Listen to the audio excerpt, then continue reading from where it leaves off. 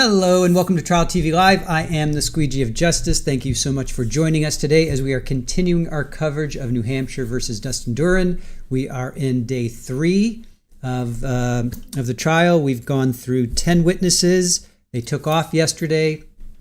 Let me just check my audio real quick for joining us today. Sounds good. Let's see. They took off yesterday because they were waiting for a witness, expert witness to fly in, and I believe that's going to be the medical examiner because they were talking about that on day 1. So it seems like the medical examiner, we'll hear from the medical examiner today. So Shirley Roth, good morning to you. Woke like a baby treats a diaper, but otherwise wonderful. Nothing like getting woken up early by a geriatric parent having computer problems. Careful, I resemble that geriatric parent. Mary, good to see you. John, yeah, I'm just not covering that trial right now, so I'm not familiar enough with it. So I'm sorry. Yeah, just go on YouTube and search for it. Let's see. Barry, how long to Aunt Brenda gets called as a witness? I'm hoping maybe for the let's see. It wouldn't be for the defense. It would be for the state for sure. I think the state, and who will call her? I think either side could get a long way from what she has. I'm going to go with the state, Barry. I'm going to go with the state. Iowa Backyard, good to see you. Jenny, good morning, good morning. Nan R, thank you for joining us. Red Snap, you're in sweatpants. Yeah, I'm wearing shorts. It's I got 69 inside. It's chilly. It's chilly for Florida. It's 55 outside, you guys. I got 55 on my, oh, nope, went up to 58. Whoop, whoop. It's chilly here. Chilly here in Florida. Trixie, yeah, maybe Court TV will be covering that trial. I don't know. Again, we're not following it, so sorry. Yeah, John, there you are. Illinois, Sean Grayson. I know you were talking about it yesterday. You said it was going to start Monday anyway, like next Monday, so it's not on our radar yet. So if it's on the radar of Court TV, Law and Crime, is it out of Chicago? Check Chicago. Check local Chicago channels. Little Lulu, good morning to you. Marguerite, good to see you. All right, let's see here. Dwayne, good to see you. Lazy Boys, 47. JRN, I have nice skin. Thank you. Deviant, get that fireplace going. Yeah, soon. Soon come. Ali B, good to see you. Crochet, oh my God, that's me. Watch out, chat. We don't say geriatric in chat, right? We do not. Your comment will get deleted. Richard, 60 in Texas, not bad. Lazy Boys, I have a coworker who is from Florida with long hair. I'm sure there's many of us down here with long hair. Hey, Michelle, good morning to you. Amanda, I hope you're feeling better. Sorry again about your little kitty. Nan, I prefer not to hear geriatric or even elderly if possible. It's all in your mind. It's all up here. It's all what you make it, right? Sure Life. My baby girl heads to Disney next week. I told her to pack some pants. Yeah. No, truly. Well, in Orlando area, let's see, what's it going to be like? It's going to be 80s. Let's see, next week you're saying 70s and 60s, 50s. Yeah, it's going to be comfortable, but definitely pants. I'd say pants and a light sweater, a light shirt. Mandy, let's see. Oh, Daisy's saying good morning. 38 North Georgia. Yeah, there you go. Mandy, good morning to you. Iowa, do not make me a mod. It's too much work. Iowa does not want to become a mod. Kimbers, it's only 46 here. Yeah, that's funny. Sometimes Kimbers, because I have, of course, my family and friends are still up in Ohio, and I check. Sometimes it's like, it'll be like 55 here, and it'll be 58 in Ohio, and I'm like, what? How does that happen? But it happens. All right, let me get over to our, let me get over here. All right, they're still not, hold on, let me pull myself up. All right, this will be a good time for me to play our Halloween. Let me put on our Halloween before we start the trial. Oh, sounds like they're live. Oh boy, the tick of the clock. The tick of the clock. All right, I'm going to play our Halloween real quick, and then we can get to trial.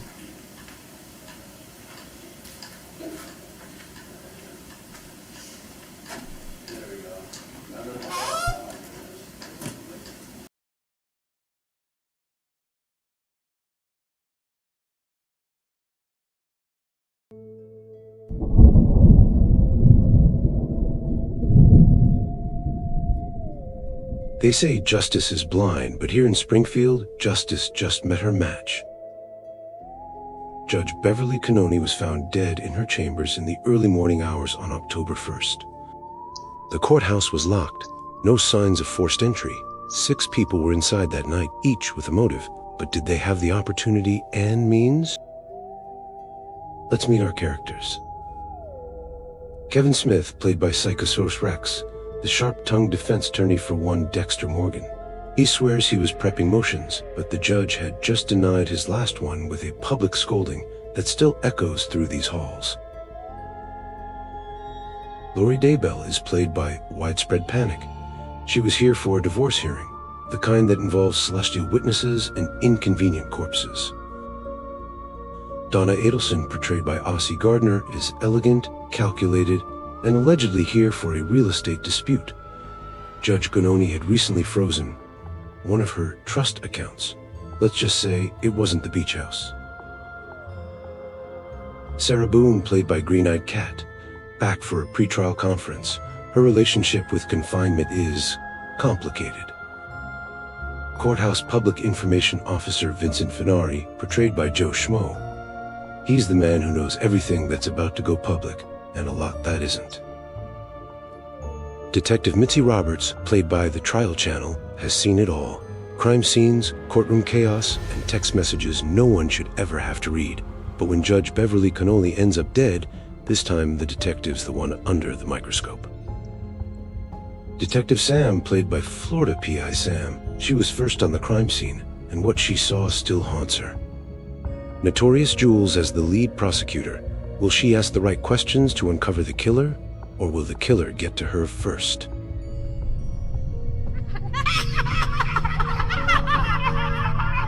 Over the next 2 weeks, you'll hear from every one of them, in streams, in sidebars, in whispers that sound too true to be rehearsed. Each one claims innocence. Will you be able to uncover the truth? On Halloween night, we'll bring them all to the stand in a mock trial to uncover the truth. The jury, you, will have a chance to ask questions of our suspects and ultimately uncover who killed Judge Bev Cannoni. Welcome to the Courthouse of Horror, the case of the Black Mask. Court is now in session.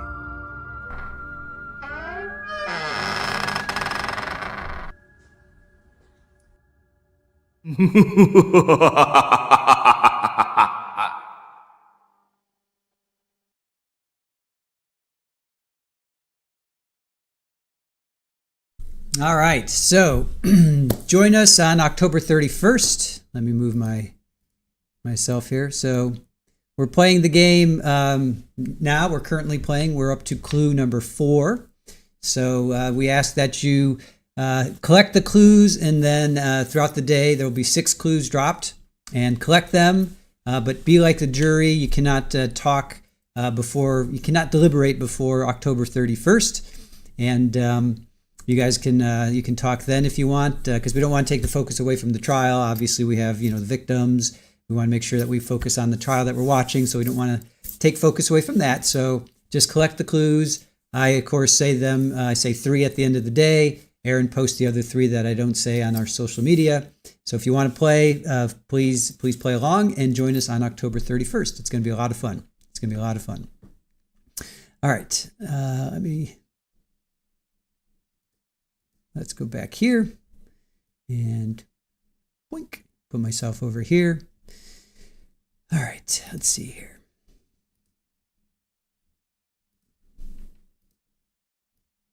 All right.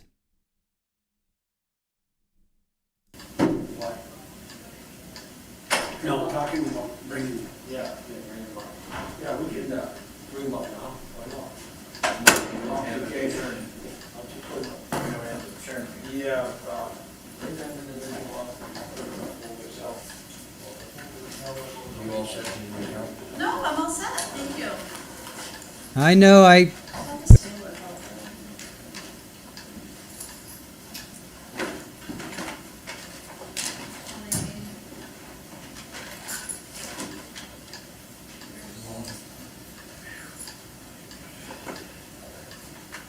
Supposed to be cold this weekend.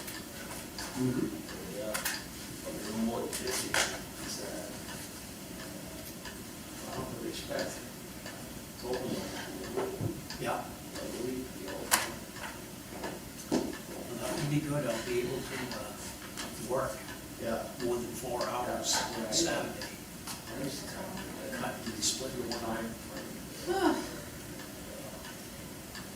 John, I think it's the last weekend my nephew's got a saw. So all the slab would be cut up. I was like, I don't know how that's functioning. This is all here. Yeah. He said, ever since I've been here, I have she's the one here. Okay. So do you mind to call your IT? I don't think we're touching the internet really. I would go with this. Like- And then he asked, he pointed to something, who's that? I go, I don't know, they're connected to it. He was pretty upset, huh? That's what, yeah, he was bothered. Oh, Somebody was bothered by our setup? one of the county attorneys. One of the county attorneys yesterday said that his internet hasn't been working since you guys have been here. That's not ours, that's the, I don't know, an internet outage across the eastern seaboard. Correct, yeah, I was like, yeah, I haven't had any trouble. Yeah. I love how we get blamed for like a national like internet outage. Did we also get blamed when the power flickered out in the entire city of Littleton? Right, yeah, well, I think that was your fault too. Yeah, I'm pretty sure. I mean, I was just about to order dinner and and we just stopped. We were like, internet hasn't been the same since. Saturday night. Can we go, it's something with that, not probably us or our setup. Somebody else. Jonathan. Yeah, I'll have a word. He's actually been watching.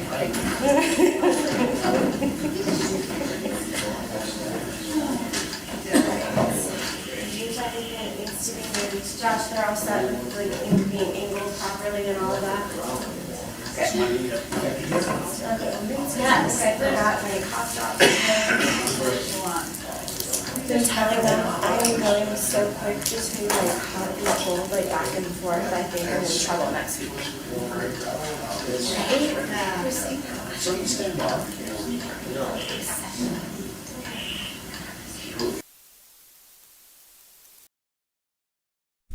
Oh, there we go. Judge asked for the mics to be off. Whoop.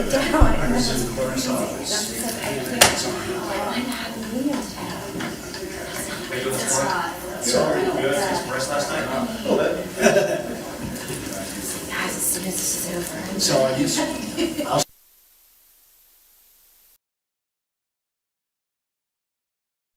Yeah, the judge asked for the mics to be off, and the mics have been going. The state's going to rest. I thought they had 70 witnesses on their list, but all right. So Aaron thought, okay, medical examiner usually is either at the end or the very end, and the medical examiner is coming in today, so we're going to hear from the ME. I'm trying to think, who else can we hear from? We've heard from a lot of officers. We've heard from the woman who saw the Duren's vehicle. We heard from his father, who maybe his mom. Really, that's the only other person, mom and Aunt Brenda. Those are the two that we still need to hear from. We heard from the ER doctor that treated Elwyn. We heard from the firearms expert. We heard from cell phone data. Yeah, I mean, the only person I think that we haven't heard from that I would like to hear from is the aunt and his mom. And who else? Pammy! Oh my goodness. Pammy rises from the dead. Oh, it's been a rough several days. Won't go into details, but oral surgery kicked. Oh, Pammy. Oh, so sorry, Pammy. You missed a lot. You missed a lot, Pammy, but welcome in. Welcome in. Yes, Anja, the ME is supposed to testify today. Mallory, good to see you. Hey, Leighton. Thank you for joining us. Trixie, yeah, audio guy did not get the memo. And now that I mention it, now that it was mentioned, I can't get the crooked seal out of my mind. Yeah. I think, was it Shore Life? I think you were the one that picked that up a couple days ago. Yeah. Well, okay, our next courthouse of horror will be the case of the crooked seal or the case of the spinning fan. Or, oh, how about the case of the ticking clock? we could do any of that. Jags girl, wow, it has been a while. Good to see you. Thank you for joining us. Gosh, we're getting all kinds of people we haven't seen in a while. Thanks for coming in, guys. Hope you guys are all doing well.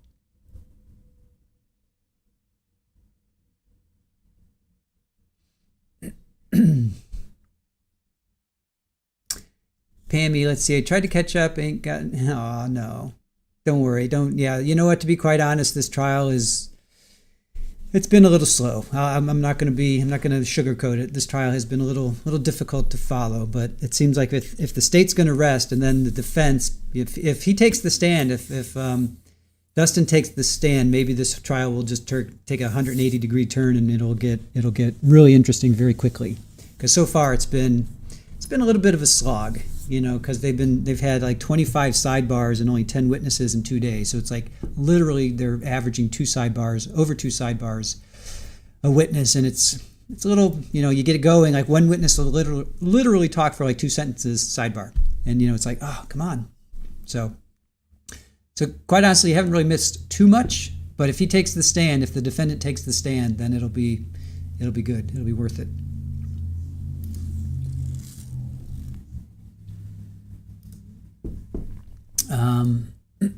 We've also been watching Chandler Halderson, so that's sort of become the de facto Halloween trial. So we've been watching that. And Pammy, we have a Halloween game that we're playing, kind of a game of like Clue and Mystery on the Orient Express. So if you're up for it, we're playing it. We've been playing it since Monday, and it's going to culminate on Halloween night. We're going to have a Halloween stream at 8 o'clock, and you chat, get to be the jury. So let's see. So they're not going to air the Sonia Massey. Do we know that for sure? Is he there? There he is. JMS. They have sidebars about the next sidebar. Totally. Kathy, yeah, it sounds like Nancy Drew. Yep, Hardy Boys for sure. Yep, Sharon. Sidebars every 5 minutes. It's been like that. Brenda, I'm looking forward to that.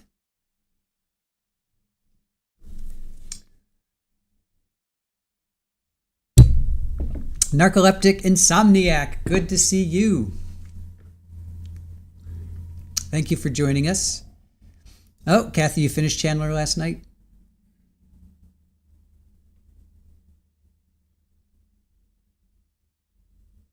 Jenny Lynn, I hope to be done trick-or-treating by 8, but it is now my new goal. Very cool.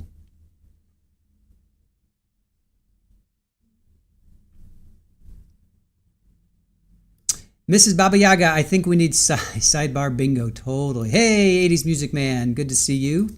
What's the music going on in your head today? Mary Fitz, I love the Hardy Boys, black and white TV. Was on at 4 p.m. Oh wow. I remember it at night. I thought it was at night. I remembered it at night.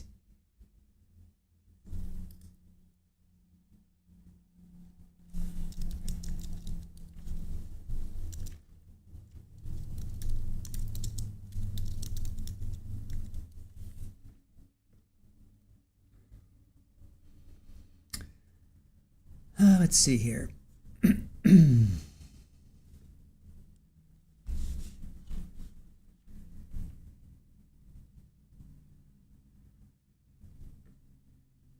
Hey, Tammy. Hello and good morning again. Good to see you. Thank you for joining us today as we're waiting for day 3. Seems like the state is going to rest. We've got the medical examiner is still coming up.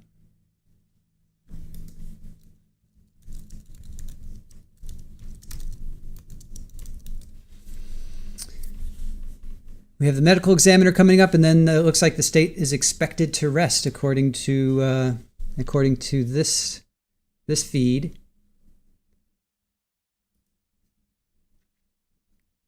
which I can see. I can see the state resting. Again, I want to hear from the Aunt Brenda.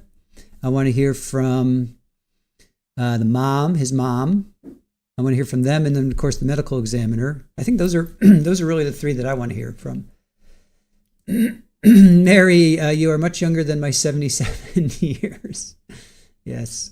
Hey, Bluebeard. Bluebeard, Jesus. Bluebird. Sorry, Bluebird. Thank you for joining us. I am so sorry. Bluebird. I'm looking at his beard, and I'm like, Bluebeard. Sorry. I'm so sorry. Bluebeard. Yes, I want to hear from the aunt as well. Yes, I agree. Aunt and mom. I want to hear from the aunt and mom. All right, here comes the gallery. Here comes some gallery people. Oh, Nancy Drew. I gotcha. Yeah. Okay. You got me by a few years, but no, I remember watching the Hardy Boys and Nancy Drew, but it was like, I thought it was like on a Friday night or Sunday night. I kind of remember them watching it at night. Yeah, I always go with aunt. I know, but it seems like everybody does aunt. I can be a Bluebeard too. Thank you for not making me feel bad for saying that. Lazy Boys, yeah, it has his name. It's his name, I think. Dustin Duren. Hold on. Dustin Duren, and then Dustin Duren dates, and then 1-389-767. Yeah, it's Dustin Duren, and then it says dates. Or no, Bates? Dustin Duren Bates? Looks like Bates. I thought it said dates, but it says Bates. B. It looks like a B to me. It's definitely Dustin Duren on the top, and then it's either Bates or dates. I think it's Bates.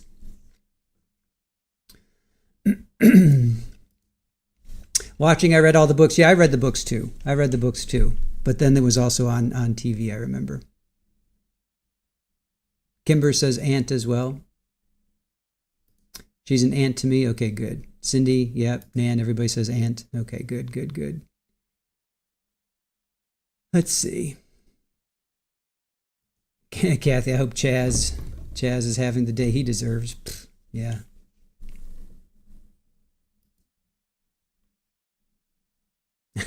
Norman Bates, perhaps. No, it's definitely Dustin Duren. And then it either says Bates, which doesn't make sense. Dates makes a little bit more sense, but I'm pretty sure it's a B. Let me look at that again. Yeah, that's a B. Dustin Duren. Yeah, that's a B. It's Bates. Well, here, let me take a screenshot. We can check it out real quick. Hold on. Let me... oh, here. All right, here, let's check it out real quick. I'm pretty sure it says...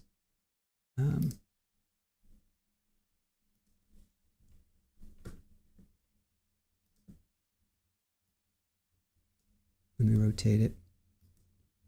Hold on. Nope. Shoot, wrong way. Dang it. All right, hold on. All right, Dustin Duren says Bates, right? That's a B, as far as I can tell. Yeah, because it's not a D. That's a B. Dustin Duren Bates.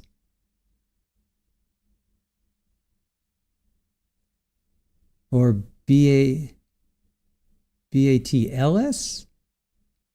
I don't know. You guys tell me.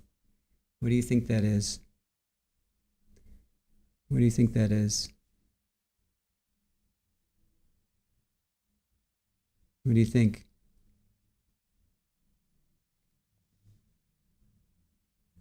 B-A-T-E-S? B-A-T-L-S? I think that's it. I think those are E. I think that's E. Bates. Definitely a B. He owns Bates Motel. Looks like Bates. Yeah. Dustin Duren Bates, right? Interesting. All right. Bates, is that one of his lawyers?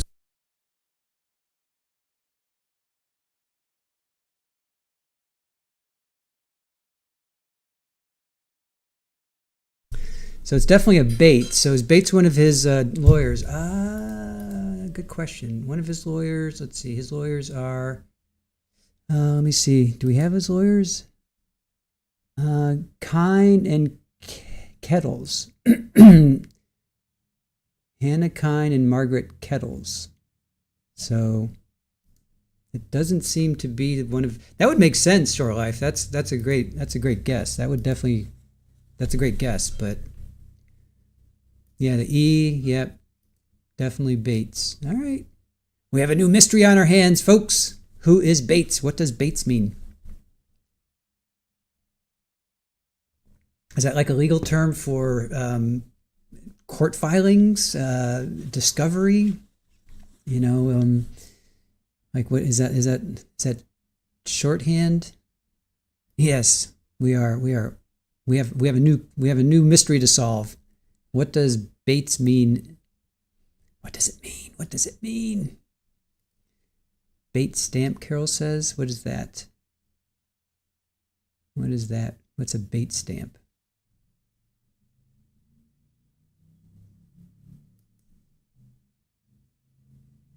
Hey, Snowcat. Good to see you. Thank you for joining us today.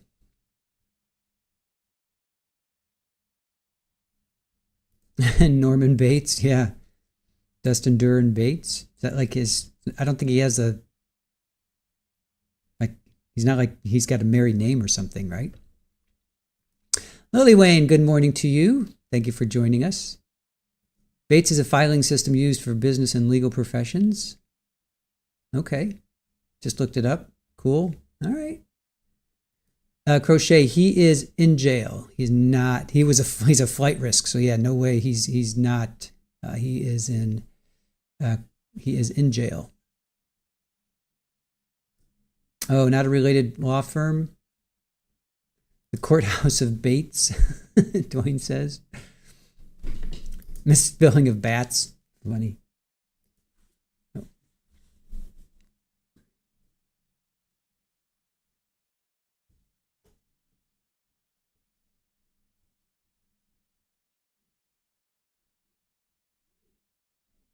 Snowcat, I tagged you on Twitter about Brian Walsh. Oh, okay.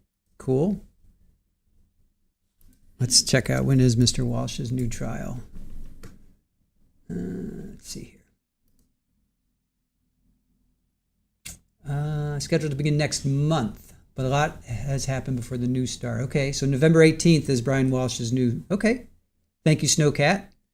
Good to know. So November 18th. I just started to put November up on our war board as well. So I'll put that up. I'll put that up on our whiteboard / war board. All right, cool. Ooh, Cheeky Bug just followed us. That's a fun name, Cheeky Bug. All right, so Brian Walsh, for those of you that are interested in Brian Walsh, we will probably be covering it. I don't imagine why we wouldn't be covering it, because that's going to be a pretty interesting trial. So, oh, it's the 18th, not the 19th? Oh, 18th. Did I say the 19th? Well, from NBC 10 Boston. November 18th. Did I say the 19th? Sorry, it's 18th. Wait. Yeah, 18th. So November 18th. Hey, Agent, how are you? Good to see you. Lazy Boys, he's trying to find, he says he can't afford Kevin Smith, so he's trying to find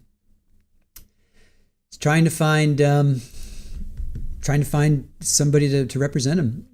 Massachusetts versus Terrence Crosby. I'm not familiar with that one, Woke. Anja Riker is doing 100%. She's back to 100%. Thank you for asking. Yeah, she's running around, jumping around. She's fine. Bluebird. See, now I'm thinking Bluebird. Bluebird.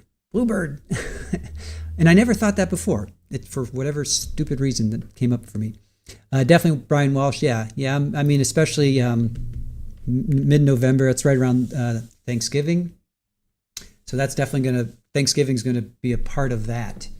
So we will definitely be, we'll be watching that for sure.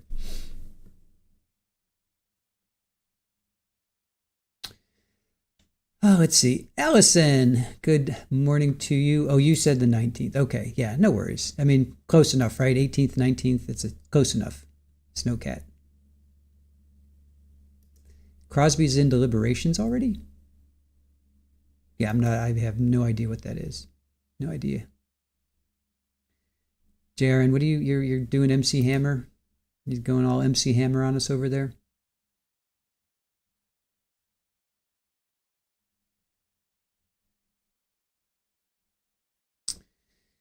All right.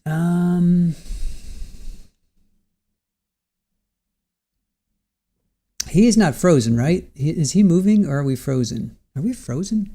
Oh my God. Are we frozen? Is he moving? Have we frozen? Hold on a sec. Okay. Taking it way back. Yep. Wide pant legs are coming back. Oh, Lordy. Everything's coming back, right? If you live long enough, you see things just keep cycling back and back and back and back. I remember even the 80s, I'm like, the whole 60s came back, and then the 90s, there was like a whole 50s movement. And then it seemed like the 90s were regurgitating the 80s, and then the 2000s regurgitating the 90s. I'm like, come on, can't you at least let 10 years go by before you start regurgitating something, or 20 years? And now mullets have been back for a while. I'm like, oh, really, you guys? I suffered through mullets when I was younger. I don't want to. Thankfully, I don't really have to deal with anybody that has a mullet. And if anybody has a mullet, sorry, just not my style. I went through that when I was younger and didn't really like it then and don't like it now. So apologies if you have a mullet. You do you. I'm not going to say don't. I'm just saying it's not for me.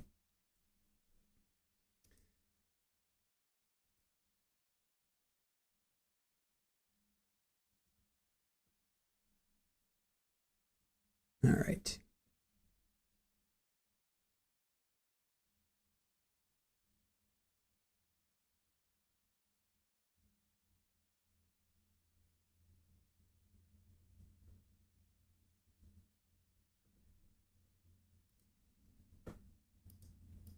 Jaren, your mom gave you a mullet.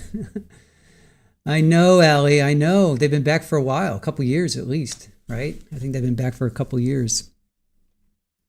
Woke, you had a mullet as a high school hockey player and also had the hottest girlfriends. Right, back then. Right, back then. We suffered through it. I suffered through it. I suffered through it back then.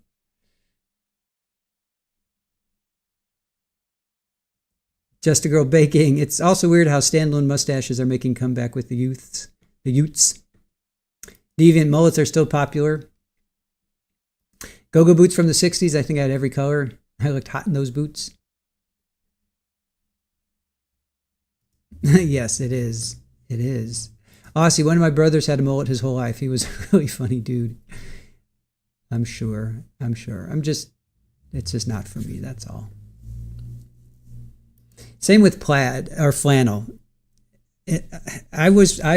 Growing up, I was forced to wear flannel because that's just what you did back then in Ohio when it was cold. So flannel. So I wore flannel since I was probably 5-6 years old. So when grunge came around and people were wearing flannels and all that stuff, I'm like, I just couldn't stand it. I love grunge. Don't get me wrong, I am a fan of grunge and the bands, but everybody was wearing flannel and stuff. I'm like, no. It just reminded me too much of being forced to wear flannel. So yeah, me and flannel, I have an aversion to flannel and mullets and Walmart. I get itchy. I get a twitch in my eyeball when I see flannel and mullets. If somebody has a mullet and wearing flannel and goes into a Walmart, that's it. Game over. Squeegee taps out. That's where I tap out. That's where I tap out. Patsy, that is the defendant. That would be Mr. Dustin Duren. That is the defendant. Allie, you're not a flannel kind of gal. I was warm, and I wore thermal underwear. I'd have the thermal underwear, and I'd roll up my flannels. I have a picture. I think I could probably find a picture from my yearbook of me. I'm pretty sure I had my white long johns, my thermal underwear, and then flannel, and I'd roll it up. Roll it up like 3/4 or whatever, and then. But because I was kind of forced to wear it, it just wasn't. Especially once I got to New York City, I'm like, yeah, no, I look like a freaking hick. So I was like, nope, no more flannel for me. So anyway, let's see. Don't have a mullet with a flannel and go to Walmart. I know that's where I tap out.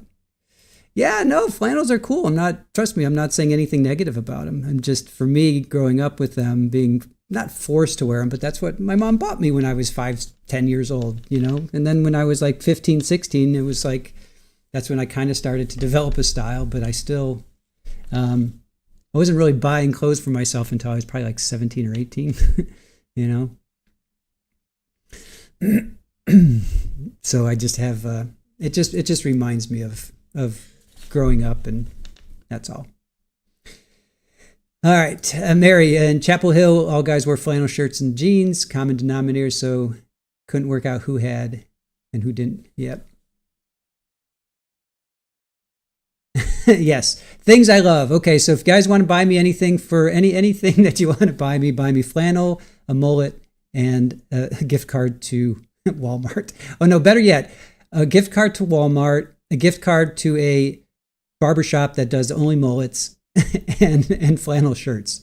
There you go. If you ever want to buy me something that I will never ever redeem, a gift card to Walmart, and make sure there's a barber that is called Mullets. Mullets only. Mullets are us, and they cut out of Walmart, and you have to wear flannels to go there.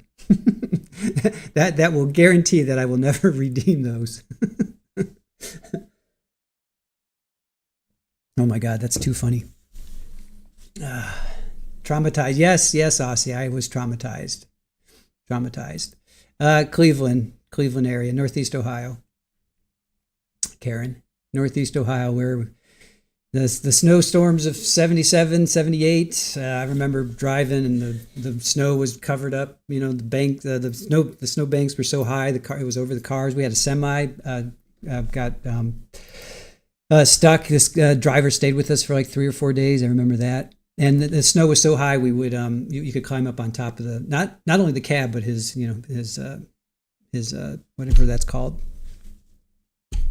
Not his, what's the thing that he pulls? Whatever that thing he pulls. Yeah, the snow banks were that high, we could climb up on them. So I also remember going to college, and it was the coldest I think day on record. It was like -40. Or was that the wind chill? The wind chill was -40, or it was -40, and then the wind chill was like -60. Maybe not. Maybe it was, whatever it was like in 84, 5, something like that. And it was like one of the coldest temperatures ever recorded in Northeast Ohio. And of course, I had to go outside because that's what I did. I loved being a part of history. So I went outside and froze within like 10 seconds. But yeah. Mary, your image has improved with me since you detest Walmart. Nasty, unethical account to sell to. I don't get into all of that. I just know that I don't I'm not, I don't know. I'm not a fan of the box stores. If you can help it. I mean, I go to Target. I haven't been to a Target in a long time, but sometimes box stores are necessary. Here we go.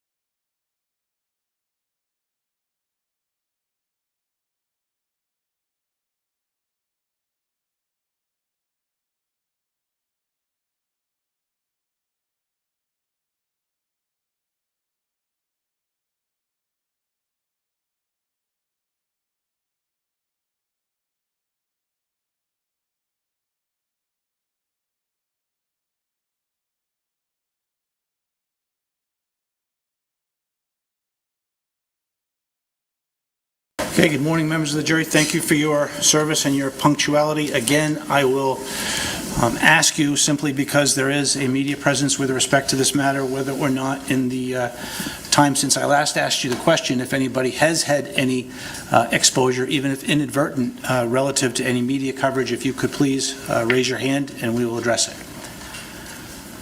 Okay, please let the record reflect that none of the jurors raised their hands. Thank you very much. Appreciate your compliance with my instructions. Okay, Attorney Spicer. Thank you. The state calls Dr. Mitchell Weinberg.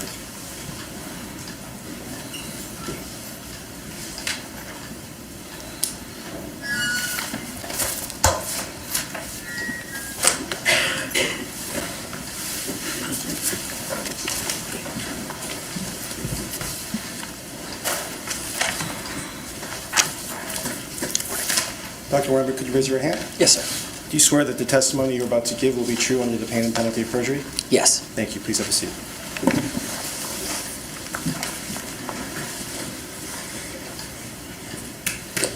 Good morning. Could you please introduce yourself to the jury and spell your last name? Sure. My name is Mitchell Weinberg. Last name is spelled W-E-I-N-B-E-R-G. Dr. Weinberg, where do you work? I work at the New Hampshire Office of the Chief Medical Examiner, which is based in Concord. What is your title there? I am the Deputy Chief Medical Examiner. And what are the duties and responsibilities of the Deputy Chief Medical Examiner? My primary job duties relate to conducting and overseeing medical legal death investigations, including the performance of post-mortem examinations such as autopsies. Before we get to what an autopsy is, Doctor, do you have any education, training, and experience relative to your position as a Deputy Chief Medical Examiner? Yes, I do. So after attending university and earning a bachelor's degree, I went to medical school, graduating from medical school in 2008. I then completed an anatomic pathology residency at Ohio State University, completing that part of my training in 2011.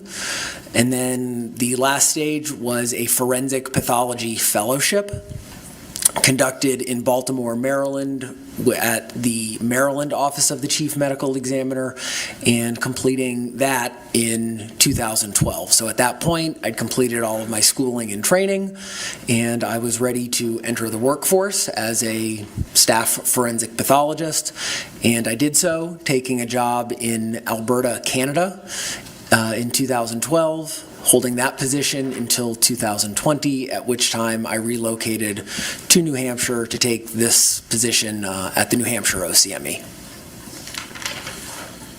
Thank you, Doctor. You mentioned forensic pathology. I'll ask you first, what is pathology? Pathology is an area of medicine focused on the study of human disease. It's a very broad field of medicine. Pathologists are often called the doctor's doctor because generally pathologists do not interact with patients directly, at least not very much. Rather, we provide diagnostic information to other physicians so that they can provide treatment to their patients. So that is pathology. Could you tell us what forensic pathology is? Sure. Forensic pathology is a branch of anatomic pathology that is focused on the application of principles of pathology and medicine as they can apply to areas of the law and also to some extent to areas of public health. Okay. Does forensic pathology, or is forensic pathology concerned at all with determining cause of death? Yes, that's a core function of any forensic pathologist's job. It's overseeing medical legal death investigations, and one of the primary reasons is to determine why an individual has died, i.e. the cause and manner of death. So when conducting one of these medical legal investigations to determine the cause of death, does that include a review of not just diseases but also trauma or injuries? Yes. Dr. Weinberg, what is an autopsy? An autopsy is a surgical-like medical procedure involving an examination of a deceased individual. It involves an external examination as well as subsequent internal examinations to document the presence or absence of various disease processes, as well as the presence or absence of various injuries or traumatic findings. Dr. Weinberg, what is the general procedure that you follow when you conduct an autopsy?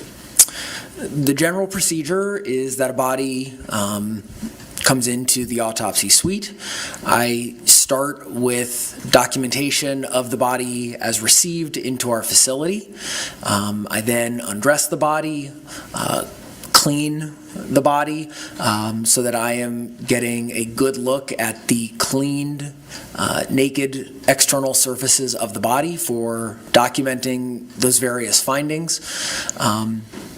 Then the procedure continues to an internal examination, which is examination basically from the head down to the pelvis in a standard forensic autopsy. So that, again, to be clear, means opening the chest, abdomen, examining the organs internally, again, for the presence or absence of natural disease processes, the presence of or absence of injuries, and also examining the neck and head contents for those same reasons. Dr. Weinberg, does your general process for conducting an autopsy include a screening in the way of toxicology? Yes, not at that same exact moment of time. So during the course of the autopsy on the day of examination, those specimens are collected, and then those specimens are sent to a laboratory that our office contracts with for toxicology testing, and then I usually get the results back 1 to 2 months later. And what is the purpose of having blood sent out for testing? It varies from case to case. Sometimes toxicology provides the answer to the cause of death, such as in drug overdose cases. Other times it provides additional information about the circumstances. So, for example, in a motor vehicle incident, it's also just, I guess, to be clear, it's standard procedure in pretty much every office that cases involving trauma, a toxicology screen is performed. Dr. Weinberg, how do you document the results of an autopsy or the conduct of an autopsy? There's a few different ways. So one is just with handwritten notes. It's literally nothing more than me writing notes on sheets of paper to document the findings. I also document my findings photographically, so that's a big part of modern forensic pathology practice. Lots of digital photographs of pertinent positive and negative examination findings. And then probably the most formal part is for each case I produce a typed formal written report of my examination findings. And at the completion of that case, I sign and date that document. Dr. Weinberg, you mentioned that you take photos. Is it common for police officers or law enforcement officials to also be present when an autopsy is conducted? It depends on the nature of the case. Actually, probably for the majority of my cases, the answer is no. But in certain kinds of cases that may involve future criminal charges, then yes, it is common for law enforcement to be in attendance, and often he or she will take photographs for themselves as well. Dr. Weinberg, as part of an autopsy, do you determine something called cause of death? Yes. What does it mean to determine the cause of death? The cause of death is the underlying disease process, injury, or intoxication that accounts for an individual's death, no matter how rapidly or how drawn out the time process involved. So examples of causes of death are medical issues such as various forms of cancer, strokes, various forms of cardiovascular disease, as well as injuries. So things like stab wounds, gunshot wounds, asphyxial injuries such as hanging or strangulation. Those are all various types of cause of death that I can put on a death certificate based on the totality of my examination and investigational findings in a case. Dr. Weinberg, could you tell us how many autopsies have you conducted in your career? I can't tell you an exact number because I don't keep that precise a log, but at this point in my career, about 14 years post-fellowship, it has to be just to either side of 3,000 at this point. Dr. Weinberg, of those roughly 3,000 autopsies that you have conducted, how many involved gunshot wounds? Hundreds. Dr. Weinberg, have you been qualified in court as an expert in forensic pathology on previous occasions? Yes. Could you tell us about how many times? Probably approaching 100 at this point, in the various jurisdictions in which I've worked and testified. Does that include being qualified as an expert in forensic pathology in the state of New Hampshire? Yes, multiple times at this point, yes. Your Honor, at this time, the state moves to qualify Dr. Weinberg as an expert in forensic pathology. No objection. He shall be so recognized. Dr. Weinberg, did you conduct an autopsy on the body of Caitlyn Naffziger on March 1st of 2024? Yes. Where was this autopsy performed? At Concord Hospital in Concord, New Hampshire. As part of that autopsy, did you determine Ms. Naffziger's height and weight? I did. What were those?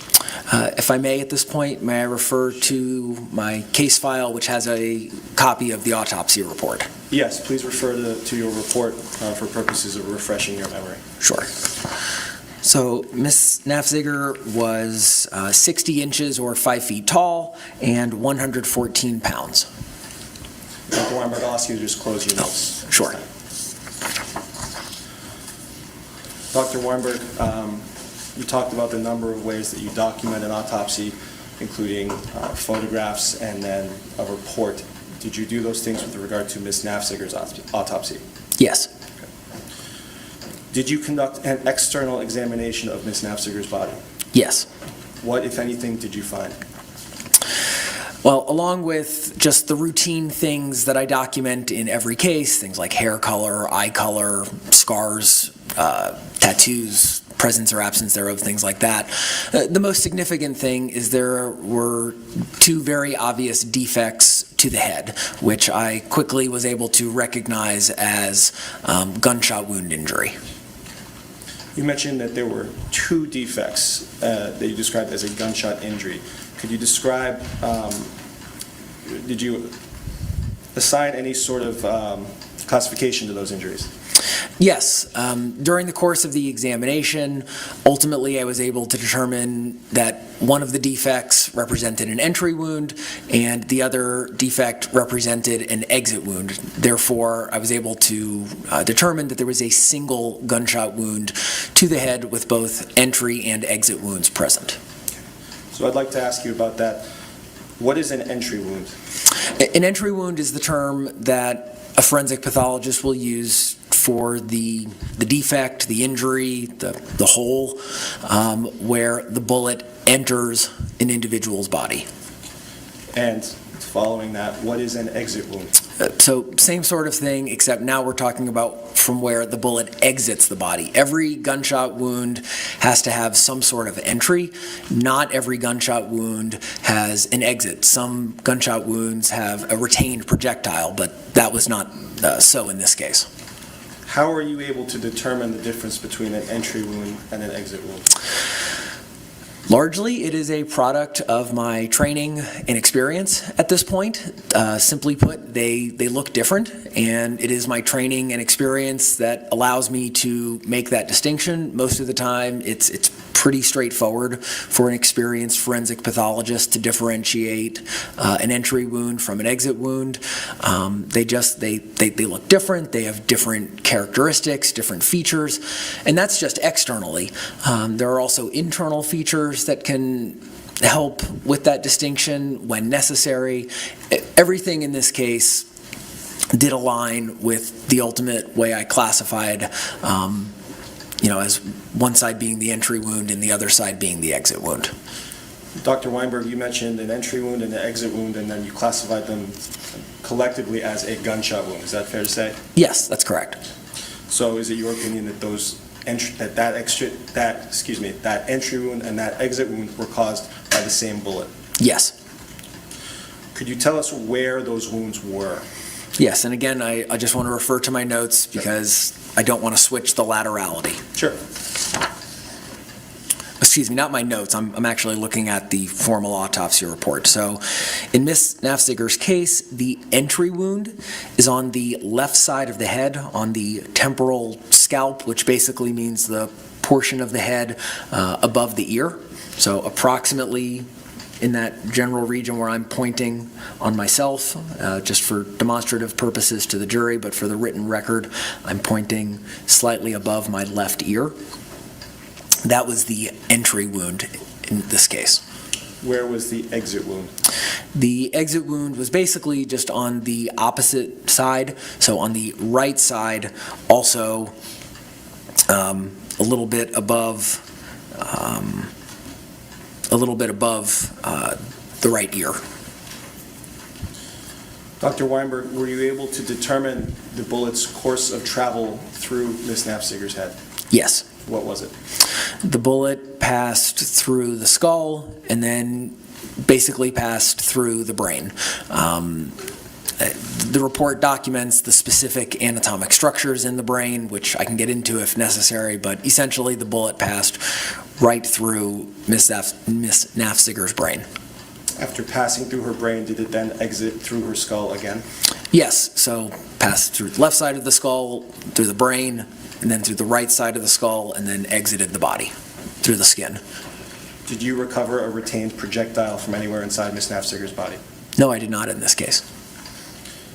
Dr. Weinberg, you told us about the path that bullet traveled, in your expert opinion.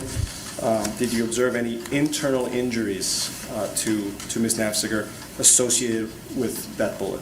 Well, yes, the injuries to the skull, the dura mater, which is the covering around the brain, and the brain were all injured by the gunshot wound in this case. They were injured by the bullet. And could you describe just what was your diagnosis of those injuries for the record?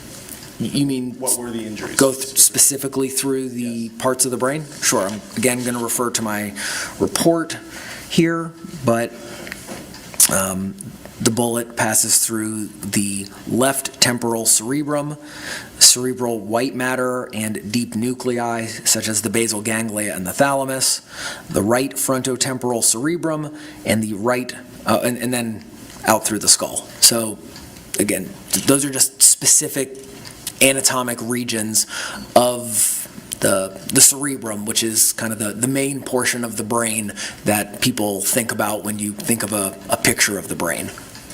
Did you observe anything along the lines of hemorrhaging or contusions to parts of Ms. Naffziger's brain? Yes, there was bleeding, which is absolutely expected, associated with any sort of traumatic injury in a living person, including a gunshot wound. There were also areas of associated bruising on the surface of the brain. These are all, just to be clear, injuries that are directly associated, and findings, I should say, associated with the gunshot wound. Dr. Weinberg, were the injuries to Ms. Naffziger's brain from that gunshot wound fatal? Yes. Okay. So in other words, did those cause her death? Yes. Dr. Weinberg, are you familiar with the term range of fire? I am. Could you please tell us what that is? Sure. Range of fire is a determination that a forensic pathologist can make in a gunshot wound case that basically answers how far away was the gun at the time of discharge. So basically we're talking about the distance between the tip of the weapon and the skin surface. And there's basically three classifications or three groupings that I make when I assess range of fire in a gunshot wound case. Objection, Your Honor, to approach.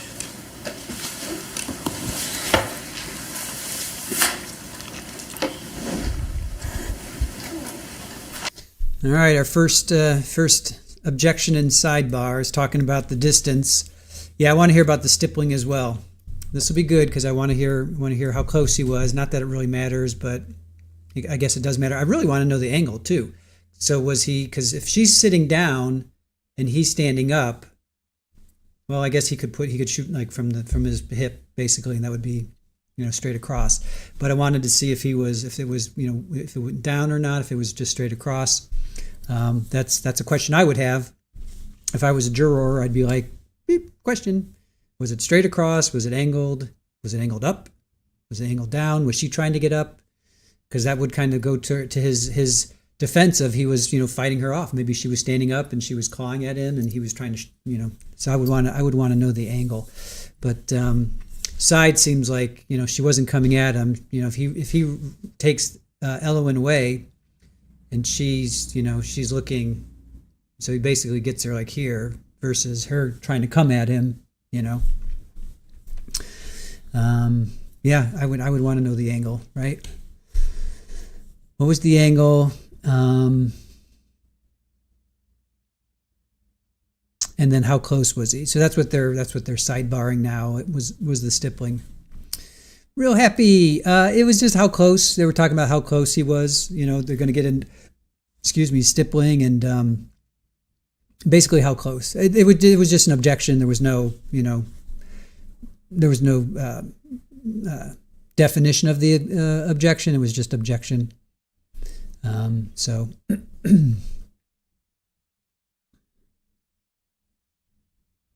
Joanne, we don't, but Scott does. I've been poking my nose over there to see what he's up to. I think it's 26 now. Virtuous, since he called his mom, told her what he did and was to turn himself in, he knew he would be arrested. Seems he does not care if he goes to prison. He was just sick of Catherine. Problem solved. Yeah, man. Yeah, totally agree. Judge doesn't allow speaking objections. Gotcha. Yeah, Trixie, that's true. She was found, she had a blanket wrapped, she was sitting with a blanket, doubtful she was standing. No, she wasn't. In her leg, right? Her right leg was up on the couch or the table. Her right leg was up on the table. She's wrapped in a blanket. She's got her daughter with her. He rips Elowen out of her arms, but he's standing beside her, so she's still looking this way versus looking at him. I would have thought it would have been like more in between her, in her forehead, but it's to the side. So that's kind of interesting, a little bit,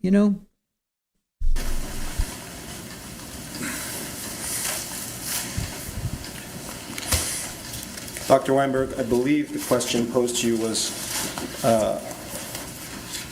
what is range of fire? Sure. So I think I was at a point where I was explaining that as a forensic pathologist, we classify range of fire into one of three categories. And it, again, relates to the distance between the tip of the weapon and the skin surface at the time of discharge. So the first category is contact, which basically means the gun is up against the skin at the time of discharge.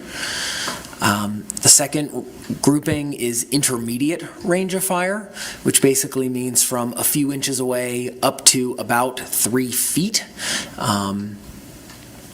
That's the intermediate range of fire, and then beyond that is a distant range of fire, or indeterminate, or, as the phrasing I use, no evidence of close range firing. So intermediate and contact are considered close range firing.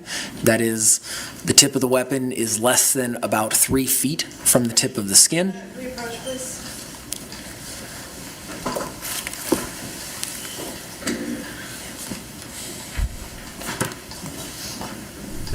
He's not happy he's getting interrupted. That's quite a look.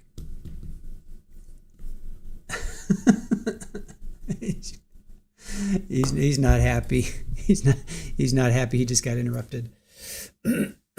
So So again, range of fire, close distance, that's what they're going on about.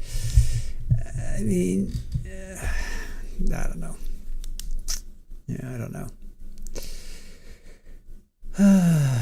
Let's see.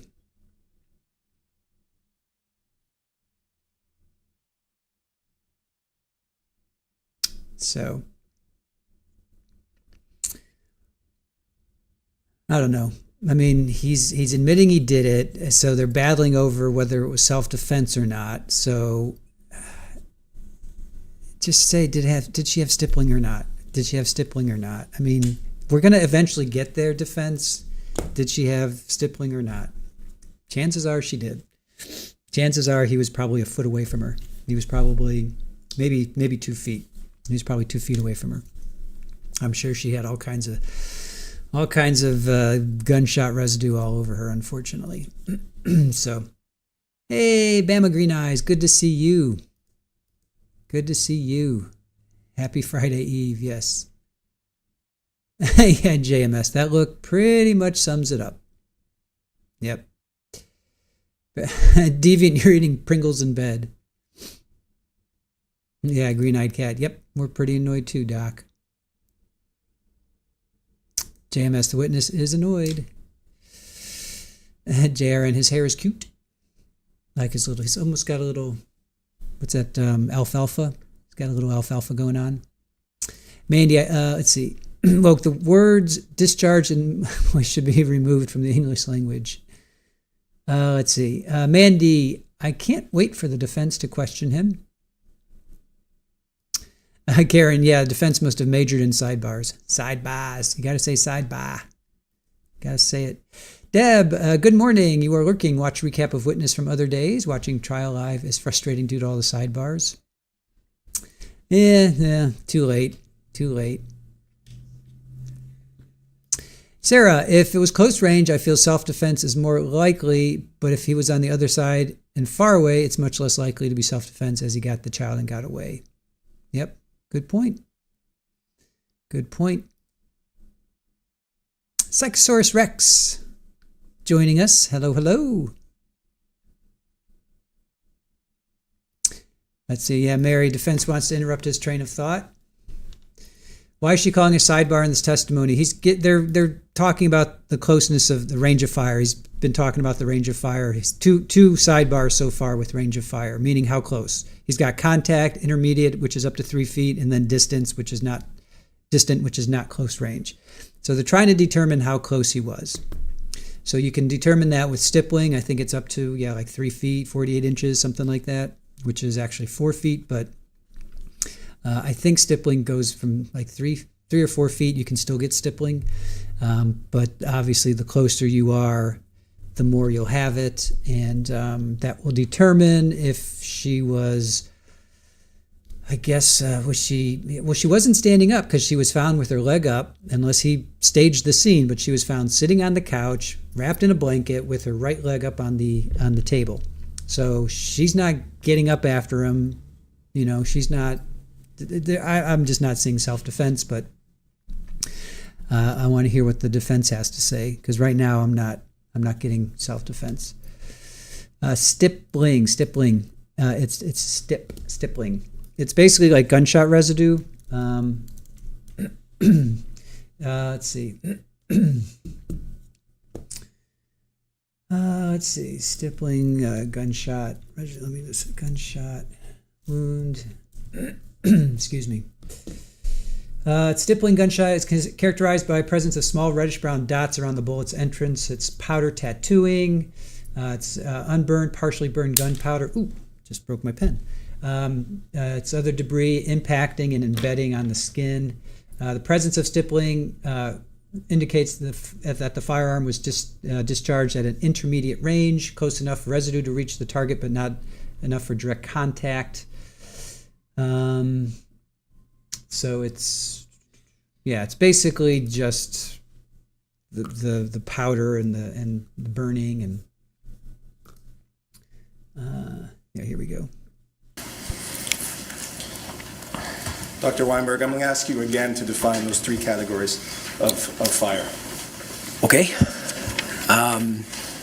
So the first category of range of fire is contact, which means the tip of the weapon is basically up against the skin surface up to maybe a couple of inches away. Intermediate range of fire means that the gun tip is a little bit further back. Usually it's defined as somewhere between 6 and 36 inches away from the skin surface. That's the intermediate range of fire. And again, in combination, contact and intermediate are lumped as close range firing. If you don't see any of the markers of either contact or intermediate range of firing, the gunshot wound is defined as an indeterminate range of fire or distant range of fire, or the phrasing I use in my reports, no evidence of close range firing. And again, that generally means that the tip of the weapon is at least 3 feet away or more. So Dr. Weinberg, when you determine that something is in that last category as not close range or indeterminate, you can't tell if something is 37 inches or 37 feet, can you? That's correct. You mentioned markers that you use to determine whether a gunshot wound falls into one of these 3 categories. What are those markers? Those markers are the presence of soot around a wound, as well as imprints from the muzzle or other parts of the gun, such as a sight or a firing pin. Those are things that are generally seen in the contact range of fire. Intermediate range of fire is classically defined with the presence of something called gunpowder stippling, which are basically these tiny little pinpoint marks around a gunshot wound from gunpowder particles striking the skin. But once you get beyond about 3 feet or 36 inches, those markers generally are not going to be present, and therefore, as I said, you have no evidence of close range firing, and you can opine that the gun is 3 feet or more away from the skin surface at the time of discharge.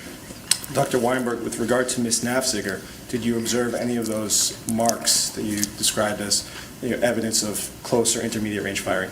No such markers were present in this case. So in your opinion, were the wounds that you observed on Ms. Naffziger in that 3rd category of indeterminate or distant fire? Yes, in my opinion, the entry gunshot wound in this case shows no evidence of close range firing. And again, that means 3 feet or more. Correct.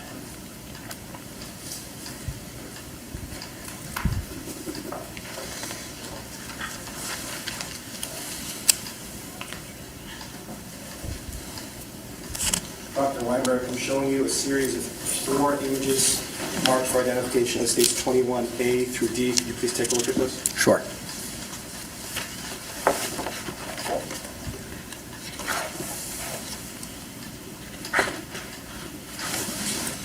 Dr. Weinberg, what are these?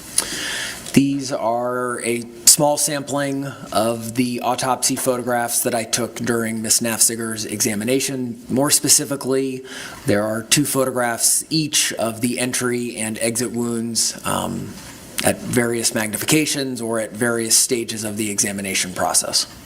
Dr. Weinberg, do these photos, states 21A through D, fairly and accurately represent the state of Ms. Naffziger's wounds at the time you conducted your autopsy on March 1st, 2024? Generally, yes. There has been some alteration, and specifically what I mean is these wounds were in parts of the head where there is hair, so it's very standard in my line of work to document those wounds both as is, i.e.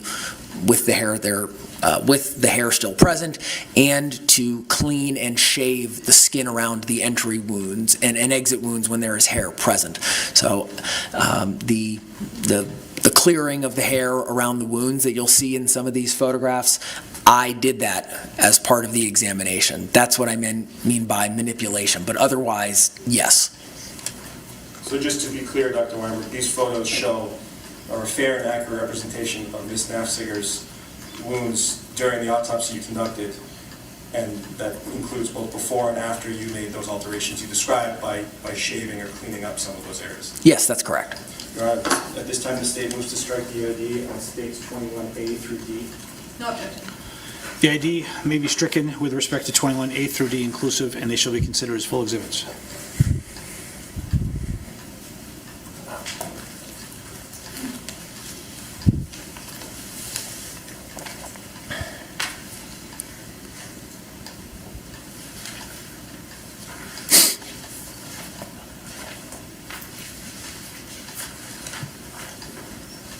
Dr. Weinberg, you can see up on the screen, and you have one there as well. This is State's Exhibit 21A. Can you please tell the jury what they're looking at? Yes, this is a medium magnification view showing the left side of Ms. Naffziger's head, and this wound specifically, this picture specifically is showing the presence of the entry gunshot wound after I have cleaned it up and cleared away some of the surrounding hair. And again, Dr. Weinberg, that cleaning up, it was so that you could better examine this wound? Exactly. This is just very standard forensic pathology practice throughout North America. You examine the wound as is, but you also clean it up for this exact reason. Sometimes there are features that are better seen, and I don't think I need to get into it more, but that's why. I'm now showing you State's Exhibit 21B. What is this? This is essentially very similar to the previous photograph, except at a higher magnification. Again, it's very common to take photographs at multiple levels of magnification, just to show different features. This is a higher magnification view of the entry gunshot wound. Now, this wound appears to be, for lack of a better term, fairly clean. There don't seem to be a lot of sharp edges. Is that a hallmark of an entry wound? This is a very classic appearance of an entry gunshot wound. Yes, it is. It's fairly rounded in nature. It is somewhat punched out because the skin does actually get physically punched out as the bullet passes through. This is a textbook entry gunshot wound that I would use for teaching purposes. Now showing State's Exhibit 21C. What is this, Dr. Weinberg? So this photograph is showing now the right side of Ms. Naffziger's head. There's been a little bit of cleaning at this point in the photograph, but there is the hair obviously hasn't been removed yet. Above and in front of the right ear, there is the defect that I've previously spoken about, and this is a photograph of the exit gunshot wound in this case. Just one more. Dr. Weinberg, what are we looking at here? Now, so same perspective as the previous photograph, but a little bit higher magnification, and also now there has been cleaning of the wound and removing of the hair to facilitate better documentation. Here you can see the features of the exit gunshot wound, much more jagged, ragged, not that clean circular or ovoid type appearance of an entry gunshot wound. There's also a little fragment in the wound that I believe is a bony fragment from the skull having been injured. So that's what we're looking at in this photograph. Thank you. Dr. Weinberg, other than the gunshot wounds that you've described, did you observe any other injuries to Ms. Naffziger during your external or internal examinations? No. Okay. Any other injuries or trauma in other parts of the body? No. Any evidence of significant natural disease? No. Any significant findings from the results of Ms. Naffziger's toxicology screening? No. So, Dr. Weinberg, in your opinion, what was the cause of death for Ms. Naffziger? In my opinion, Ms. Naffziger's cause of death was a gunshot wound of the head. And it's the gunshot wound that we've been discussing and that you just described for us using pictures? Correct. Thank you. I have no more questions. Okay, thank you. Good, we approve this?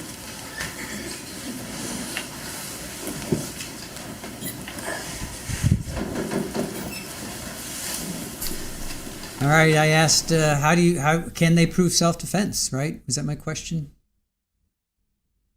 Can the defense prove it was self-defense? What do you guys think? Can the defense prove that this was self-defense? Now that we've heard what we've heard, can they prove it? I was going to say, how can they prove it, but I got to think about how can they prove that this was self-defense. A brief recess right now. We'll be back at 10:15. We'll get restarted at 10:15. Again, I instruct you not to discuss the case amongst yourselves, and if anyone does so, please indicate so to the court security officer or bailiff. Thank you. We'll be back at 10:15.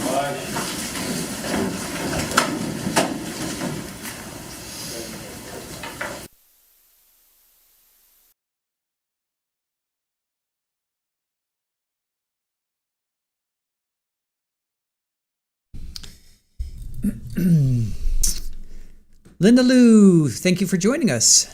Good volume here, pour on CTV. Well, cool.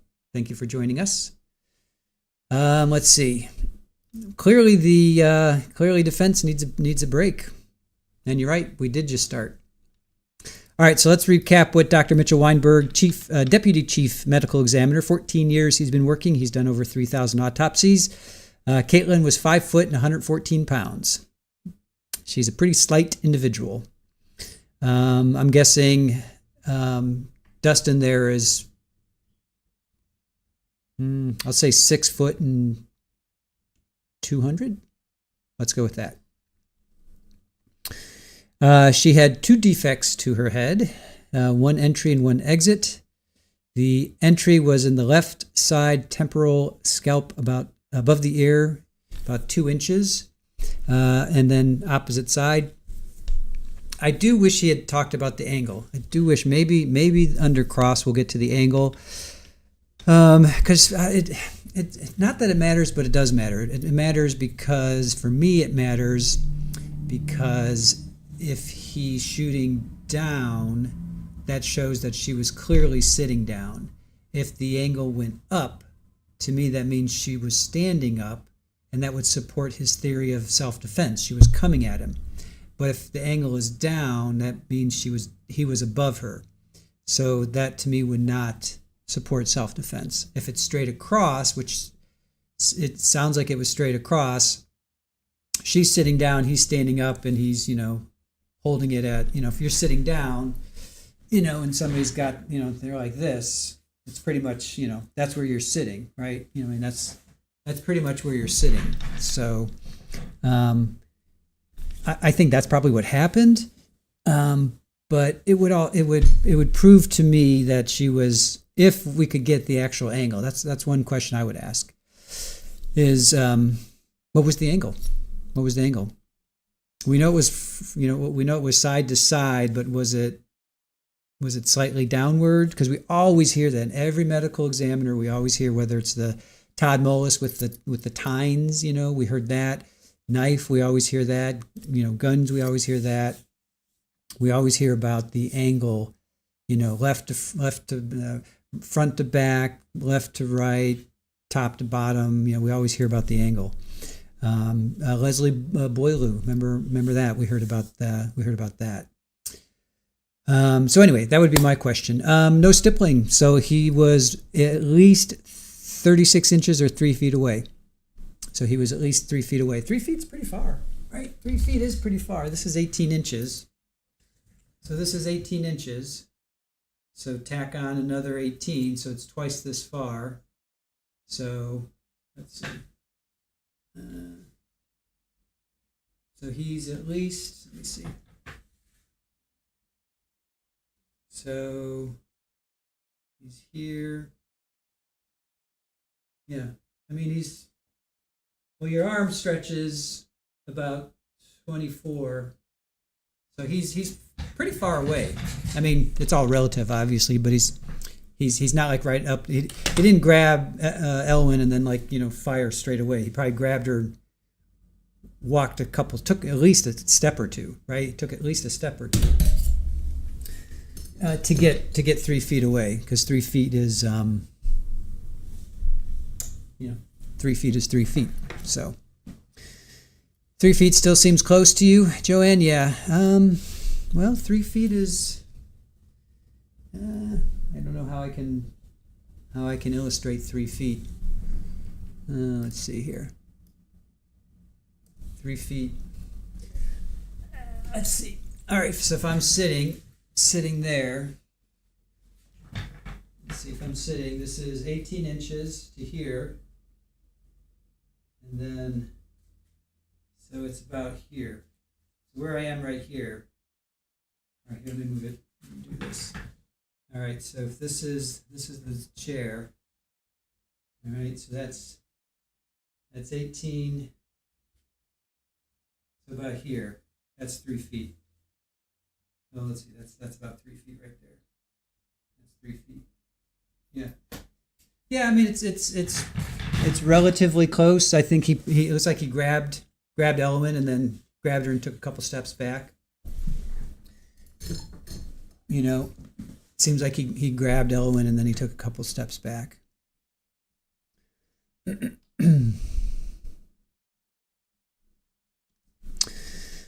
All right, let's see. T. Dugan, you can hear on this channel. Cool. Well, thank you. Thank you for joining us. Yes, we aim to make sure that you can hear the trial. we're not lip readers here. So yes.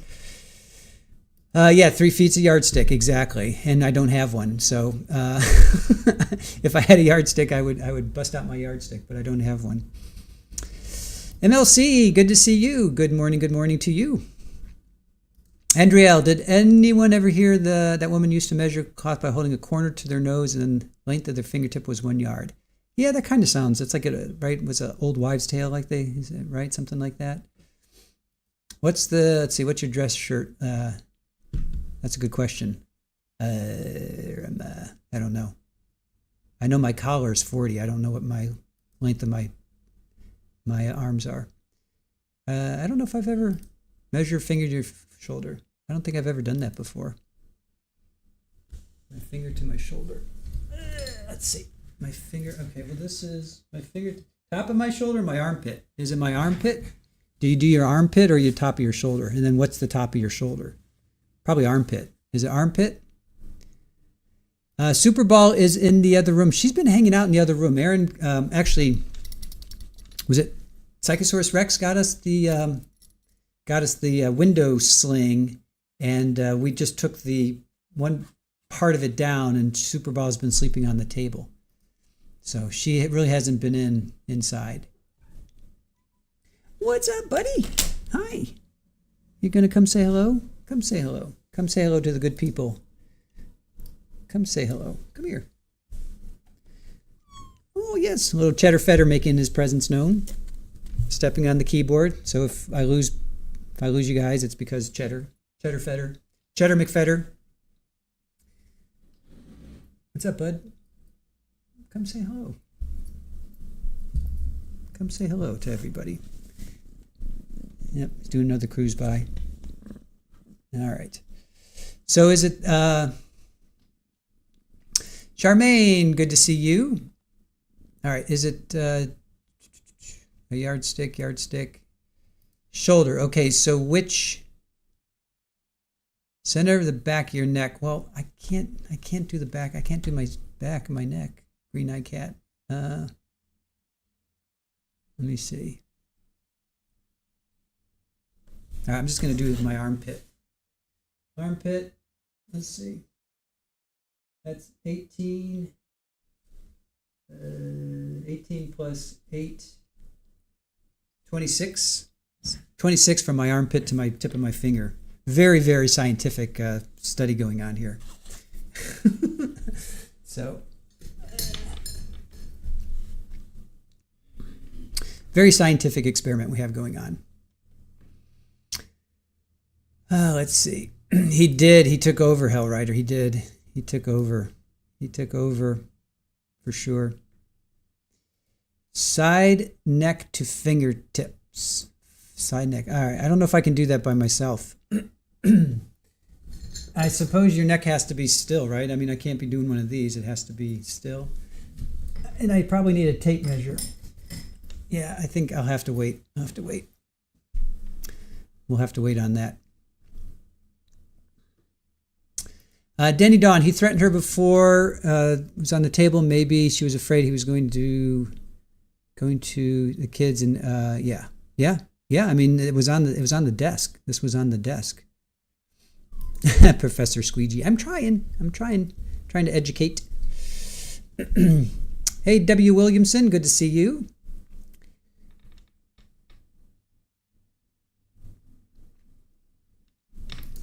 Oh, Edwadi's coming in. You're getting a tape measure for Christmas. I have a tape measure. It's just a matter of, Sherry, we have a tape measure. It's just in the other room. And I think I need, don't you need, I don't know if I could do it by myself or not. All right, hold on. Let me go get it real quick. All right, I'll get a tape measure. Just don't buy me a mullet. Hold on.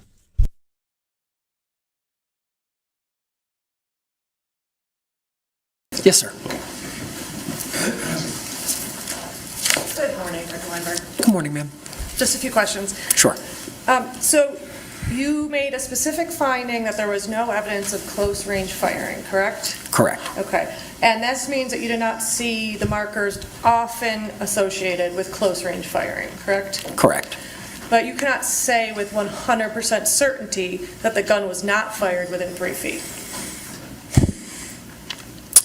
No, I suppose not, particularly considering that there was hair overlying the entry wound. But again, I see no such markers around the entry wound in this case. But you can't say 100% that it wasn't within 3 feet. There are very few things as a forensic pathologist that I can say with 100% certainty. It is not my opinion that the range of fire is less than 3 feet in this case.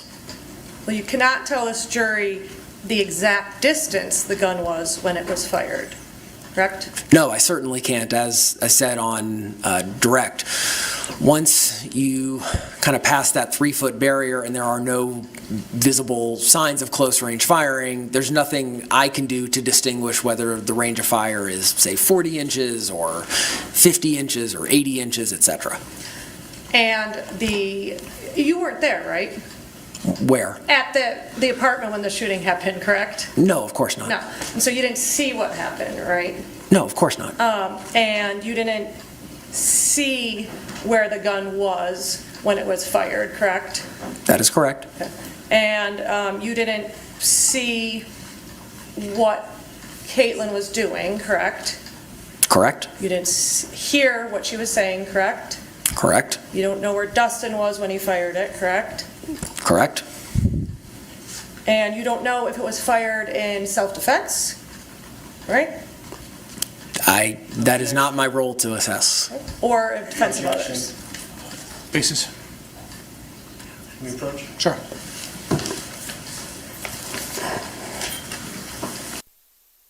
Yeah, I'm not a fan of this defense. This is Lori Daybell's defense. You know, you weren't there, so you don't know what she was saying. You don't know what was happening. You know, this is Lori Daybell's defense.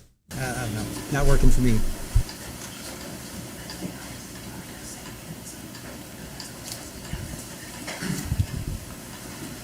And Dr. Weinberg, you do not know if it was fired in defense of others either. I have no opinion on that matter. My role is to examine Ms. Naffziger, determine her cause and manner of death, assess injuries. It is never my role to assess that kind of thing, justifiability, self-defense, any of those questions. That is not my role as the medical examiner or as a forensic pathologist, so I have no opinion on that matter.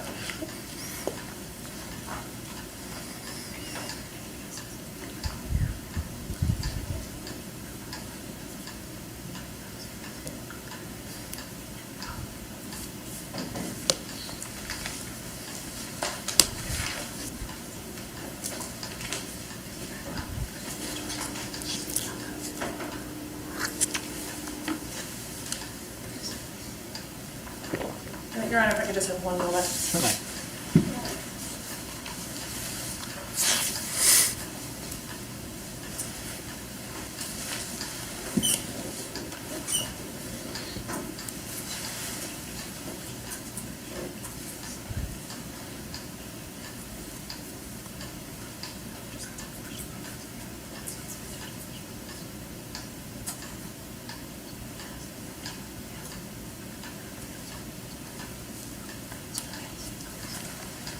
No further questions, thank you.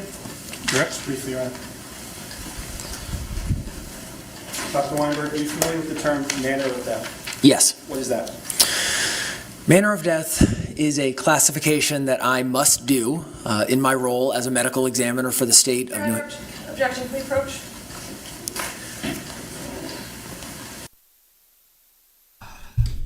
And here I thought today would be different.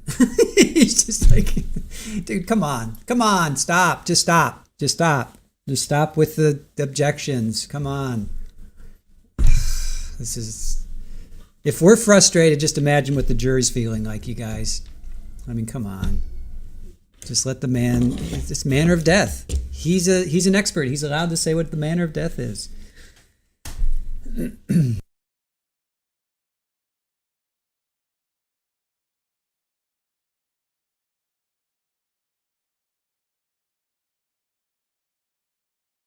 Yeah, his reaction. There you go, Alice. Yep. Oh, brother. And yeah, his reaction. Hold on. You guys are going way too fast for me. I can't even pull up your chat. Hold on.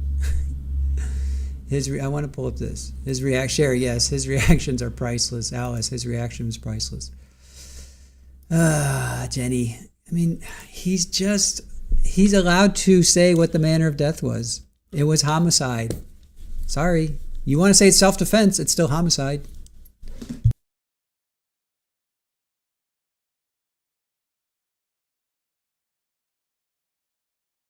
Manner of death is part of my statutory role as a medical examiner for every single case that I am involved in. So we talked about cause of death before, right? That's the injury, the medical issue, the substance toxicity that accounts for a patient's death. Manner of death is a classification relating to the circumstances around a death. Whereas cause of death is free text, I can say or write whatever I want.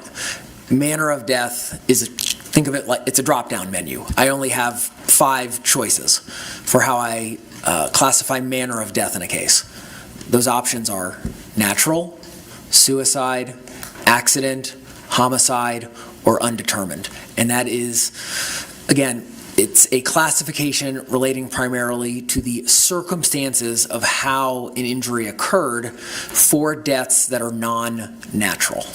Now, Dr. Weinberg, you mentioned natural, accident, homicide, suicide. Those are not legal determinations that should carry any weight with the jury, are they?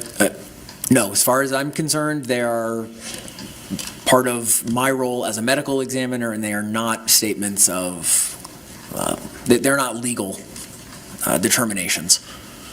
In your opinion, what was Caitlyn Naffziger's manner of death? I classified the manner of death in this case as homicide. Thank you. Oh, pardon me.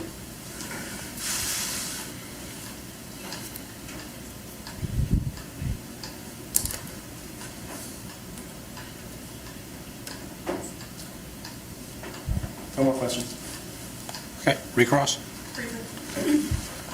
Dr. Weinberg, homicide is a classification on how the injury occurred. That's what you just told us? Generally, yes. Okay. It's not an opinion on whether a crime occurred, though, correct? That is most definitely correct. Yes, ma'am. Okay, thank you. Nothing further. Okay. Dr. Weinberg, be excused? Yes. Okay. Thank you. Yes, sir. Thank you.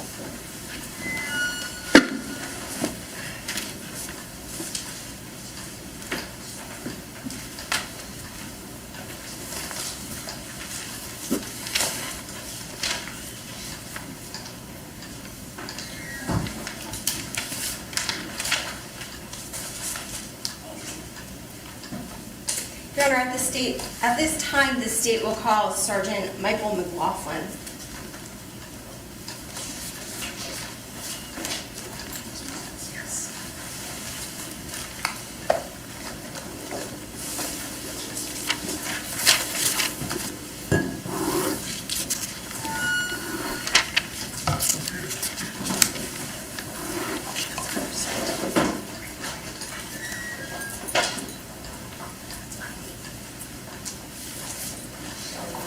Good morning.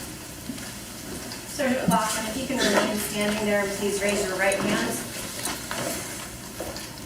Do you swear that the testimony that you're about to give is the whole truth under penalties of perjury? I do. Can you lower your right hand and be seated?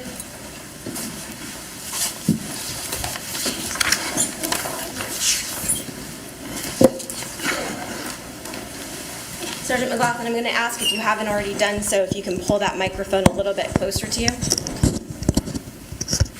Thanks How's so that? much. Sir, what is your current employment? I'm employed, I'm a detective sergeant with New Hampshire State Police assigned to Troop C, And how long have you been working with the New Hampshire State Police? 15 years. How long have you been assigned to Troop C? 15 years. Did you have law enforcement experience prior to joining the New Hampshire State Police? I served in the military as a military policeman for 14 years. As a sergeant with the New Hampshire State Police, what does that mean your responsibilities are? So detective sergeant with the state police, I have 2 detectives assigned to me, so 3 of us total. We're assigned to Cheshire and Sullivan counties, responsible for the more serious crimes, burglaries, thefts, sex assaults, all the way up to and including homicide, assisting major crime. When you say assisting major crime, what do you mean by major crime? So major crime is basically what most agencies would call a homicide unit or homicide investigative unit. And as part of your responsibilities as a detective sergeant with Troop C, or as a detective in general with Troop C, you assist the major crime unit if they need help with those kinds of investigations? Yes. Okay. Now, do you have any kinds of training or experience that you utilize during your job with regard to conducting investigations? Yes. What kinds of training do you have? So I have basic investigative trainings. I do have training in homicide specifically. On a death investigation specifically, I do have training in interview and interrogation. There's a lot more training and experiences. Well, let me ask you about that. You said that you had trainings with respect to interviews and interrogation. Are those two things interchangeable, or can you explain to us what the difference is between the two? Sure. And this is more my definition based on my experience. But interview, I would say the person that is being interviewed would do the majority of the talking. Interrogation, on the other hand, would be the investigator would be doing most of the talking. Interrogation is more direct questions as opposed to an interview that would be open-ended questions, and the suspect would be given the opportunity to, or the interviewee would be given the opportunity to answer those questions. Do you conduct interviews of suspects or interrogations? Generally, or mostly interviews. Occasionally it does turn into an interrogation. Did there come a time when you became involved with an investigation that was being conducted by the Major Crime Unit into a homicide that occurred on February the 29th of 2024 in Berlin, New Hampshire? Yes. And I guess let me back up. Troop C, what areas of New Hampshire does that cover? So it's Cheshire County and Sullivan County, so the southwest section of New Hampshire. Where are the barracks for Troop C located? Keene, New Hampshire. Where in Keene? 15 Ashbrook Court, which is right off of Route 9. How far from, let's say, the Applebee's in Keene is your troop barracks? It's one intersection away. It's less than a mile. What was your role in the investigation that you became a part of, the one that happened in Berlin? So initially I was the closest detective to a traffic stop that was ongoing. And then eventually I was assigned to conduct an interview with Mr. Duren. Now, can you explain how it is that you actually did become involved? You said you were the closest detective.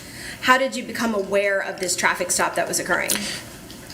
So before that, I was aware of the death investigation for 2 different ways. So I received text messages for all death investigations in the state. So I was aware that there was a death investigation in Berlin in the early morning hours. I also received an Amber Alert, which added to that, when I signed on for duty that morning, it was 7:30 that morning I signed on for duty, State Police has a computer dispatch program, and I'm able to see what's going on in the entire state. I did look to see what was going on in the Berlin case. But I was at the barracks. We monitor Keene Police Department's radio as well as Cheshire County's radio at the barracks. There was some commotion. It's in another room, so I didn't totally hear what the transmissions were. But at some point, my lieutenant popped his head into my office and said that the vehicle from the Amber Alert is at the Applebee's in Keene. Once you heard that, what did you do? My first reaction is, no, it's not. But after a few minutes, I decided it would probably be best, again, being the closest detective, to head over there and verify that, because I knew my phone would be ringing eventually with questions. So I drove to the Applebee's and ultimately verified that it was the correct vehicle. Okay. And when you arrived at the Applebee's, what did you see? What was happening? So there was a Keene police cruiser. I recognized the white Subaru from the Amber Alert, so I noticed that was parked. The Keene cruiser was not far behind it. There were several other Keene cruisers, a lot of officers and state troopers at that point, and some other people in the area.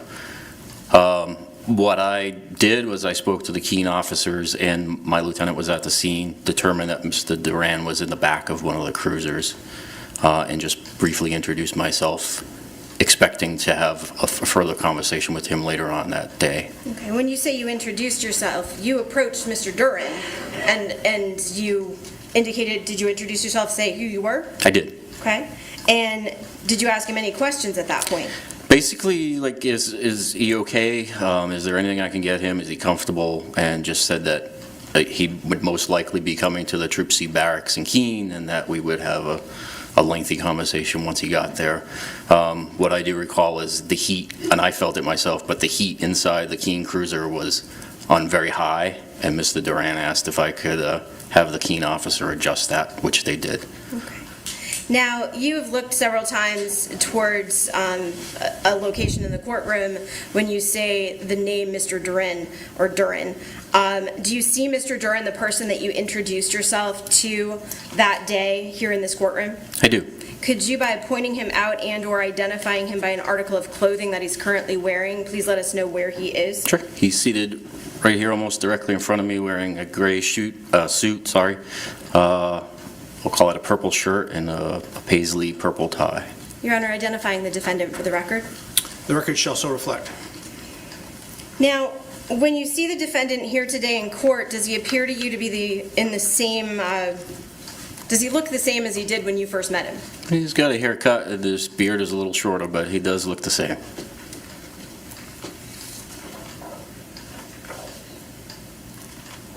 Showing you what is marked for identification purposes is State's Exhibit 18 for this case. Can you take a look at that and let me know if you recognize it? I do. What is it? It's a photograph of Mr. Duren. Okay, and does that photograph clearly and accurately show Mr. Duren at the time that you met him on March the 1st of 2024? Yes. So at this time, the State moves to strike the identification and admit State's Exhibit 18 as full. No objection. The ID shall be stricken, and Exhibit 18 shall be considered a full exhibit. Permission to publish, Your Honor? Certainly. We're replacing, let me plug in first.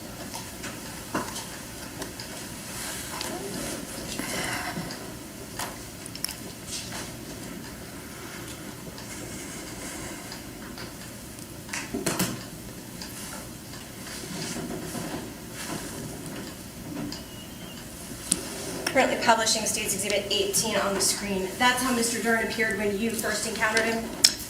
Yes. Yes. Now, you've described to us your first interaction with the defendant, how you introduced yourself to him and asked to get the heat turned down for him.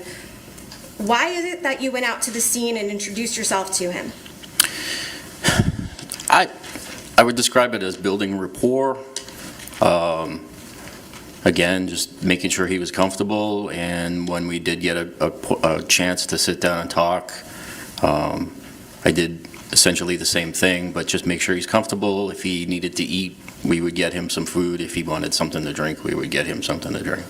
At the time that you met him at the Applebee's parking lot when he was in that cruiser, did you ask if he wanted any food? I believe so. Okay. Did at that time he ask for any? For food, no. Okay. How about for anything else? I believe I told him that I make a good, strong cup of coffee, and we had a discussion about that, and eventually he did accept a cup of coffee. Did you later make arrangements for him to be interviewed at Troop C? Yes. Can you describe for us the location inside of Troop C where that interview occurred? So there's several entrances to Troop C, which had been renovated not long before this incident. There, to the far left of the building, there is a garage door, and just to the right of that is an entrance. Just inside that entrance to the right is an interview room. When you say an interview room, can you describe for us sort of how large that is? What's in there?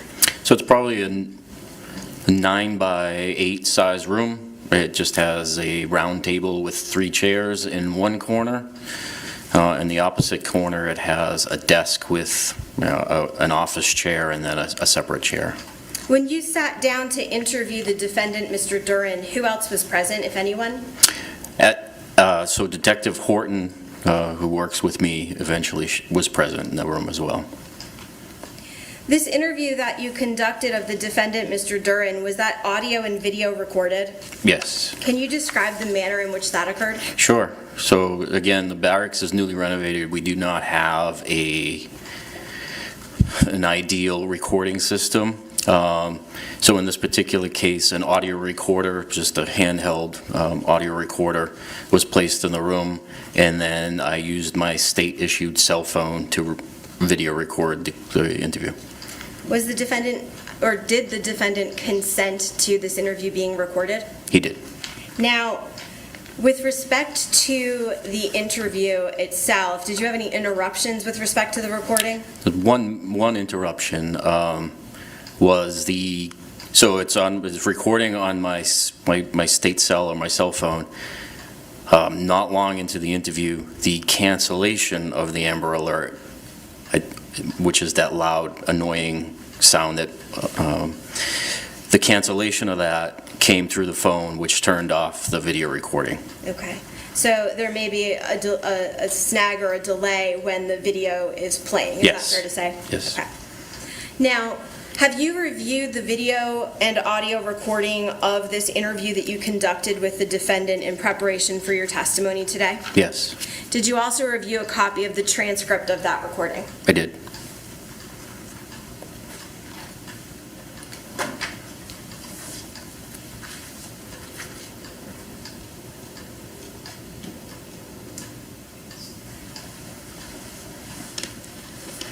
Showing you what's marked now for identification purposes only as State's Exhibit 27. Can you just take a quick look through that and let me know if you recognize it? I do. Okay, what is that? This is a transcript of the audio recording. Now, with respect to the transcript and the audio recording, did you review those together in order to determine if they were fully accurate? I did. Okay, and can you tell us if there are any errors in the transcription? There are some. How would you classify those errors? So there are occasions where I'm speaking, but the text is attributed to Detective Horton. There are also some other where the audio might not be totally perfect. For example, I say the word Keene, referring to Keene Police or the city of Keene, and the transcription says Keith. There's one other that I can think of where we had a conversation about racking around in a pistol, and it says whacking instead of racking. Okay, so like some word changes, but the video and audio is accurate to what was said. Is Yes. that fair to say? Okay.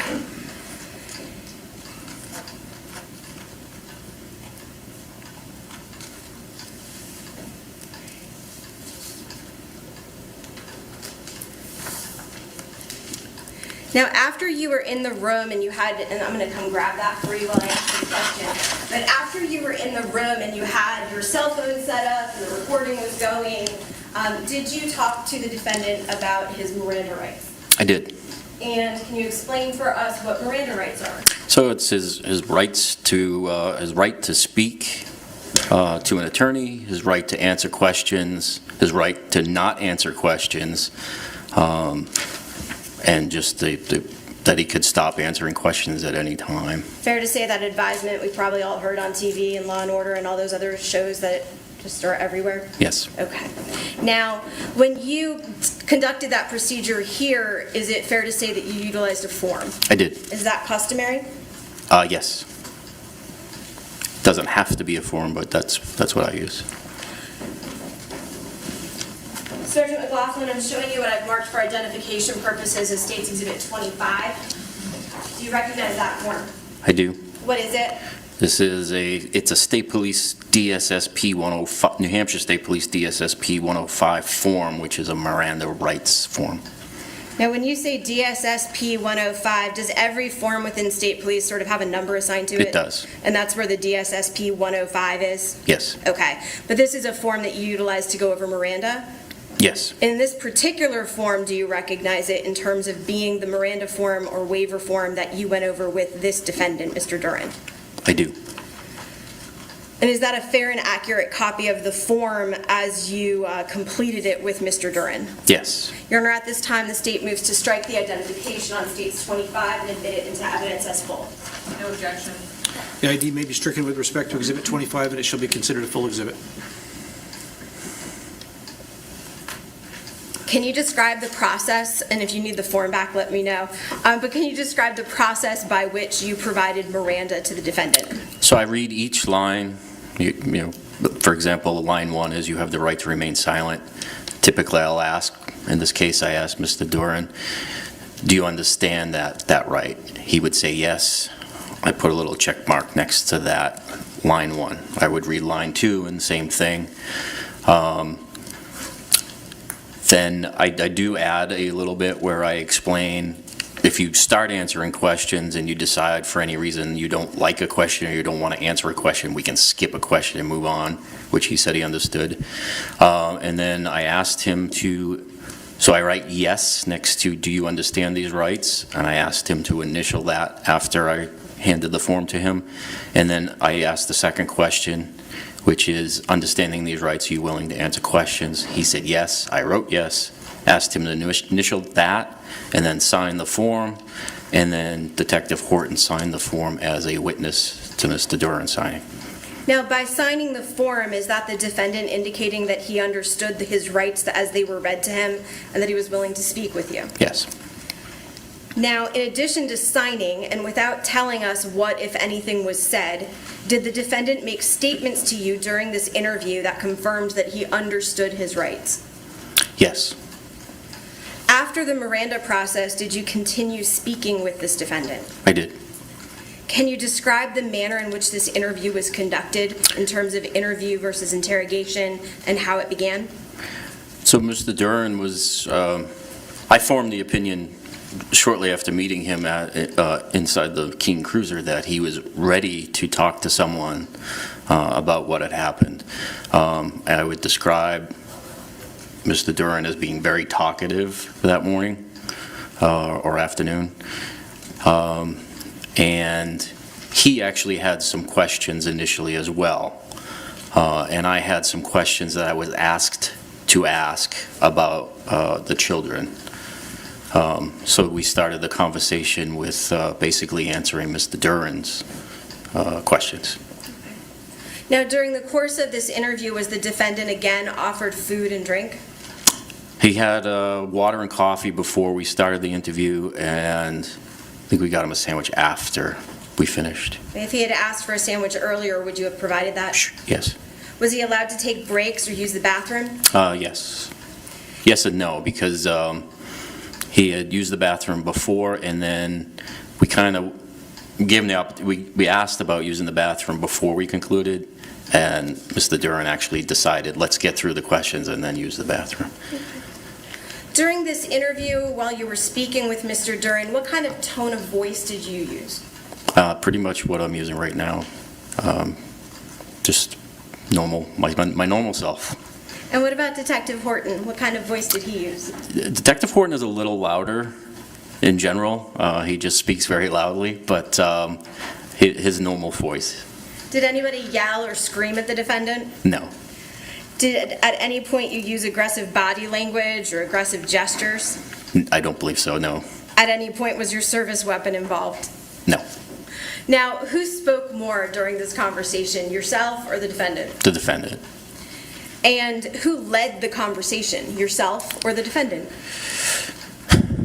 The defendant, but I tried very hard not to interrupt, but there were times where we had to kind of get the conversation back on track.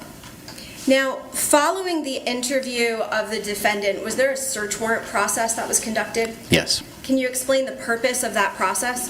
So it's a search warrant, we call it a body warrant, so there's a collection of a number of evidence. The photo that is still on the screen, so there's a number of photographs taken to document injuries or the lack of injuries. Oops, I guess I'm not supposed to talk about that. No, that's all right. So we take some photos to document injuries, non-injuries, any evidence that might be on Mr. Duren at the time. There's swabs for different things. So a DNA swab would be basically a Q-tip that goes inside of his mouth to collect cells from inside of his cheek. There would be typically gunshot residue swab to his hands. There would be fingerprints, sometimes a collection of fingernails, sometimes a collection of hair, and essentially in the collection of his clothing. Is that customary to every homicide investigation that you've worked? Yes. Now, in addition to collecting items from his physical person, were items of his personal property recovered? I believe there were some items from the vehicle and some items from his person. I believe his wallet was one of those things. Okay. Was his clothing also recovered? His clothing was collected, yes. And was a cellular phone recovered? I believe so. Okay. And you indicated that his wallet and identification cards were recovered? Yes.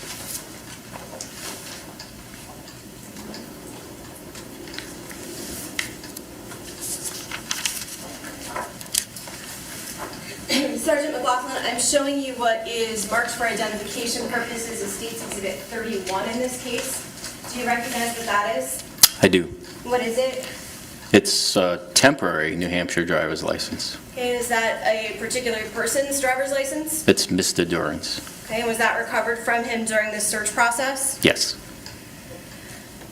Your Honor, at this time, the state would seek to strike the ID and admit State's Exhibit 31 into evidence.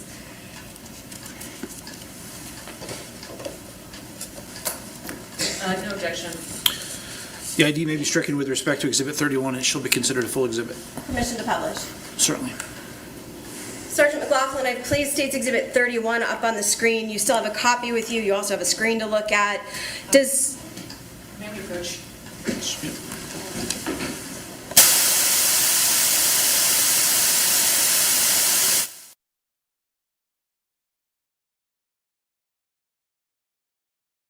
Looks like he's got a proper glass.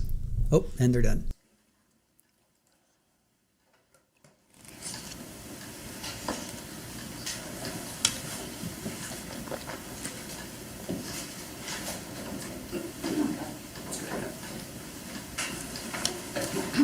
All set?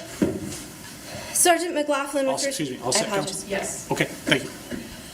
Sergeant McLaughlin, with respect to State's Exhibit 31, which is on the screen, on all the screens, as well as in front of you, does that driver's license indicate what Mr. Duren's height and weight are? It does. And what were those? His height is 5'10", and his weight is 190 pounds.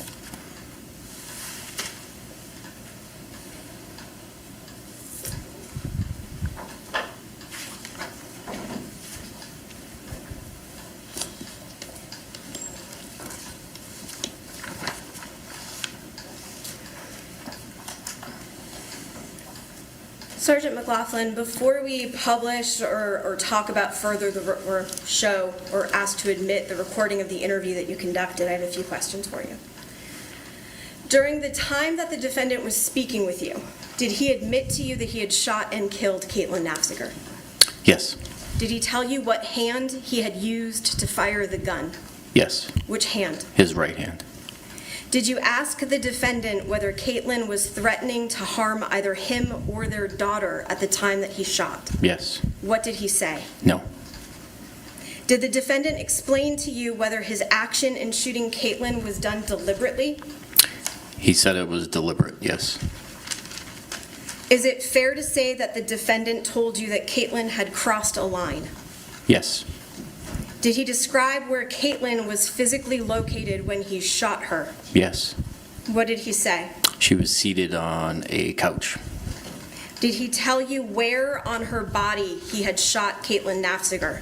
Yes. What did he say? Her head. Sergeant McLaughlin, did he describe to you the path of travel that the bullet took? Yes. If you recall, what did he say? In one side and out the other, essentially. Is it fair to say that he said it went straight through? Yes. Did the defendant tell you where his daughter Elowyn was physically located when he fired the shot that killed Caitlyn Naffziger? Yes. Where was Elowyn located? He had pulled Elowyn away from Caitlyn and was holding her. So at the time that the defendant fired the shot, he was holding Elowyn. Yes, my understanding. Did he describe how Elowyn reacted to the gunshot? He described trying to shield her from seeing anything, and that Elowyn kind of put her hands over her ears and said, ouch loud, or something loud. Did the defendant tell you what his mindset was after he shot and killed Caitlyn? He did. What did he say? He said that he knew that he was screwed, and that he performed well in stressful situations, and then he talked about wanting to spend time with the kids before he wanted to turn himself in or have to be at the police station. And very clear, did the defendant turn himself in this instance? He did not.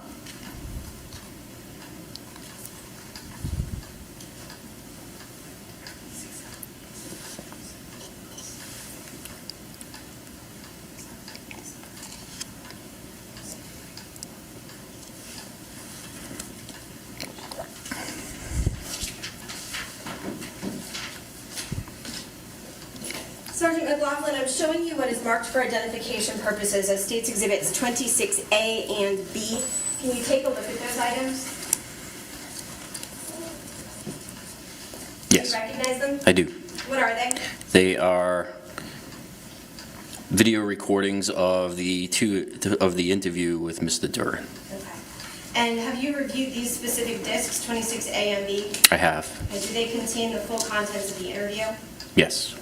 Your Honor, at this time, the state would ask to strike the ID as to these items and admit them as full. Your Honor, may we approach? Yes.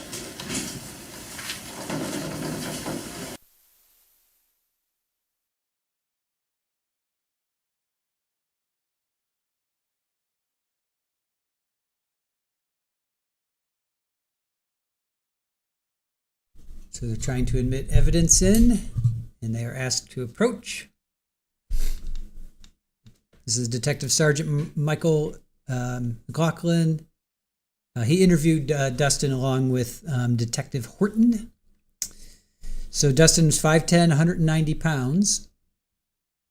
Oh, there we go. Okay. Zoom in on some. All right. 5'10", 190. Well, there's his birthday. We can get his birthday. 04/12/24. Birthday. All right.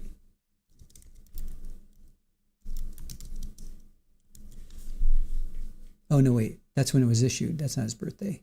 87. There's his birthday. Okay, 304. March 4th, 03, 04, 87. So he was born in 87. 03, 04. So he's a Pisces, right? Pisces. March 4th, 1987. I know a couple people that are born on March 4th. That's really funny. So he enlisted when he was 18. So he enlisted in 2006. No, 2005. 2005 he enlisted. So after 9/11, Iraq, and all that stuff. Wonder where he served. Wonder if we'll hear that on defense.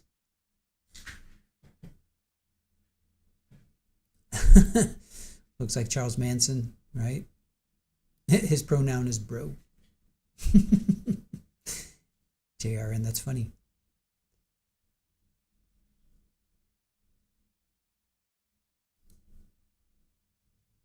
Daisy Jane, he was very aware of his actions. 100% agree. At this point in time, and so at this point we will take another mid-morning break. I think it will probably be 10 minutes. That's my best estimate, but don't hold me to that. And please do not discuss the case amongst yourselves, and we will be back as soon as we can. All rise.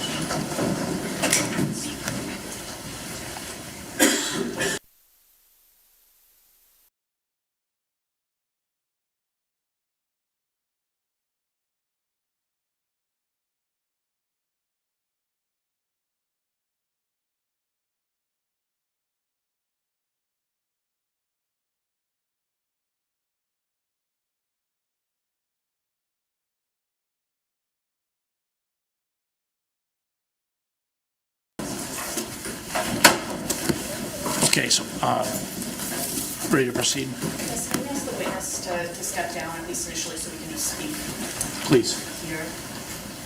Thanks.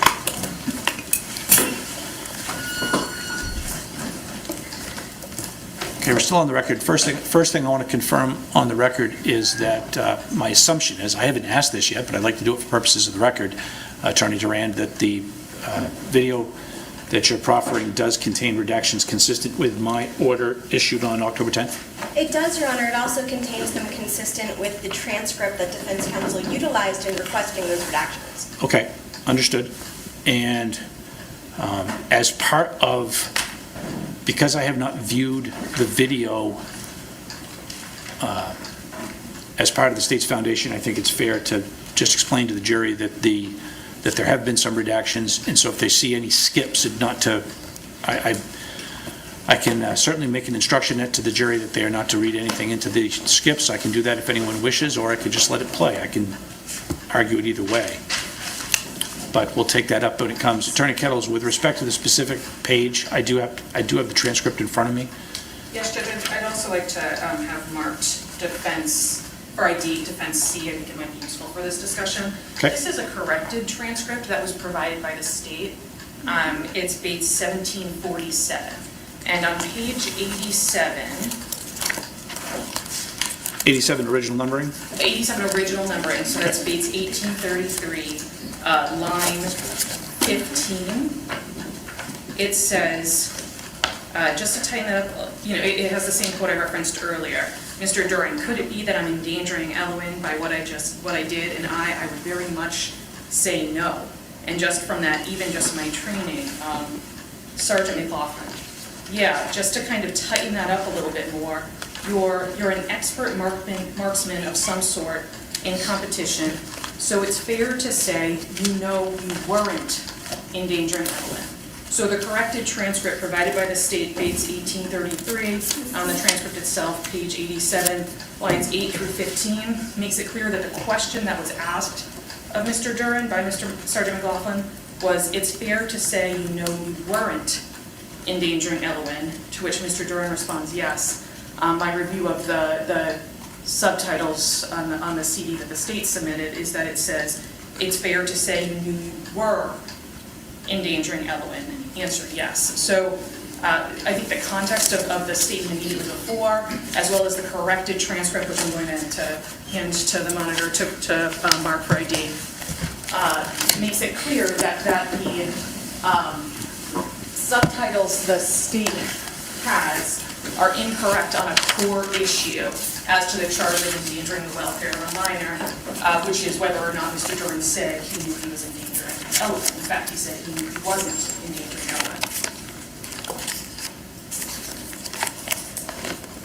And my concern is just, given that we know we have a transcript with errors, the detective testified that it has errors, I found one that is very substantive. We don't know that the rest of the subtitles will be accurate, and rather than have something be admitted, even if they were to submit an updated version that removed the error, I think that the jury should be allowed to hear the best evidence, hear the video itself, and decide for themselves what it contains. This is why we raised the issue generally previously.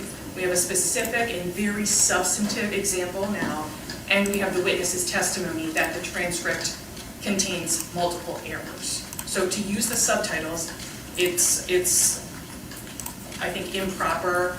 The best evidence is the video. We need to make sure the jury gets accurate evidence as to core issues. Your Honor, if I can just have one moment so that I can lay out for the court exactly the way that this has happened, because defense counsel utilized in their motion filed in, I think, September at this point, around the 25th, with respect to redactions for the transcript, they chose to utilize the original transcript that was provided. The state followed along with what defense was choosing to do. At the motions hearing on October 7th, defense counsel ostensibly derided the fact that the state had corrected the transcript, indicating that we had tried to correct it. And they chose which transcript to utilize. They have waited until today, despite the fact that they received these videos, knew exactly what transcript was being utilized because it was subject to the court order made on their motion. They waited until today to raise this issue, despite the fact that they have had these videos with the transcript attached since Friday the 17th, which is only 10 days, actually less than 10 days after the court ruled on the redactions. They were provided with them, they have had them, they have known that today was coming. They did not raise this yesterday when no one was sitting in court. They have waited, and this is a strategic choice that they have made. At no time did the state choose which transcript to utilize. We, in fact, asked the detective to make sure it was accurate. Defense counsel complained that we corrected it. They didn't use it in their filing on September the 25th. They didn't argue it at the motions hearing on October 7th. They didn't ask the court to review it. With respect to the corrected transcript, they have had this for well over, and I'm trying to find the date, well over 6 months. This is not a surprise. There's been no effort to surprise defense. This has all been their choice. This court will advise the jury that the audio of the transcript in the interview, much as I said to the detective, the audio is the evidence. This court, I am sure, will advise this jury that the audio is the evidence and that any difference between the audio and the transcript is for them to decide. Your Honor, this is a strategic choice for the defense trying to gain an advantage. And the state objects to this entire process, but would indicate that this court has ruled on the defendant's request, has utilized the transcript the defense has requested, as has the state. And as such, the state believes this should be admitted, it should be played, and the court can give a limiting instruction. Your Honor, we're neither accusing the state of doing this on purpose, nor is this an attempt to gain a strategic advantage. When the state opened on the quote, "You knew you were endangering Ellen," and the answer yes, that drew to the defense's attention that there was an error or discrepancy in what we believed the video showed. We did not know whether the state intended to introduce the video. In all of its pleadings, it said very clearly, and in email communication with us, we're not saying we're going to introduce these statements, but if we do, then here's what we'd like to discuss. The court's order said that any issues with the transcript, I believe the court's order said should be addressed at the time that the state seeks to admit the subtitles. And so again, it's the timing is not any kind of strategery here, nor are we saying that there was any purpose on the state's part. I'll note that it was the exhibit was produced less than a week ago. As the court knows, it's over a 2-hour interview, a 100-page transcript, and to note differences between different versions of transcripts when there's so many in such voluminous discovery. You know, we learned of it when we learned of it, which is after. Your Honor, the defense was provided with 2 copies of this transcript. An original copy, which was provided, I believe, in March of 2024 or April. The video itself was provided in March.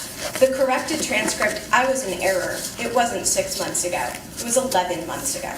Defense counsel has had this. They've had experience with this. It's 2 transcripts, Your Honor. We're not talking about multiple transcripts. We're talking about 2. Of total, the state provided 4 transcripts. 2 originals, 2 corrected. One of them is not at play here. One of them does not involve this defendant. Attorney Duren, doesn't the issue fall within the scope of the limiting instruction that you've already asked as part of the Yes. motion to use transcript? Yes, Your Honor. Okay. For purposes of the record, I'm just going to briefly indicate that the court had indicated that it would allow the state to back up a step. There are redactions to the statement which the court has ruled upon. Some redactions were made by agreement of the parties. Some redactions were requested by the defendant, and the state objected, and I issued rulings with respect to those redactions.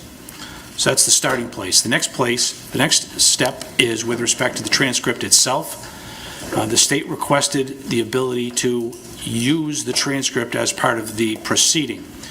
My ruling was that I believed that the use of the transcript would assist the jury in perceiving the evidence.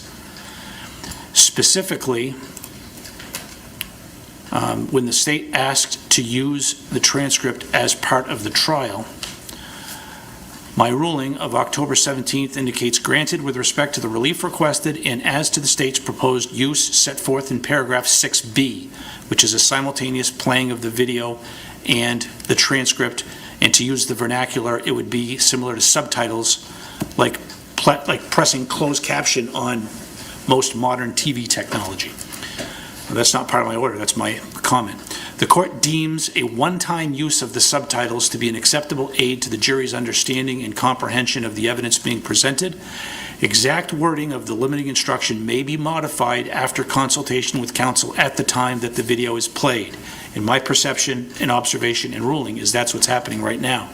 The proffered use of the video with simultaneous subtitles will only occur once during presentation of evidence and not during openings or closings, parentheses, to reduce any potential cumulative effect, close parentheses, and such version, meaning the version with subtitles, will not be allowed as an exhibit for the jury's consideration during deliberations.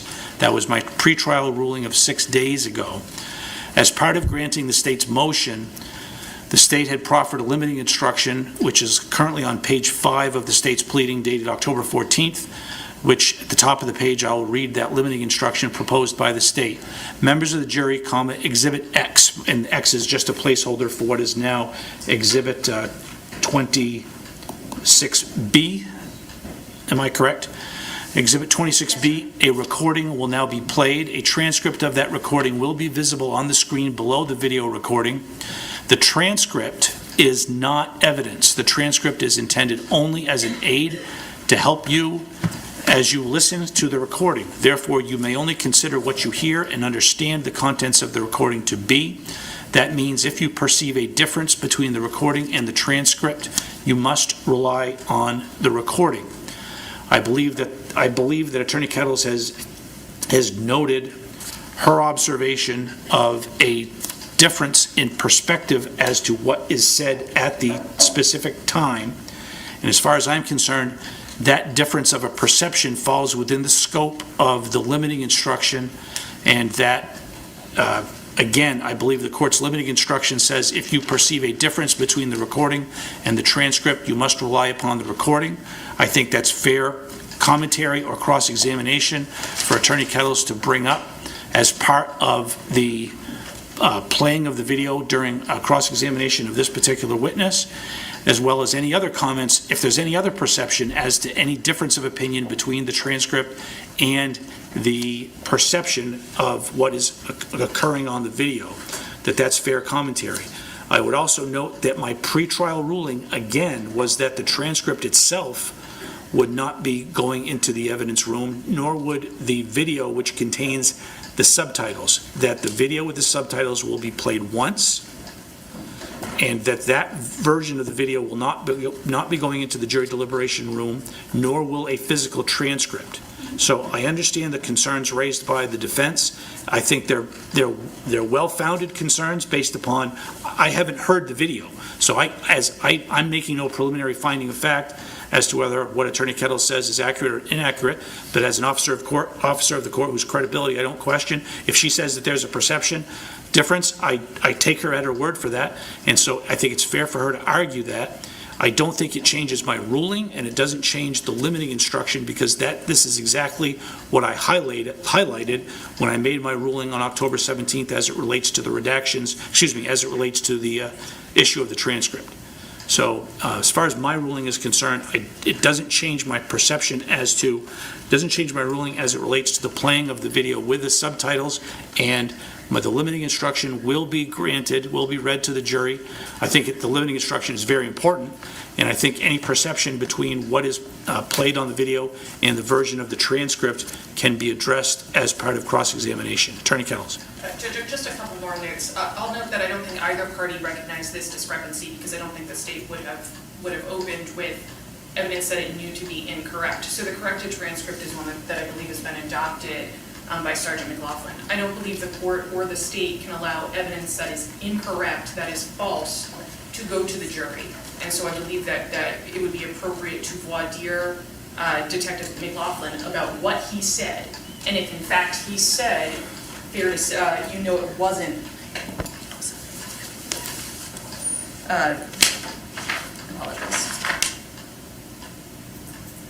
so it's fair to say you weren't endangering Elowen, then either the jury should not be allowed to read evidence that is false, which is an incorrect subtitle, or the limiting instruction should be updated to say there is an error in the subtitle.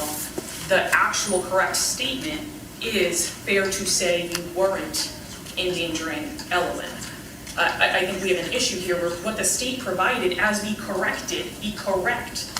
accurate statement is different than the evidence it seeks to admit. I understand, and your reference to not allowing the evidence, your reference to that relates to the playing of it in real time, not opposed to anything going in the room, because I've already ruled the transcript's not going. That's correct. It goes to the jury seeing false evidence. Understood. And so I would ask that we be able to voir dire Detective McLaughlin about what he believes he asked, and cross-examine him with the corrected transcript, so that if he does in fact say, it's fair to say you weren't endangering Elowen, the jury is not getting false evidence. Understood. And that they can be instructed so before the playing of the video. Yes. And Your Honor, I'm not sure what counsel is referring to as voir diring him, but they have adequate rights to cross-examination. The state has not done its examination of Sergeant McLaughlin, and as the court has already ruled, this transcript is not evidence. It's not going in. It's not staying with them. They're going to be told that the playing of the statement is the evidence. Judge, it's going to be played for the jury. To say that things that don't go in are not evidence is akin to saying that testimony is not evidence. The state is now seeking to admit this evidence. It has an obligation to ensure it is not admitting evidence that is false. And so by voir dire, I simply mean question outside the presence of the jury so that the court can make an informed ruling and not allow the jury to hear false evidence.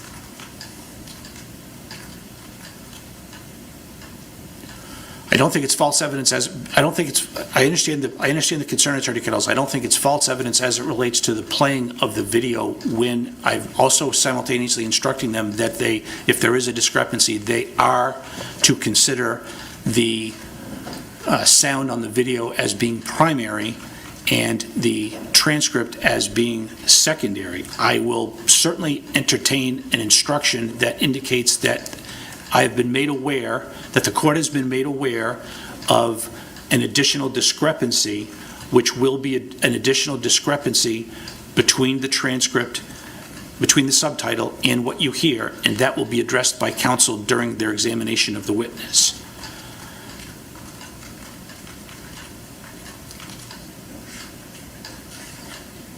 And I think that's fair commentary. I think that's fair commentary that protects the defendant's rights consistent with my prior rulings.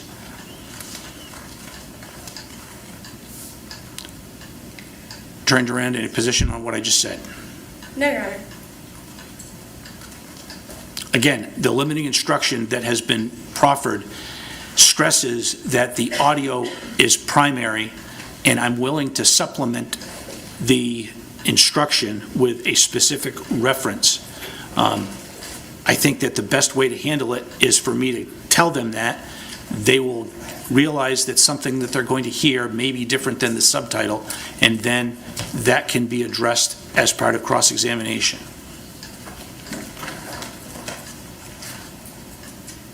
Maintaining our continuing objection, Your Honor, just one additional point, which is that I don't believe that the exhibit with the subtitle should be a full exhibit because it's not going back to the jury. I think it should remain as ID. The only reason it's being offered, Your Honor, as an exhibit for evidence purposes is so that it can be played. If it's ID only, it technically cannot be played, but it certainly can be withheld from the jury's deliberations.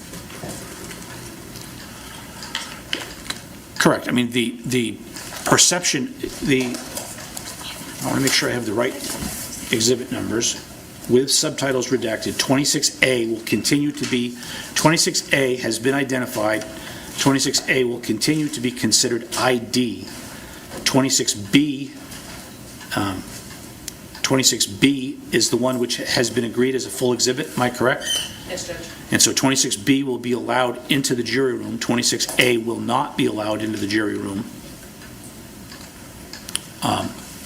And again, that is only with respect to a one-time viewing by the state, one-time production, playing by the state. If defense wants to play it further as part of cross-examination, they are certainly entitled to do so. My instruction to the state was that it would be a one-time playing.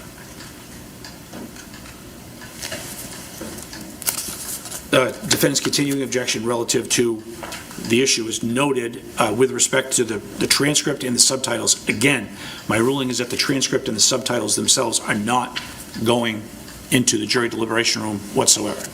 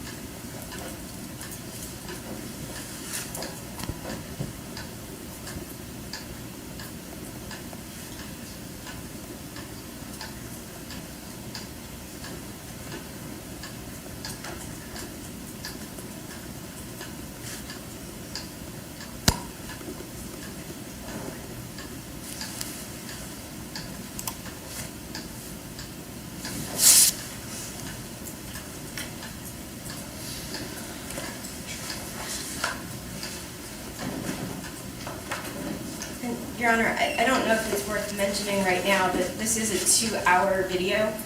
I don't know what the court wants to do in terms of starting it and then breaking it in the middle for lunch, or how the court wants to handle scheduling of it.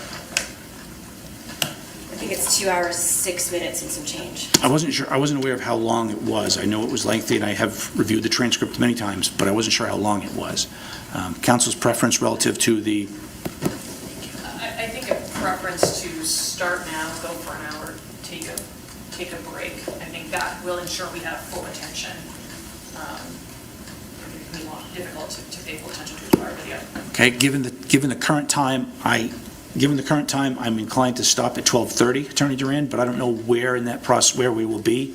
But what we'll do is based upon the defendant's position as just articulated by Attorney Kettles, what we'll do is we'll start the video at some point between 12:10 and 12:30. At some point in that range, Attorney Duren, whatever works for you from your presentation, we'll stop there, and I will have a full hour for lunch. Okay, so once again, I'm going to, my ruling is that the state can play the video with the subtitles. I'm going to be providing a limiting instruction as follows. Excuse me. Members of the jury, Exhibit 26B, a recording will now be played. A transcript of that recording will be visible on the screen below the video recording. The transcript is not evidence. I'm going to use the word subtitles. The subtitles are not evidence. The subtitles are intended only as an aid to help you as you listen to the recording. Therefore, you may only consider what you hear and understand the contents of the recording to be. That means if you perceive a difference between the recording and the subtitles, you must rely on the recording. Further, the court has been made aware of another potential discrepancy between the audio and the subtitles. The discrepancy will be addressed during cross-examination.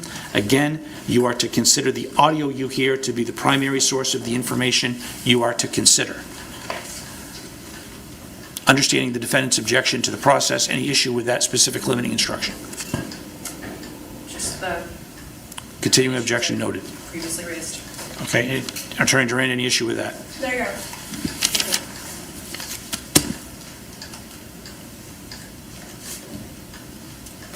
It's 11:23. 11:23. We'll suspend right now and be back at 11:30 to resume. So a regular break from now, 11:23 to 11:30. We'll resume at that time.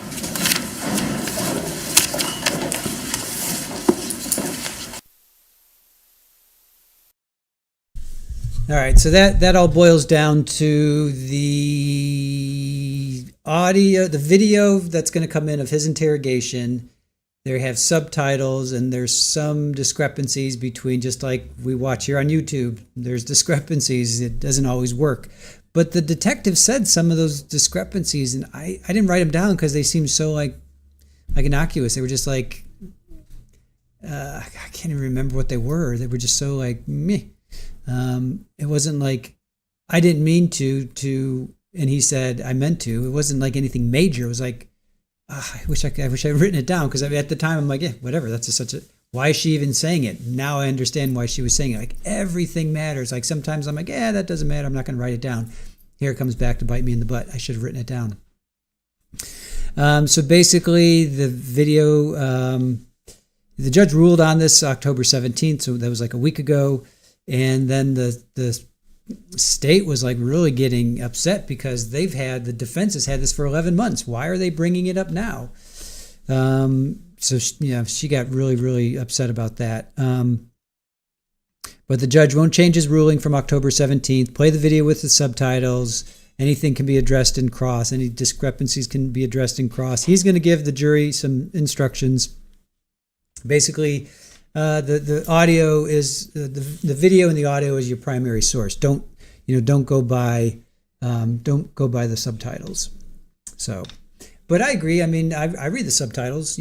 Sometimes I focus on the subtitles. Oh, there's Dad. There's his dad.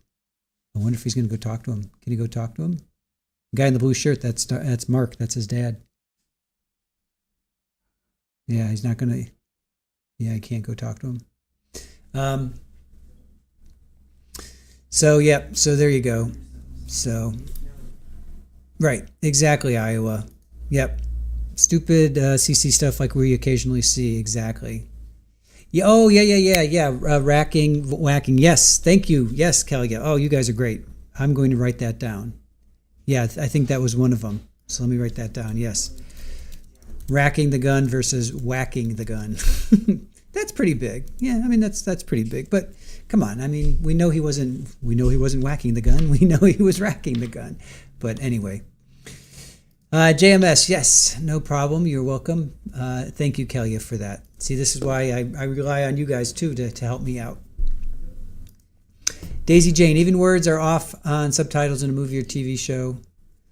Video evidence is evidence. Yes, the video and the audio are what they're supposed to be relying on, not the subtitle. That was the grand summation of all of that. Don't rely on the subtitling, the closed captioning, whatever you want to call it, subtitling. They kept saying, don't rely on that. Rely on what you hear, what you see, basically what you hear, because that's what it's Yes, thank you. Thanks. Snowcat says, I never read subtitles. If I want to read, I go to the library. I love the public library.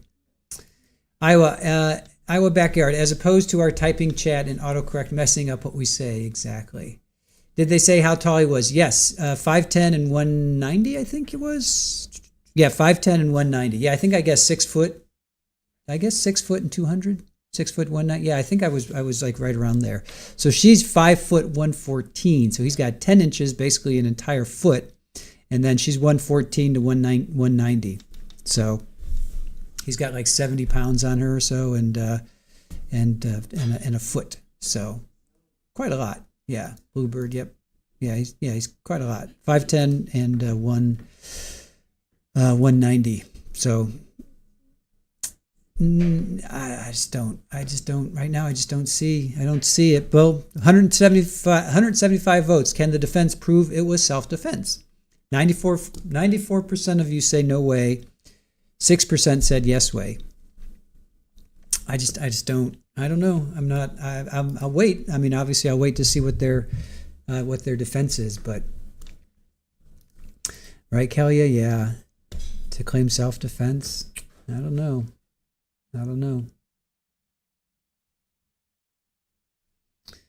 Rentia says, it's common sense the jury will figure it out, one would think. Peggy, yeah, closed captioning can be laughable. Sometimes, I would say, yeah, a lot of times. No, we are not CCG TV. They are on he said come back at 11:30, I thought. So it's 11:30 right now. No, they're going to be coming back soon. They're breaking at 12:30.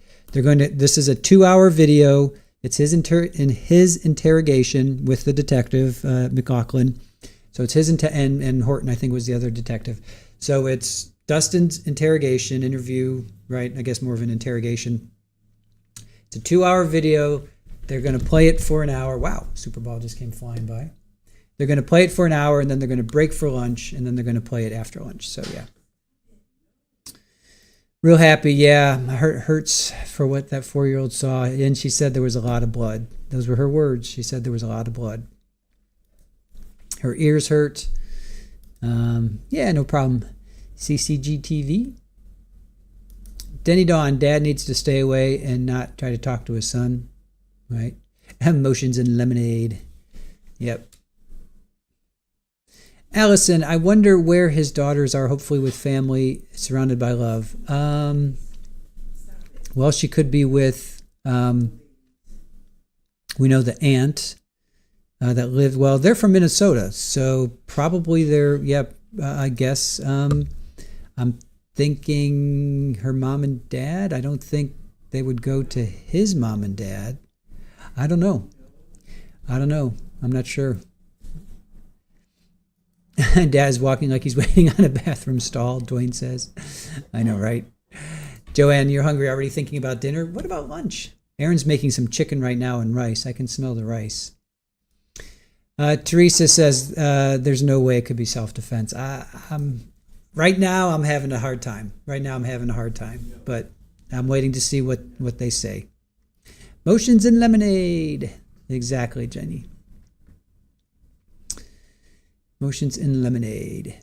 Keene versus Keith was another one of the discrepancies. Okay, thank you, Sherry. Keene versus Keith. Was that because he was arrested in Keene? So maybe I'll write that down. That's where he was arrested. So Keene versus Keith. Thank you for that. So that's where he was arrested, is Keene. I guess that's a town. I'm not familiar with that's a town, right? Keene, New Hampshire. That's where he was arrested.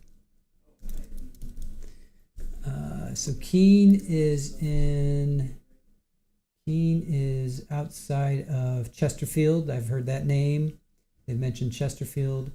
It's close to the border, Massachusetts. Yeah, so it's on the southern part, like south. It's like south central. Looks like south central New Hampshire. So so Keene is south central New Hampshire.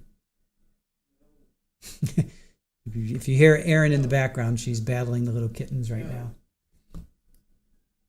They want the chicken she's making.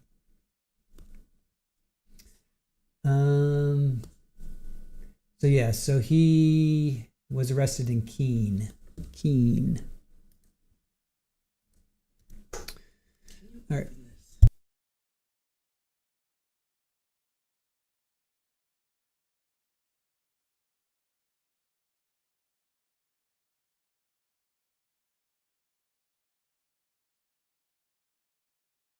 Kimbers, let's see. You have to put me on your payroll. I no longer continue at my job due to missing. And let's see, due to missing the missing entire darn trials. Yes. I would love to. I wish we, hey, Aussie guy, good to see you. I wish we could. I wish we could. Jenny Lynn, he has scarred those children for life. Shame, makes my heart hurt. Yeah, well, I want to say Aowen, but it was Aylin, I think. It was, hold on, Valen. Elwyn and Valen. So again, fantastic names. I really love these names. Very Lord of the Rings, right? So Valen was 1 year old, and she was out in the hall. So she didn't see, well, she heard something for sure, but she didn't see anything. But then the arrest. What did Jeffrey Lacasse says, you don't really develop memories, or you don't remember your memories until you're like 4, I think he was saying, from Donna Adelson. He was telling Wendy that. So maybe they can, the 1 year old, I think, obviously she's going to, whatever happened to mom, oh, dad shot mom, she'll have to deal with that. But Elwyn, she's going to definitely need, she's going to need some help for sure. She'll need some help for sure. David says the scary part, he had the weapon in one hand, holding the child in the other, then shooting her. Yep, just horrible. And David, we just ask you, just say like bug, don't type out GUN, because YouTube, they'll come back and they don't like that. So if you use that GUN, just do like bug or something. Bug is a good way to just use that word instead, just because of YouTube being YouTube. Susie, so long story short, he admits to the deed but is arguing about the reasoning. That's it. That is it. He's claiming self-defense of others. He's claiming that Caitlyn was going to kidnap his daughters, their daughters. He was in defense of her because she was clutching Elwyn. Caitlyn was clutching Elwyn and wouldn't let her go, and he wanted them to leave. He wanted to keep the daughters and have Caitlyn leave. He was going to drive her back to her aunt's house, and she didn't want to go. So, Donna, they said earlier in the trial that both sets of grandparents are sharing custody. Oh, okay, in Minnesota. That's good. That's good. Care Bear, if someone points a pew at you, automatic reaction is to raise one or both hands. No reports of any damage. Nope, to her hands. That is true. She also would have tried to get up in a way that would have changed trajectory. That is absolutely true. No, this happened probably in seconds. This probably happened. He grabbed, he says he went to go get the firearm on the desk, goes over, grabs the child, walks away, and then shoots. So it looks like they're coming back in. I'll see you guys on the other side.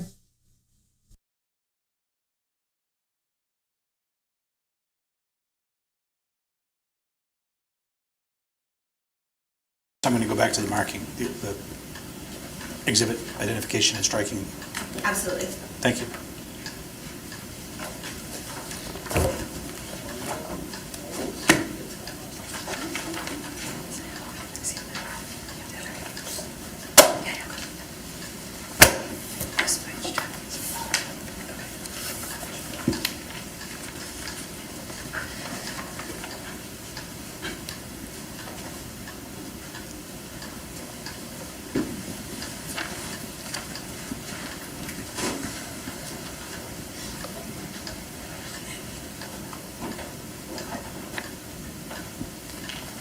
Thank you. Please be seated.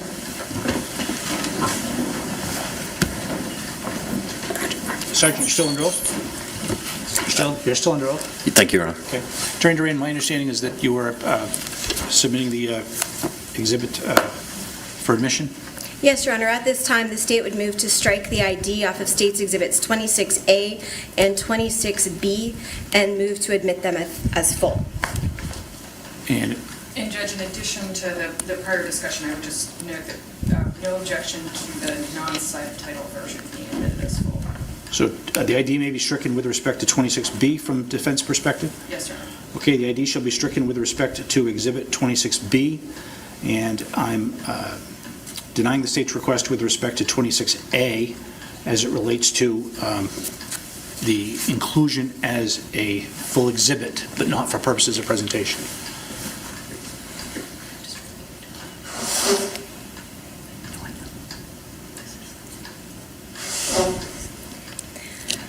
Now, Sergeant McLaughlin, before we continue with respect to this, I just wanted to ask you a couple more questions.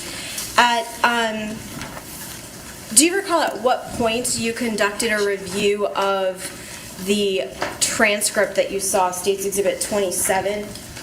At what point you conducted that review in order to determine if there were any typographical or other errors inside of the transcript? I'd say it was over a year ago, Okay. close to a year ago.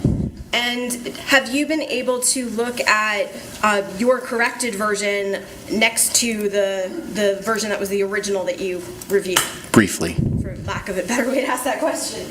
I'm going to ask you to take a look at States Exhibit 32, which I've marked for identification purposes. Counsel, these are bait stamped pages.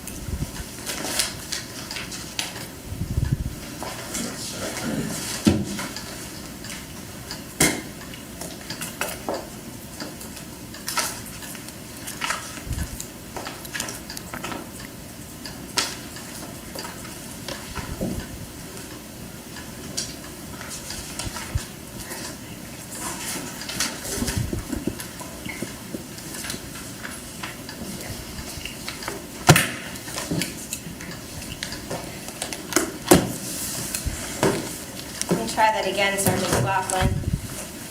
I'm going to approach and show you what I've marked for identification purposes as States Exhibit 32. For the record, bait stamp pages 1747 through 1919. Can you take a look at States Exhibit 32 and tell me if you recognize it?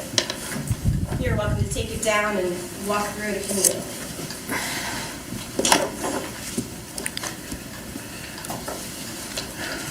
I recognize it as a transcribed portion of the audio recording. Okay. And if you look at that exhibit in conjunction with States 27, which you also have, can you take a look to see if there have been any corrections made? And maybe in order to assist you, I'll direct you to a specific page. If you can look at page 89 of both of those exhibits. And that would be the 89 at the top of the page, not the bait stamp number. I believe with respect to States 27, that would be bait stamp number 478, and I cannot tell you with respect to the other at this time. 89 on both copies? Yes. So beginning at the bottom of page 89 and moving into page 90, I apologize. Okay.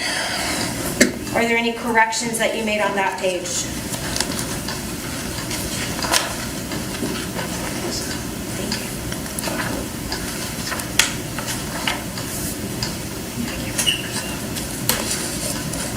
If the answer is no, that's fine.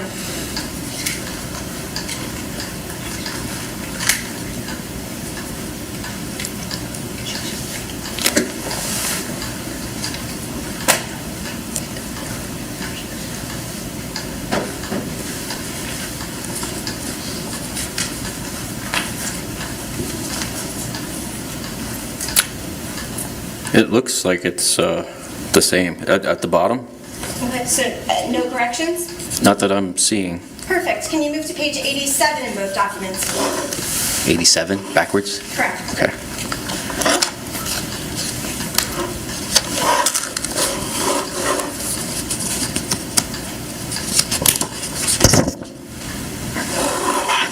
Okay.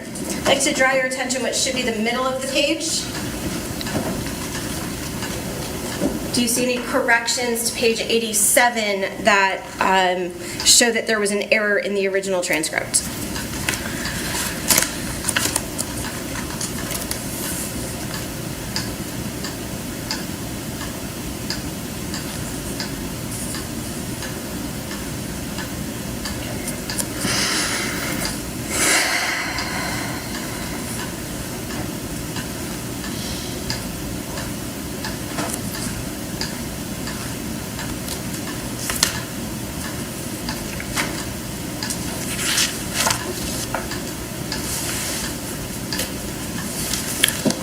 In the middle of the page, I'm not seeing anything. Okay. May I approach? Certainly.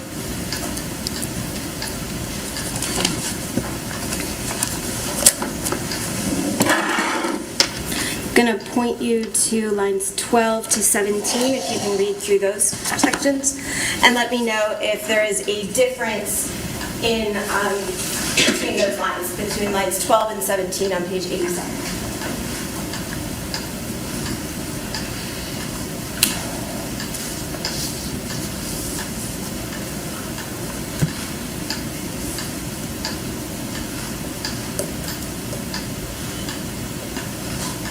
Okay, yes, I see it now.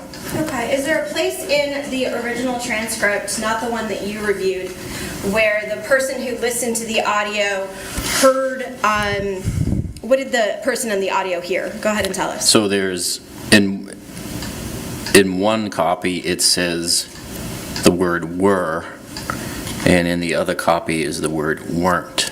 Okay, and is the word were correct or the word weren't? The correction I made was weren't. Okay, and you based that correction on listening to the audio, is that correct? Yes. Okay, you had been present, you heard the audio, and you looked at the transcript and saw that it was an error. Yes. Okay, so the audio with respect to the statement that you took of the defendant, in that audio, does the defendant tell you that he knew that he was endangering his daughter at the time? Did you ask him that?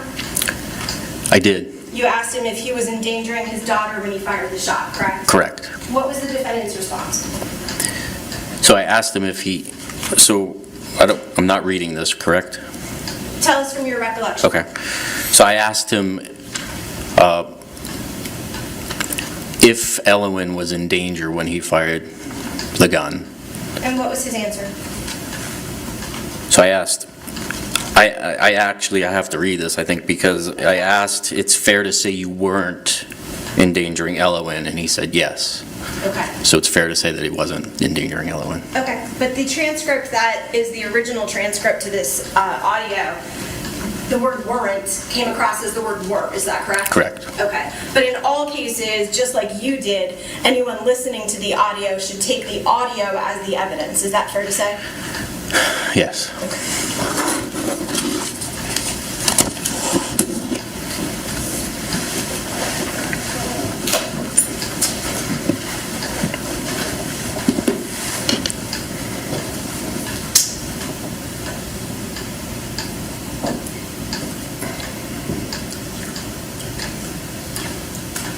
Your Honor, at this time, the state would, pursuant with all the orders of this court and the court's indication, publish State's Exhibit 26A for the jury.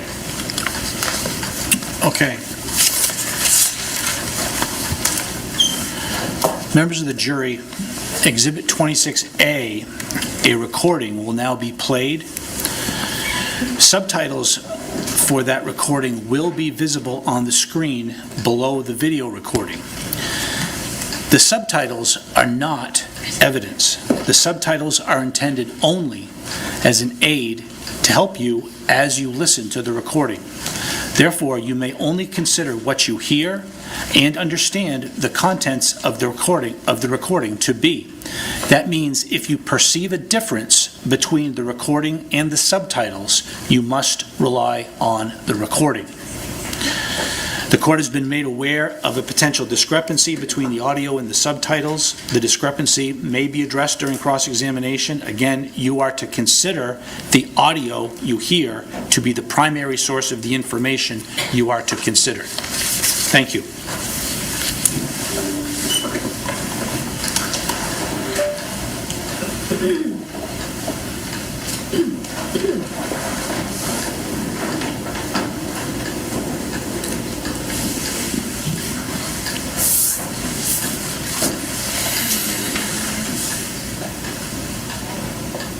There should be audio playing. My computer is turned backwards and hopefully that's all it is. Your Honor, at this time, publishing State's Exhibit 26A.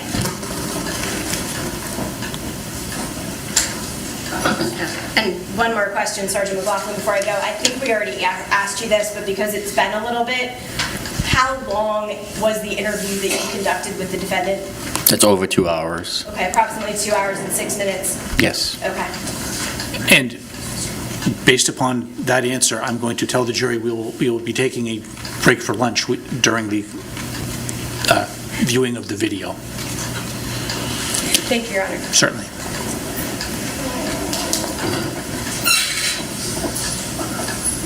I guess I'm going to say because I was trying to figure this out. His family ever been in contact? Yep, let me do the, yes. Short answer, yes. Long answer, let me do this part first. And then I'll tell you who. So we'll start kind of like your priority first, and I'll try to answer your best questions the best I can, because I know it's going to be a gazillion things that want to be there. And then we'll move to kind of talk about here. Before we do anything else, water, coffee, good? All right. So I'm going to read you who's arguing how you read it, and then ask if you want to answer our questions and stuff. Okay? Your approach. The record reading time. You understand that?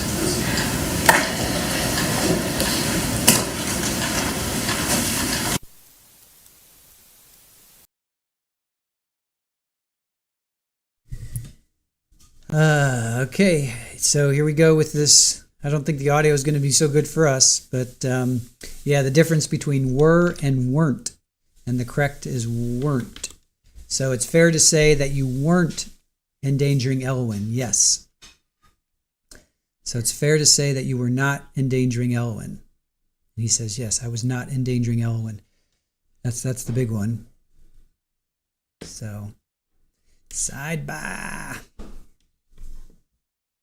I wish we could hear it a little bit better, but we'll see. All right. Okay, members of the jury, it's my understanding that the audio is at the maximum level. Can you hear? Can the jury members hear? Let the record reflect that they're nodding yes. And if the audio will stay up as much as it can during the entire time.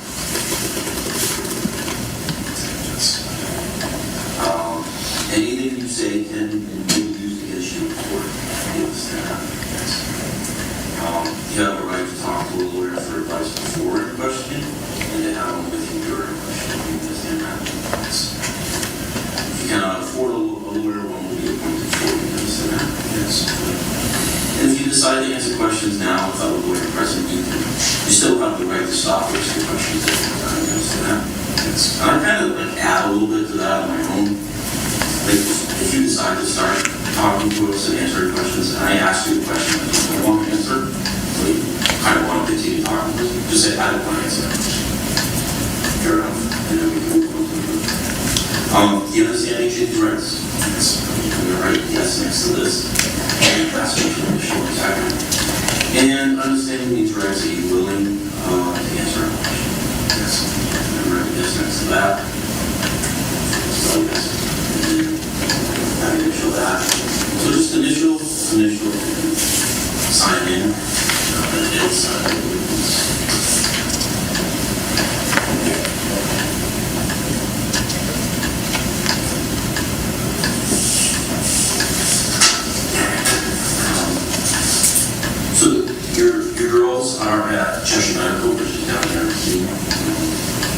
affiliated with government. And my understanding is that Caitlyn's aunt, Brenda, assuming so these were after the New Hampshire, you're from Minnesota originally, right? Originally, yes. In New Hampshire, these were after the Department of Children, Youth, and Families.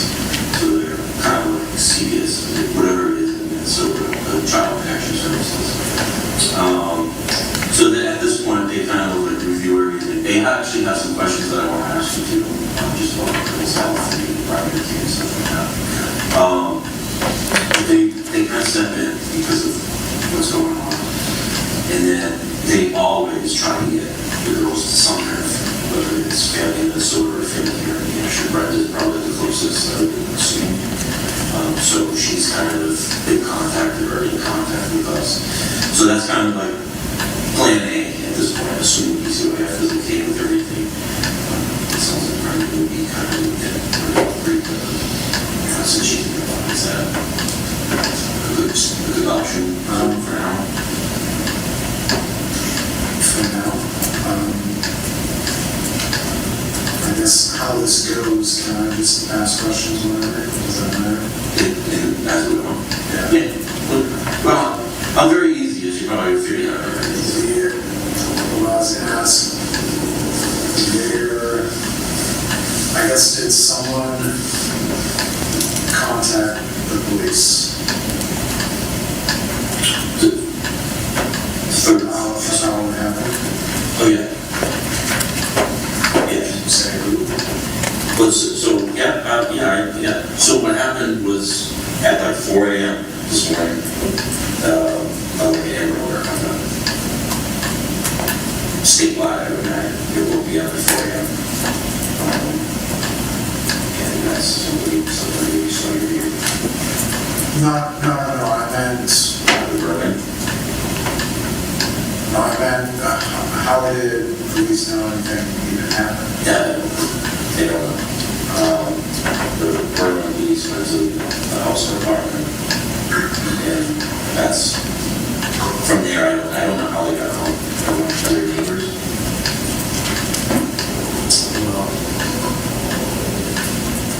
What do we? I mean, I was asking for a reason, but... Yeah, I guess I'll say, for just family, kind of one of the things was I want to make sure that my mom was aware, and that was my preference, so I just wanted to make sure that my mom knew that the kids were here, Where's your mom? she's amazing. It's 2024. I couldn't tell you if we're off the top of my head. You were not sure. I don't know. Is it in your phone? It's in my phone, yeah. Where is your phone? It's Kiki. probably at the scene. What's your mom's name? Deborah. D-E-B-R-A. Say name last name.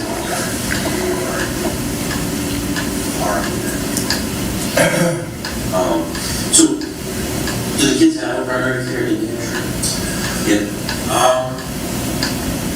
No, I was supposed to have a phone call today. For the hospital? Or where?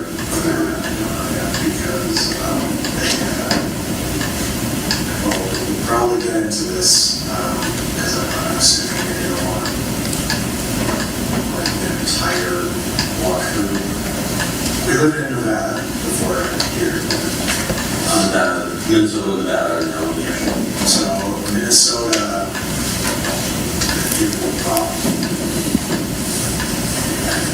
Minnesota was never really in the picture. I've been in Nevada. I mean, it's in the picture, I guess. We've been in Nevada for the past, well, she was in Nevada, and all of us were in Nevada for the past 4 to 5 years. But I lived there before that. Okay. And then, I guess we can get into all the details, but anyways, the kids had Medicaid there. And so what I was doing here was trying to do, so I had to cancel the Medicaid in Nevada, and then I had a phone call for that beginning. So Medicaid here today, but obviously. Kids born in both? The Evelyn, the 4-year-old, was actually born in Minnesota, but then left when she came in, she was 6 months, about 6 months. And they left the 1-year-old.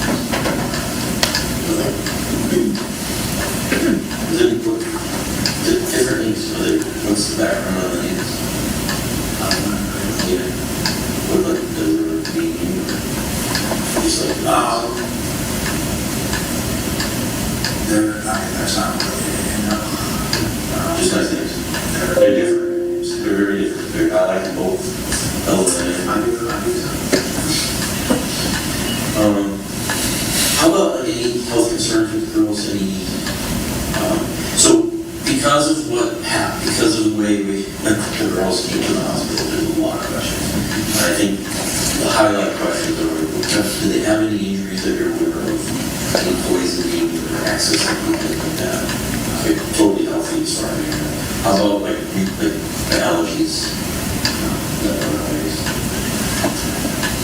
Anything else like that that they need to be concerned about? Totally healthy. What did they order at the restaurant? Did you get to order? They were, okay, I can't remember. Was it you that came to the door? Well, no.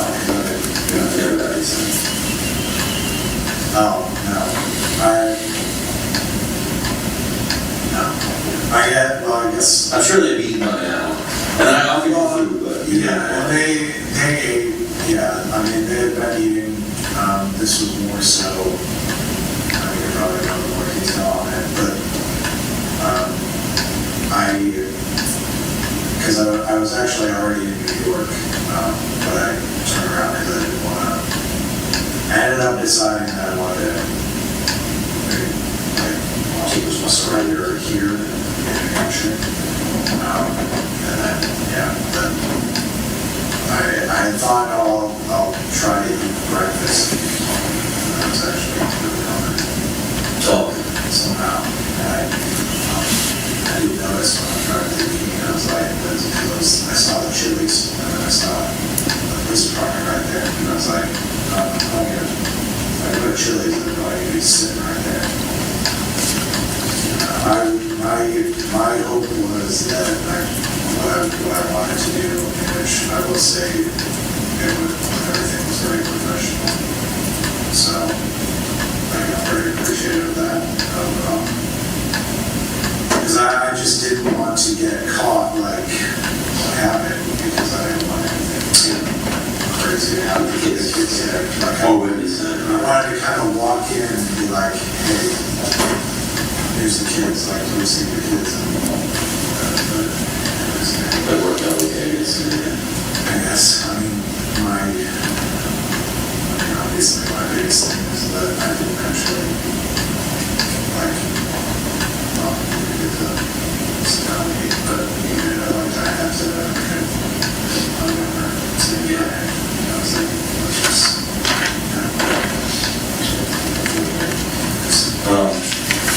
So you know a lot more about what's going on in the last day or two than I do. I'm saying that because I'm probably going to ask a lot of stupid questions that you assume I will already know. But that's not. So I'm just turning this back around because the cancellation of the Amber Alert actually just turned off my recorder. Just background to that. So that's kind of like that. That's what I woke up to before the morning. So I found with you, so I think this is something that, this case actually is very useful. Safe for so I apologize for that, but this is a good control. kind of talk a little bit, and I was saying that I'm going to ask you some questions that you probably you should know this already, or questions. My day kind of changed a little bit what happens. But I was going to ask, both Ellen and Valen are your daughters, but also Caitlyn's mom. So that was one question. When did you move to New Hampshire? So I got here 25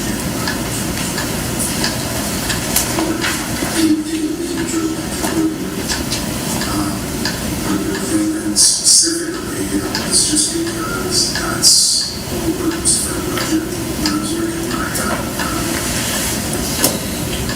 basically I got hooked up with the place, and that's just what went out.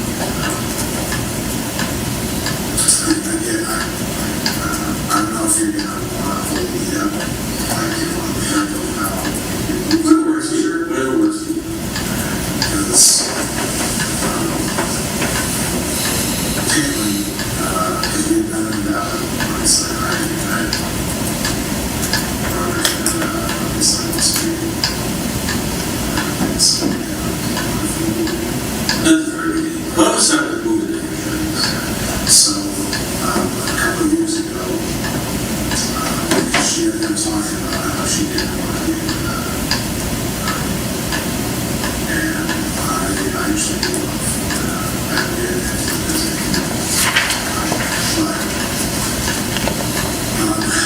I said, one of my very simple saying, okay, and where would we go?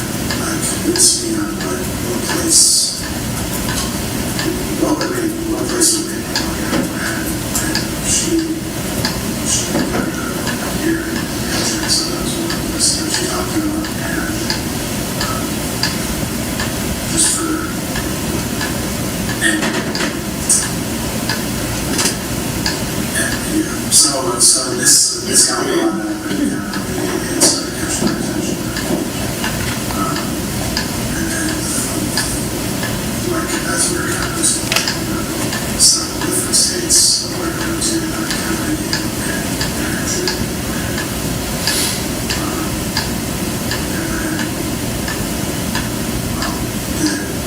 from there on, it's a little bit of tangent, if you want, I'm sure it's so then we had agreed, okay, New Hampshire. And then, so we're kind of fully prepared. This was, so our lease was up in Nevada on late July or August of just this past year, 23. And so the lease was up, and then when we started getting pallets shipped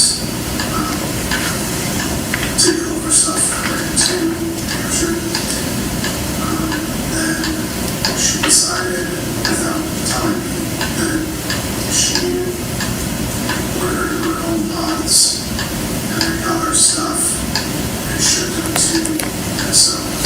I guess, because I guess I should say, I should be clear on this, that prior to that happening, of her ordering her own pods, and she took pretty much like 90% of all her stuff. She took it. So prior to that happening, like we had problems, but that was like legitimately the first time I yelled at her.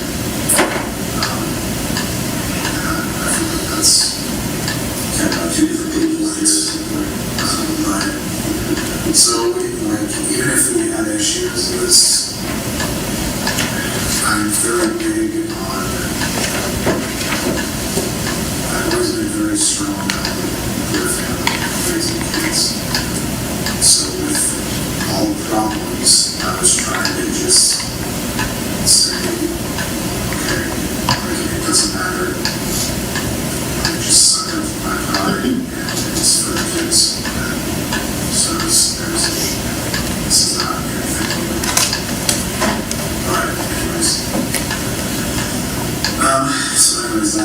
point to where, so all our stuff went to Minnesota, and I obviously, the plan was to go to New Hampshire, and that was without her saying anything. The moment I knew was when the pods, like, were actually there, and that was when I confirmed this, and then, shortly after, she took our 1-year-old, without me knowing. She didn't say anything. She took the stroller, and she was going to the park that was nearby, which was, the kids, the park all the time. And so she took the stroller, and just left, like she walked in the park. I didn't think too much of it, but then it was like several hours later, and they hadn't returned, and so I got into the park, and they weren't there, and then I was trying to call, and I'd be like, what is going on? And she was at the airport, already taking her home, and bringing her to Minnesota, and I ended up like driving to the airport, trying to be like, yo, what is going on? And I called like my parents, I called her parents. This would be complicated conversations, but I've always tried to stay very, I try to keep everyone informed, so like my family and her family. So when that happened, I talked to my parents, I talked to her parents, and like, what is going on? I regret not just staying in Nevada. I know that was my first mistake, because if I just stayed in Nevada and had been talking to my family lawyers, I kind of lost power because I followed her to Minnesota. I ended up talking to her family and my family, and everyone kind of convinced me that, you know, I'd like keep the kids together, because I still had Ellen. Basically, like, you just keep the kids together. Just come back to Minnesota, we're all here, and then we can figure stuff out, and then we can just move on to just come back here,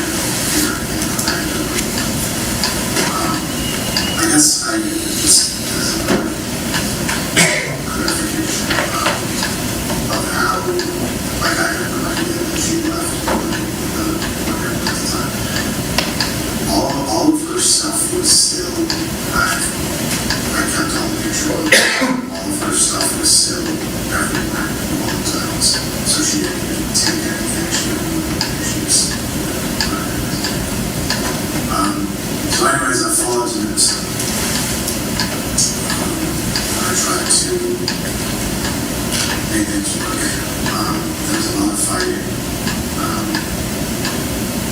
She was very aggressive about she's the mom and she has all the rights. And so it was getting to a point to where she was deciding to keep the kids away from me. And into a bunch of different stuff. I'm not going to tell them to where I am and so where. But they're kind of explaining like the UCC,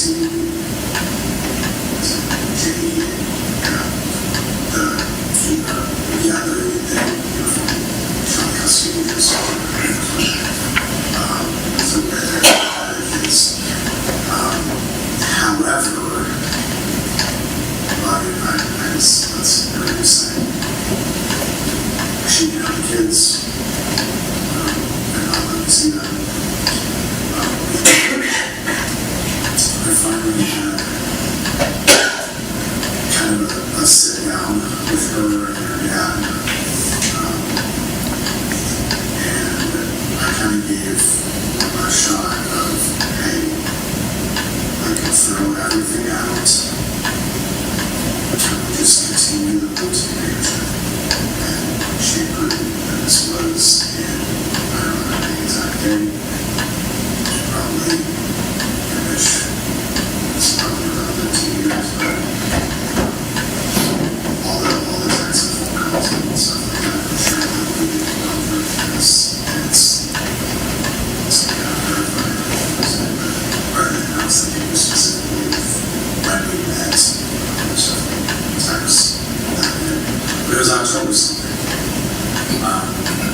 part of that was agreeing that, well, okay, you're in Minnesota,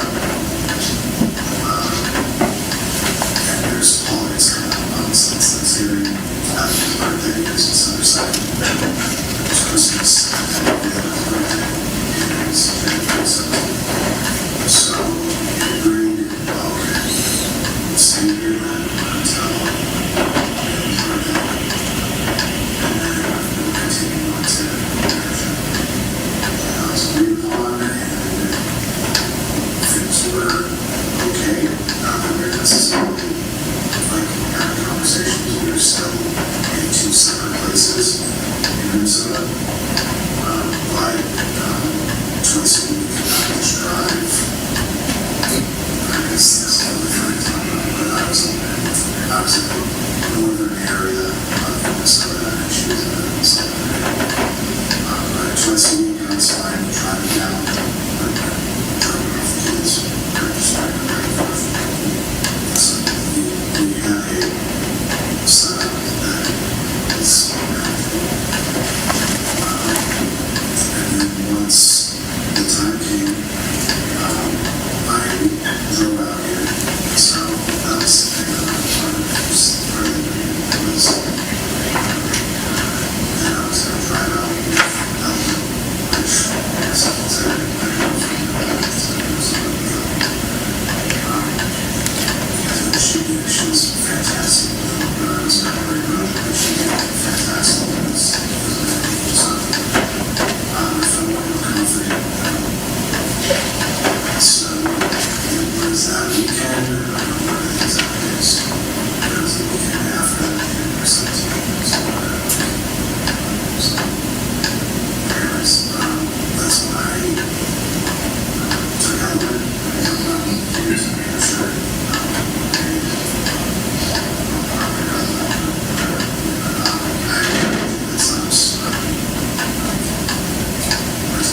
you say it's so nice when I had practice, so yeah, the drive was great, just making sure got the spot secured. So we got the 23rd, so it's got to make sure North American placement. And pretty sure Your Honor, noting the time is 12:15, and this might be a good place to stop. Okay. All right, so we will continue with the playing of the video after the lunch break. We'll suspend here for the lunch break. Members of the jury, once again, please do not discuss the case amongst yourselves or with anyone else. Please conduct no research or transmit any information about the case to anyone else. And again, if you do run into anybody at any place in Lancaster during the lunch break, please don't take offense if they don't speak to you at all. We will resume at 1:15. Okay, thank you. All right.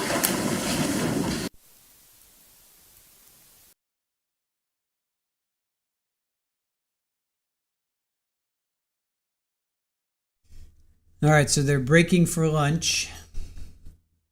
1:15 they're going to break until.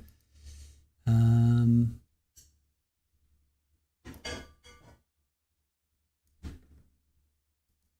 me just make sure I got my scroll here. Nope.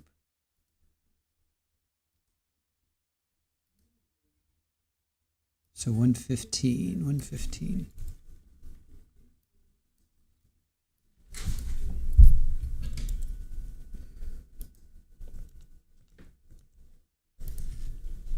Please, Super Bowl. Please, come on, please.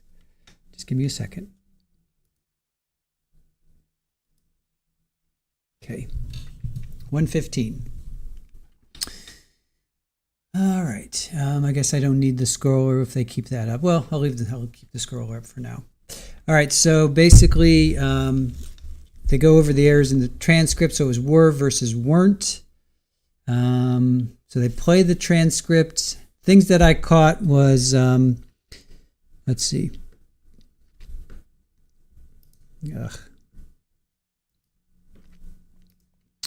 Things that I caught was that the lease was up they were in Nevada. The lease was up in July of 2023. Caitlyn, he never says Caitlyn, he says she. She decided without telling me she got her own pod and shipped stuff to Minnesota.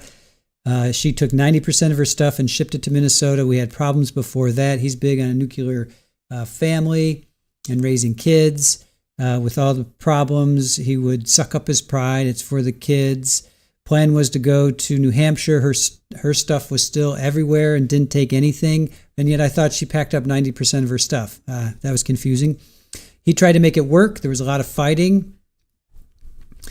She was always aggressive about her being the mom and she has all the rights.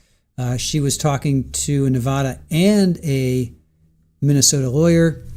Then he talks about this Uniform Child Custody Jurisdiction and Enforcement Act in Nevada. Wasn't going to let him see the kids.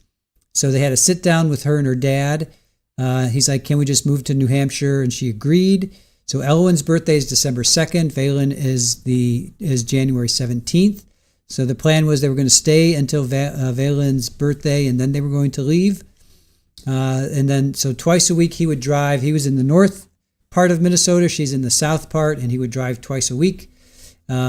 He drives out to New Hampshire with Elwyn. He said he spent a few nights with some Iraq buddies, so now we know he was in Iraq. And then they moved into their apartment in January 23rd, I should say. So then we're on lunch. All right, so now we're on lunch. All right, so there we go.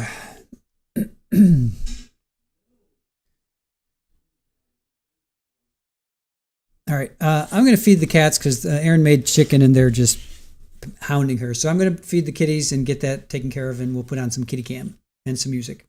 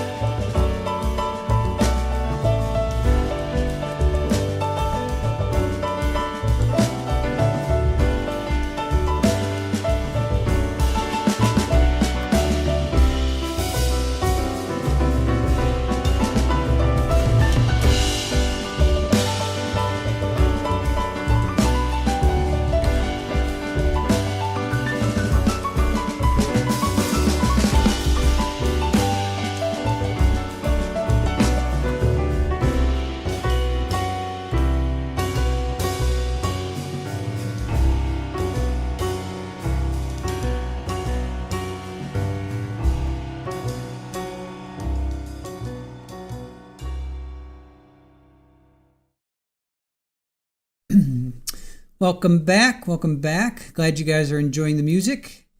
Should be coming back to live court soon. They still have their thumbnail up. But we should be back in the next 2 minutes or so. Hope you guys had a nice break.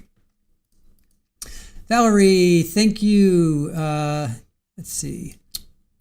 Hold on. I gotta move my hug. Hold on a sec. Featured chat. Move it up here. Oh, here we go.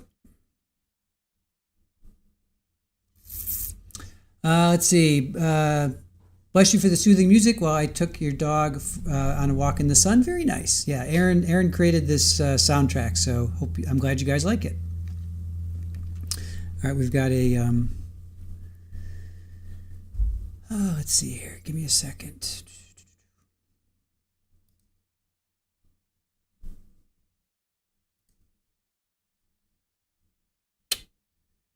And definitely want that. All right, so they're going to come back.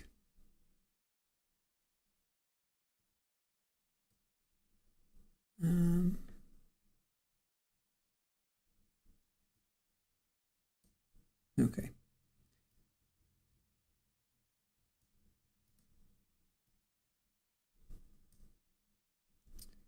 They are going to come back and they're going to, we're going to listen to the interview, the interrogation, I should say. So.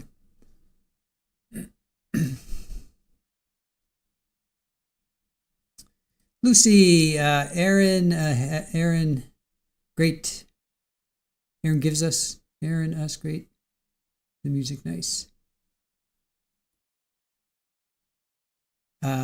I'm glad you like it, Lucy. I'm trying to read your note there. That's I get what you're saying though.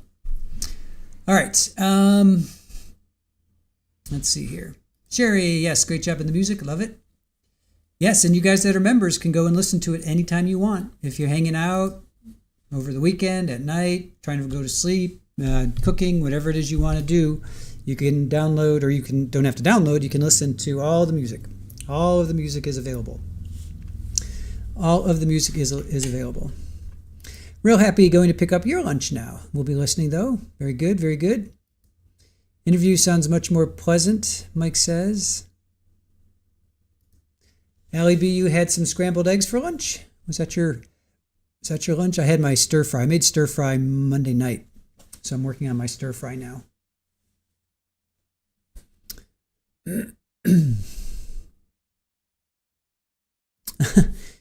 JRN. Love the cheddar Chex Mix. Joanne, hopefully everyone had a great lunch break. Oh, okay, I get it now. Aaron is great. The music is nice. I gotcha. Woke, yes, we will be covering, her bond hearing on 11/4. Depends on what we're doing. Depends on, if we don't cover it live, then we'll grab it and stream it after whatever trial we're watching. So yeah, no, we'll definitely, I think, yeah, I would like to, and if we don't cover it live, we'll at least stream it after whatever trial we're watching, or we may stream it. We may dual stream. We'll see. What are you doing? Come on, just stop. Okay, just stop. You need to be doing that. All right. Let's see. Trixie, Erin needs her own YouTube channel with just music, or does she have one already? She does not. She does not.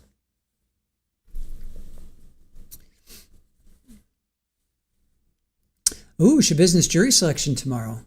God, does she start already? Oh, man, we were going to cover her, too. Oh, man, too many trials. Too many trials all of a sudden. You either go from, no trials to too many trials. Sharon, you had sushi rice with mung beans, salad, side salad, carrot, tomato, onion, and cucumber. Nice. Very nice. I love sushi rice. Mike says she better not get bond. I'll probably wind up dating her. Be careful, Mike. Careful. Carol, thank you. We make a great team, talent and experience in different areas. Mods and chat are the best. Thank you, Carol. That's really sweet of you. Thank you. Lucy says ramen noodles are your favorites.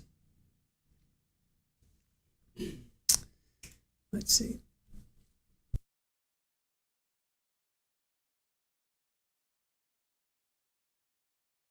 Okay, yeah, Aaron just reminded me, Shabusiness took a plea deal. Remember, we showed that. It was like a 5-minute, and we showed that a week or two ago. So she took a plea deal.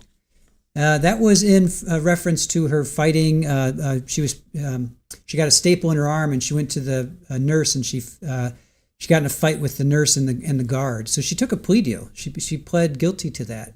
So what jury selection is there going to be?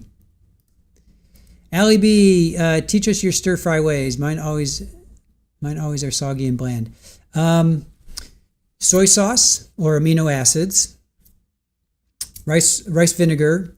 You could probably use apple cider vinegar, but I prefer rice vinegar. Brown sugar. You could use fish sauce. It makes it really salty, but you could use a little bit of fish sauce.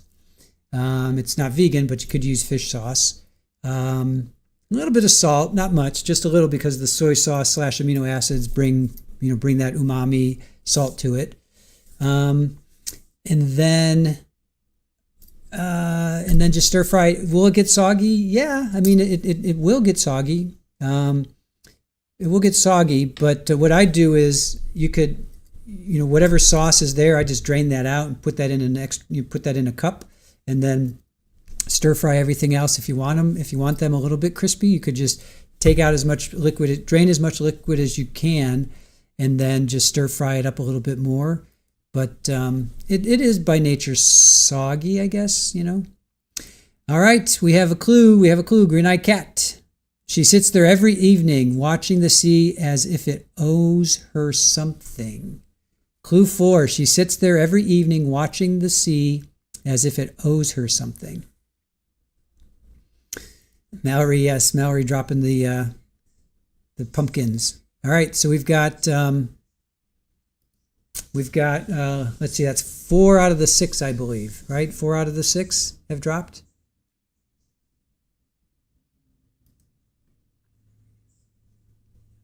I think 4 out of the 6 have dropped.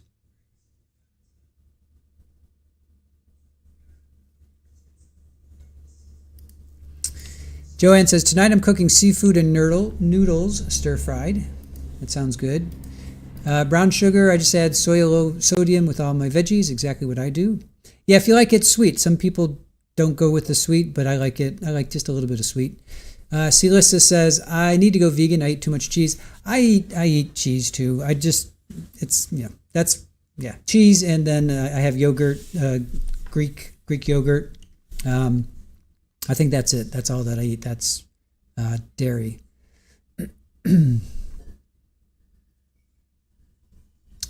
All right, 4 clues now. 4 clues.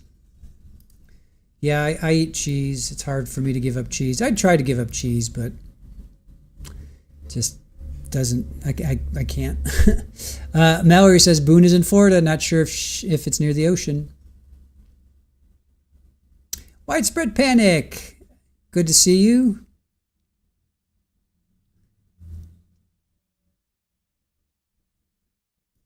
She assaulted someone in prison. Yes, she did. She went to the doctors, the nurse's station, whatever you want to call it, whatever it's called, medic.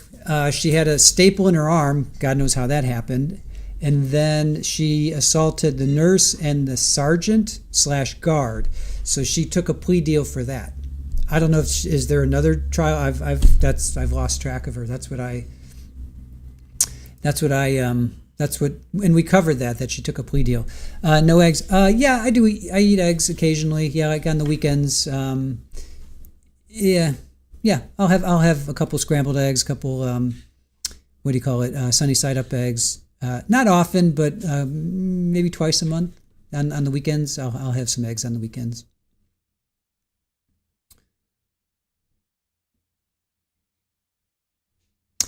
Okay, Susie, thank you for the clue warning. I need them to go back to my phone in time.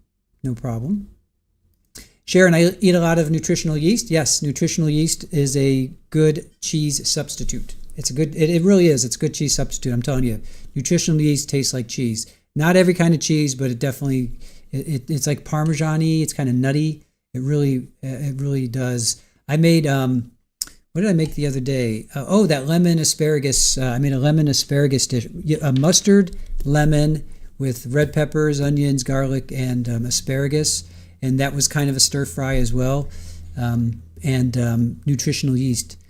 I'm telling you guys, it was phenomenal. Really, really good. Ms. Holmes, good to see you. I've been keeping an eye on this trial. Dude is so guilty. No way self-defense. Yeah. I think we're with you on that one. Daisy says, on a psychological level, Letitia Stock scares the heck out of me. Or Stock.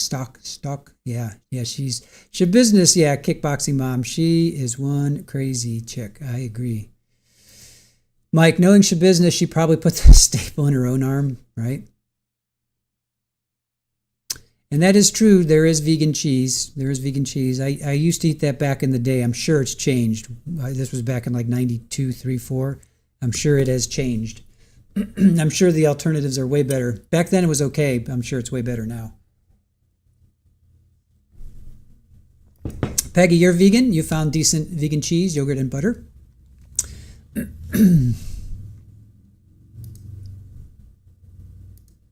See, Alyssa, yeah, put nutritional yeast on your grocery. Yeah, it's definitely. All right, go back.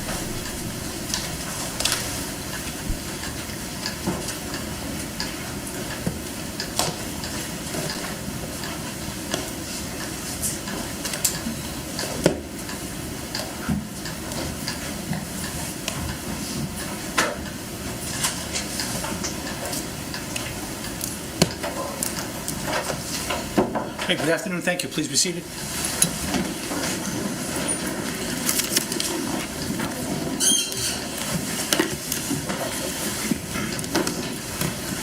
Your Honor, for the record, the state will resume playing State's Exhibit 26A for presentation purposes.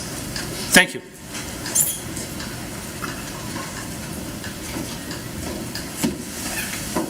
The plan for her was to fly out with a 1-year-old.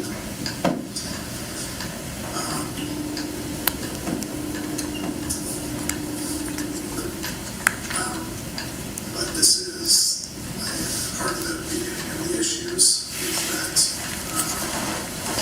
she was running into all sorts of money problems, and I definitely did not have a good income. I mean, I was basically pretty much fully, I get Canadian disability, and I'm basically fully working off of my Canadian disability. And so I didn't have money, especially with the move, which I have a spreadsheet of all of my finances, including the total cost of the move, and it was almost $5,000. And that includes the first rent and the security deposit. But anyways, I had to go further in debt just to get that move going. But then I felt like, oh, okay, obviously once I can just get settled in, then I can stabilize this work. But anyway, she kept asking for more and more money, and I actually, this started when we were in Minnesota too. She kept asking for money. Right away, this would have been like August or September, I don't remember. But right away, she wanted $2,000 a month from me, in which there's no chance that I could have done that at the time. Which is deserving. Yes. Because again, so basically from July, August, till now, basically, I had like a few $100 more, but I was basically living fully off of VA disability. And so obviously 2,000 a month, that's, there's no chance I could have done that. But she just like kept threatening, well, okay, I'm going to take the kids away and none of that. And so I tried, basically, to like placate her, I was sending her like whatever I could. So I remember like right away when she sent me, or when she was yelling at me about sending 2,000 every month to her, that, because again, there's no chance I could do that. But I ended up sending her 500, and then just every month it was basically the same things of her wanting more money with threats of taking the kids away, and I couldn't do that. And there was a few times like I was sending, I don't remember the exact amounts, but I'm sure they can be looked up, but I would send like $100 one month and like $200 another month.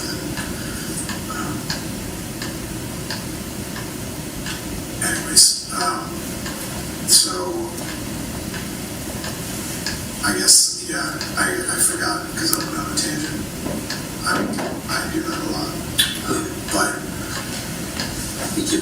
because what were we talking about? The New Hampshire? Yep, you would move to New Hampshire on January 23rd.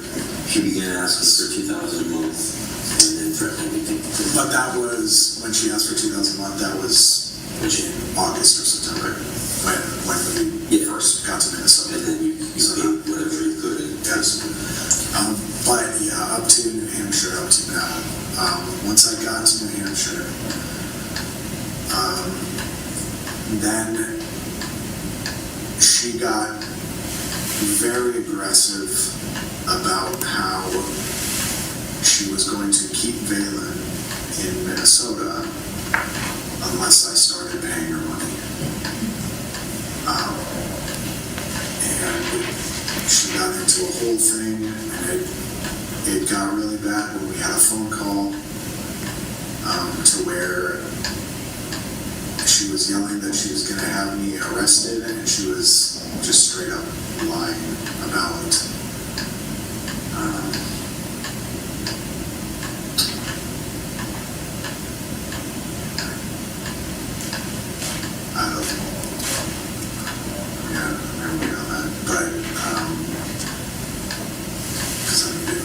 I would like to remember exactly what our phone call was before we started guessing. But anyways, she was basically threatening to like put me in prison and take the kids away and all this stuff, and I did not bite. I just was saying I'm not gonna play these games. And the conversation just ended, and I was reaching out to her family, I was talking to her, I guess a little bit more details. Her dad is her adopted dad, and he's in a different relationship, and then her mom is in a different relationship. But I kept in touch with both of them, and this is something I did the entire time. So these past year, really, I've been in contact with both of them, both families, trying to talk everything out, because my conversations with Caitlyn would never go anywhere, and so I was trying to get her family to help out. But anyway, so I talked to both their families and saying kind of what was going on. By that time, Caitlyn had stopped talking to her mom altogether and told me not to talk to her mom. However, I did reach out to her mom after she threatened to arrest me, so and take me this way. But I'd also been talking to her dad about it.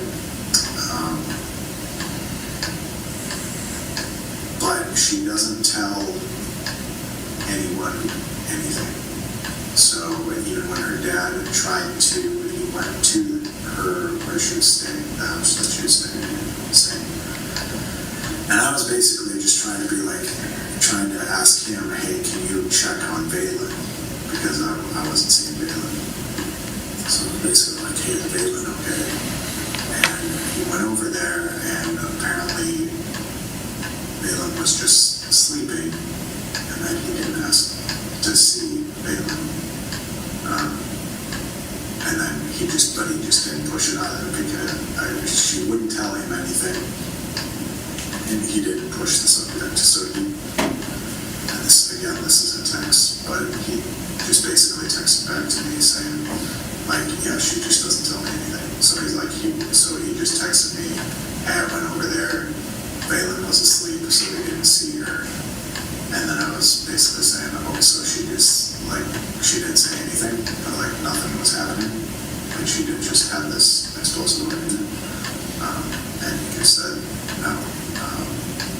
And I'm not gonna get, obviously, and the text will show what exactly his words were, but he basically just said, if she doesn't tell me anything. But after I had reached back out to my Minnesota lawyer because I was really afraid that something would start, that she would try to lie about something. I guess I'll say in general. Well, again, I don't remember, like, don't quote me specifically on this, but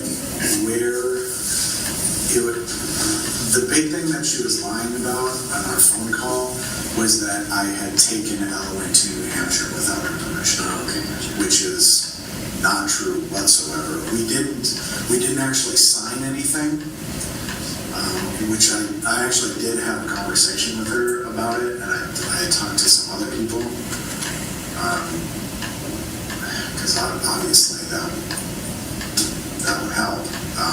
But I also felt like so many people knew the situation.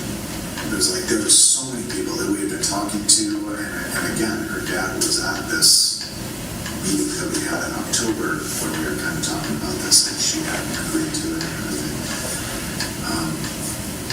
So I felt like that, even without any sort of written thing, that just wouldn't hold up in court.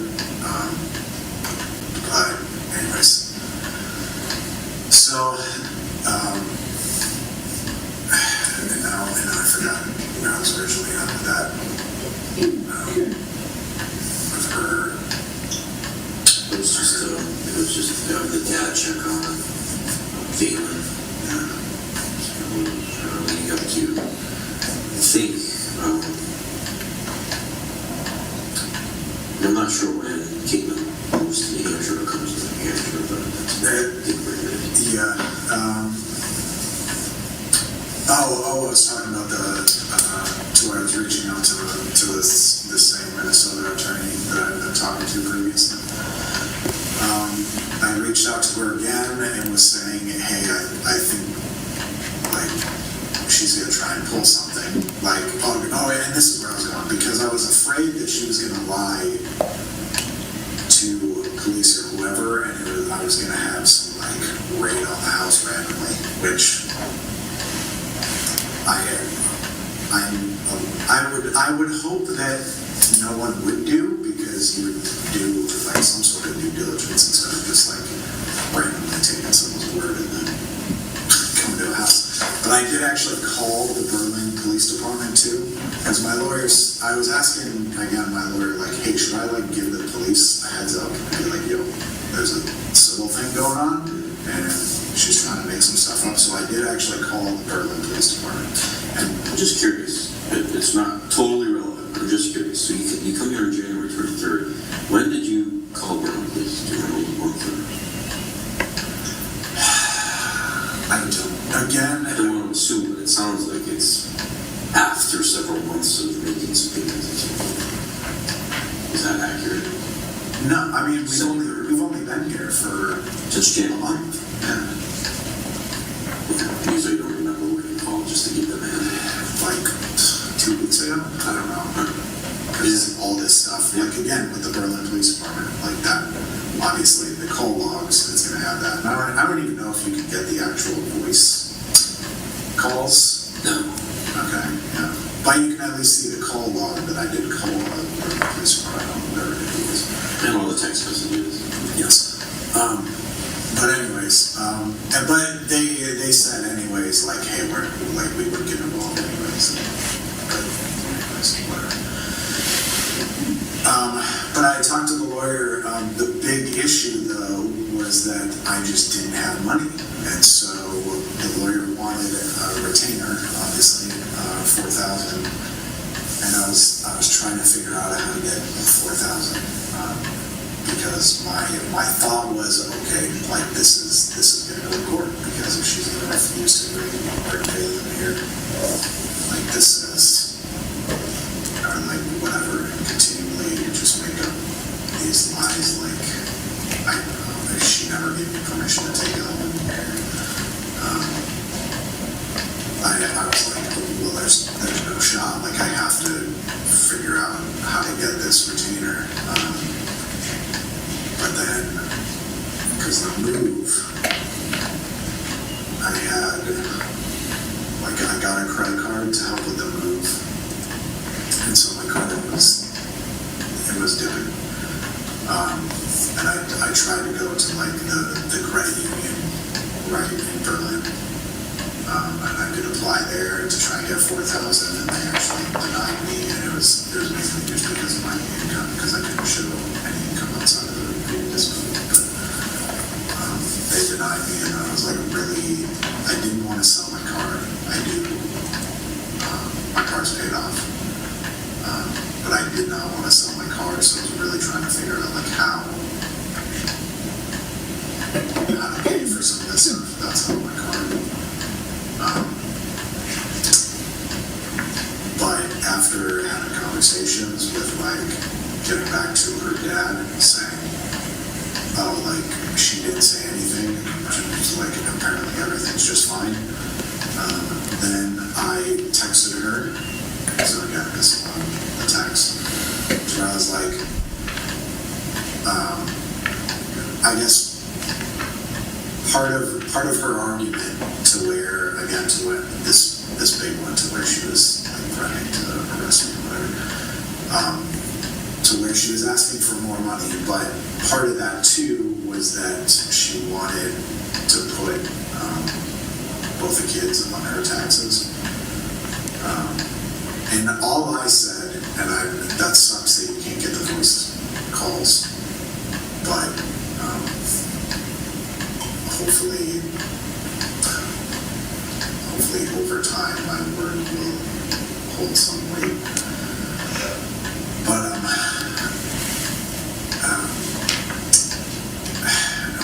forgot what I was saying.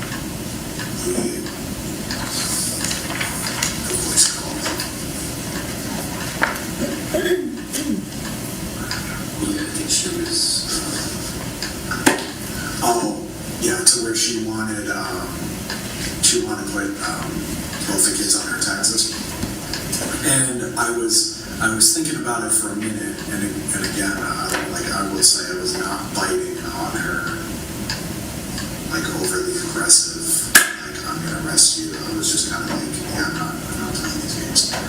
But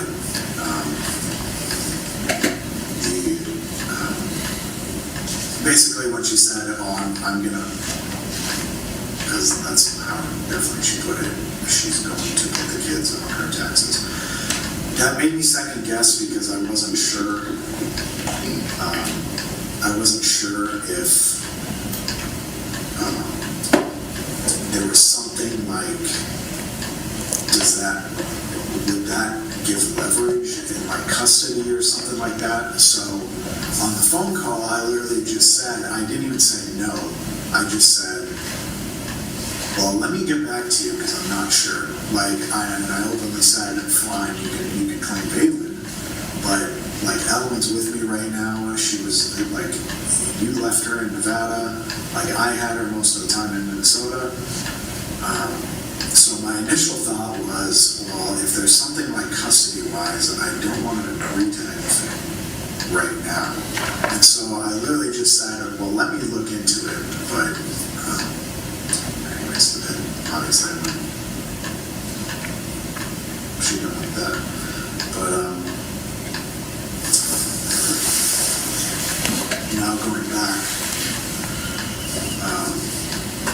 to after I heard her dad telling me, oh, like she was acting like nothing different had been happening. Then I texted her saying, will you bring Valen out here if I just agree to you putting Element and Valen on your taxes? And she just simply put yes. And so then I was like, okay. So she agreed to do it. By the way, I did pay for her plane ticket. That's probably, she bought, this is probably an important part of it, she bought the plane ticket already. She did. And then I federaled her the amount. So she texted me like the receipt when I federaled her the amount for the ticket. So that obviously that would be another part of like evidence of how, like, I wasn't like coercing her to do this, like she did this stuff, and then so it wasn't like, well, whatever. Was it a round trip? I'm just curious. Yes. So she was planning on to go back? Yes. Okay. And yes, that is important. And obviously, for both? You can, what's that? For both her and the round trip? Well, I think because she's one, she doesn't need a ticket. Okay. Just right on that. I always forget that too, because it's, but anyway. So yeah. But anyways, so yeah, and again, this is all in texts.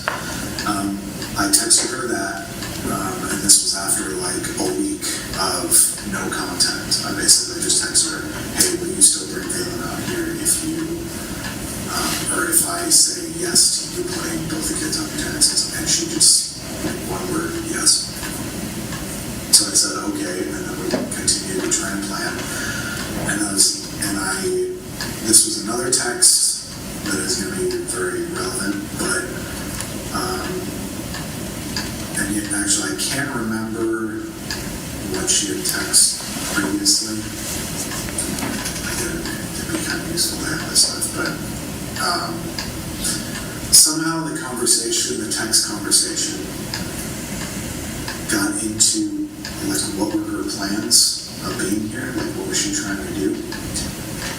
And I texted something along the lines of, I'm assuming that you're going to want to stay at the house for at least a few days. And this was because I'm like, well, why would you come here and not want to see like Element or whatever? And she then texted, no, I don't want it. And then again, you can look at the text. So I'm going to refer to the text. So I'm not going to be, my memory isn't going to be perfect, but it was something along the lines of, no, I don't want to feel trapped there at your house. And so I just said, okay, because that made it super simple for me. Like, that means that all she wants to do is just drop off Valen and leave. And I'm like, perfect. So then that was always the plan. Now, going forward to, I guess I'm going to 27th when she got here. It's 27th, Tuesday. I can't look at my phone. Yeah, it's 28, this is leap year, so 29th was Thursday. Yeah. So, I believe Tuesday was the 27th, which was when she flew in here. She was then texting me about how And I don't know how much to actually talk about because I don't know what's even relevant or what even matters. But I'll say it just in my thought process is like everything is relevant. But anyways, she had texted, I think on the 27th or on the 26th, so Monday or Tuesday, about how she now had to pay for transportation and the food and all this stuff, and so she wanted money. And this is in texts. So my response was just, well, I don't have money to send you, and my text was basically something along the lines of, I was trying to save a couple $100. I think I did say $200. I was trying to save $200 just for when Valen got here, and so I could get her like whatever she needs. So there's like stuff like, because the house has floorboard heaters, so stuff like, well, I probably need to get like a barrier for the floor heaters so she can get in front of it. It was like stuff like that, or like food for her. So I was like, well, I wanted to try and make sure that I had $200, and I was like, I can send you $100. If that will make a difference, I will send you $100. And she did say, okay, and so I sent her $100. And then, so I didn't hear anything on Tuesday, which I wasn't planning to, but then on Wednesday was supposed to be when we were meeting up for her to drop off Faith. Brenda lives in Hampton, which was where, so Caitlyn flew into Boston. I'm assuming Brenda picked her up from the airport. I don't actually know that. But I'm assuming she picked her up from the airport in Boston and then brought her to Hampton. Again, I'm assuming she wasn't staying with Brenda. I shouldn't even say that. I don't even know if she was staying with Brenda. She might have been staying in one of the properties, because I think she has a couple seeing the properties. So that's why I'm assuming she was staying around the property. But anyway, so that's obviously that's like over 3 hours from Berlin, Hampton to Berlin. And so I was basically, and then again, this is all in text, I was basically saying like, well, okay, well, let's try and be in the middle, because I don't really want to drive 6 hours and whatever. So I basically picked a spot pretty much right in the middle. Is that Ossia? Ossipede? Yeah, and it was, we agreed to meet at Harley Jack's.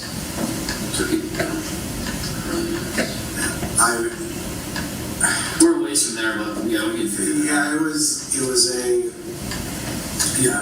was just like just a restaurant that was like right on 16. Okay. Because obviously that's what I was trying to be like, well, okay, let's try and meet somewhere in the middle. So it was like an hour and a half drive for both of us. So then, but I was texting her, like, trying to get her questions of like, well, okay, so Brenda's driving you there, and then she said that Brenda was just dropping her off, and then that made me text like, well, okay, and again, these are in the text, to where I then was asking like, well, okay, is she picking you up afterwards? And she just never responded to that. But I was just immediately confused. Like, is she just going to leave and then come back? Because that doesn't make any sense. Because, like, why would you leave, drive an hour and a half back to Hampton, and then what? Like, are we planning to be at the restaurant for like 5 hours? No. But anyways, but she never responded to that.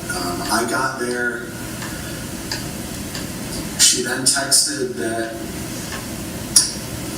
something had happened to the washer and dryer or something like that, and so they're like an hour late, which was fine. I was just there. We just were hanging out. Ella and I were just hanging out at that restaurant.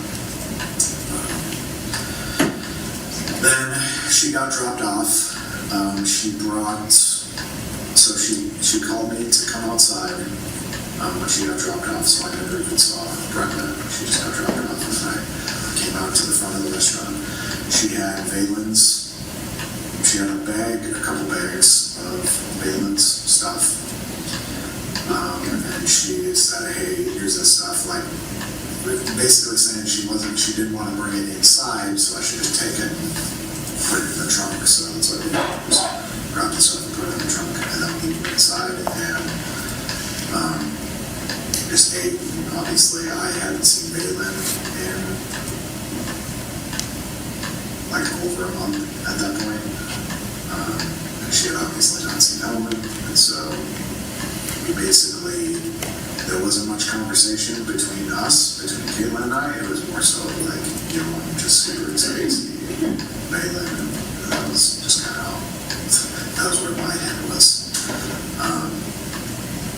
And then after a while, she started, which is something she does because she doesn't want to talk to me, so she'll talk to our kids, like, with me there. And so she was like, hey, should I come to your house? Like, asking Ellen that. And immediately, I was like, and again, obviously, none of this would have happened if I followed my gut. But I immediately was like, this feels like a bad idea. Because this was never part of the plan. She specifically said she did not, and again, it's in the text, that she did not want to come to the house because she didn't want to feel trapped. But anyways, I immediately I was not happy about it. But, and I started asking, like, well, where's Brenda? Like, is she not coming back to pick you up? And she was just saying no.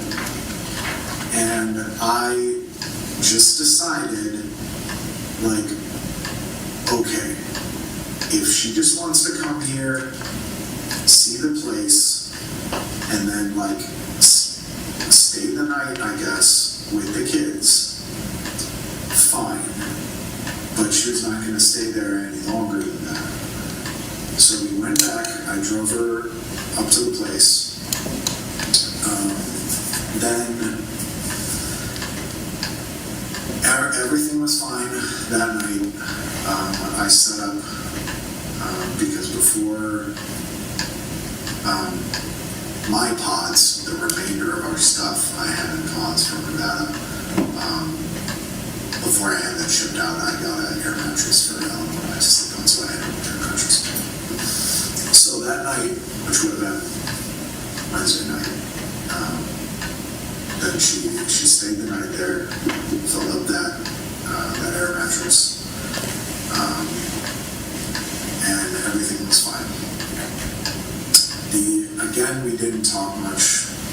It was just like, again, I was just happy to have Valen there. And what I would assume is that she was happy to be with Ellen.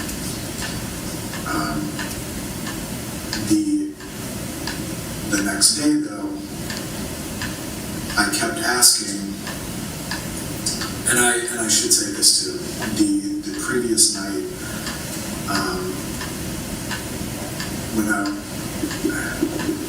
when I was saying, like, basically whenever I was asking about, hey, like, is Brenda gonna come and get you, or like, what's the plan, she would never answer that question. And so that night, I didn't push it because I really didn't want to, because it's like, whatever, it's difficult to deal with her. So I just let the night be, and then the following day, I started asking her, hey, when's Brenda coming to pick you up? And she was, at first, just refusing to answer.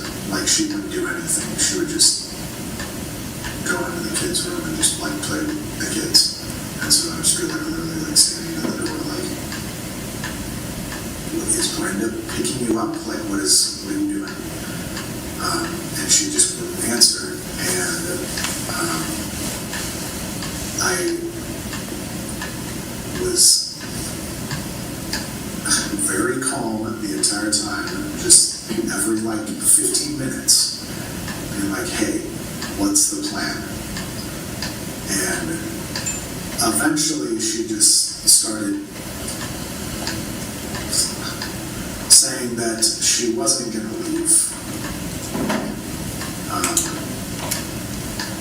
And then we got into a conversation of, no, you texted, you didn't even want to be here in the first place, and I don't want you here. I didn't plan for this. Like, we have, like, me and the kids, whatever, like, we weren't planning on you even being here in the first place. Like, I don't want you here. And then she just said, no, I'm staying here, and I'm not leaving. And that went on the entire day of her refusing to leave, and as it escalated more and more, she started getting more and more aggressive about how, no, I'm going to take the kids away from you, I'm going to call the cops, I'm going to get you arrested, all this stuff. And then, obviously, as things got more and more aggressive, if you can tell by kind of my demeanor, I'm a very calm person. I think everyone can ask anyone. I'm a very calm person. It takes a lot to get me riled up. But that is the one thing, and there is definitely a lot more to my emotional attachment to the kids, but that is the one thing that does set me off, is like these continued threats of taking the kids away from me. And it was just getting to the point to where just the entire day of me trying to be like, you cannot be here, call Brenda. And I didn't have Brenda's number. And I was literally thinking that, like, I need to text someone to try and get Brenda's number so I can talk to her. Try and be like, hey, you need to come get her. But yeah, I didn't have her number, and it just didn't get to that. But,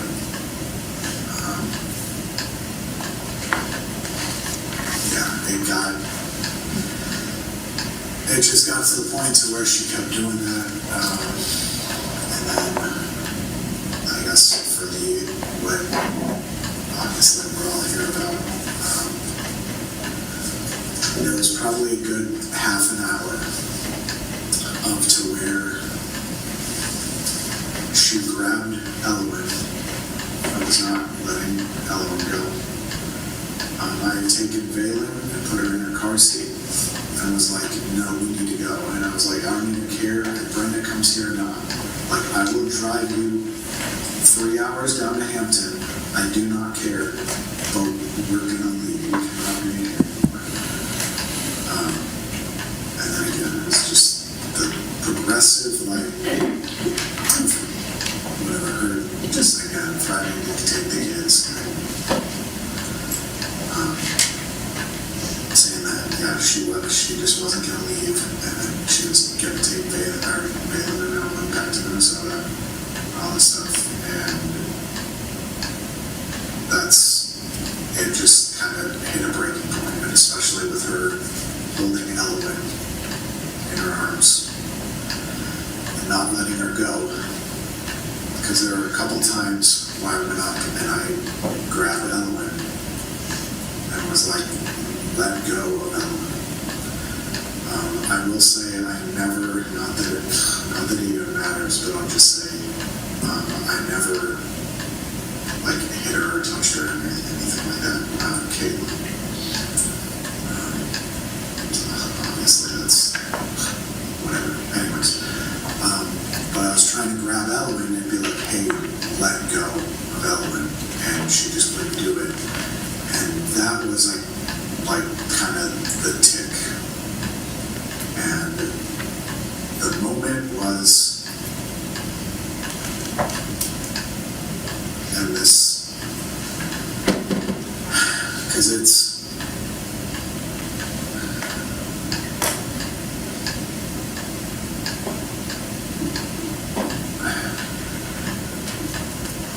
it was,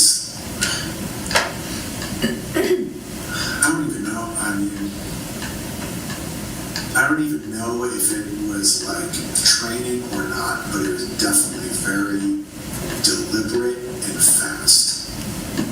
It was like the line had been crossed and my mind was just like snapped. And my gun, this is where I guess I'll set the scene. I assume people have seen this scene. She was on the couch, holding Ellen and not letting her go. My gun was on my desk to the left. After a couple attempts of me trying to grab Ellen and her not letting go, it was very, very fast, very deliberate.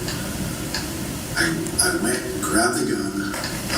I'm someone who does not keep a round chambered, but it was just very quick. I just like grabbed it, chambered it, grabbed Ellen, pulled her back, and shot her. It was very immediate. Obviously, what's big in my head is Ellen yelling. I really hope, and I don't think she saw anything. She definitely heard it, obviously, and I had conversations with her.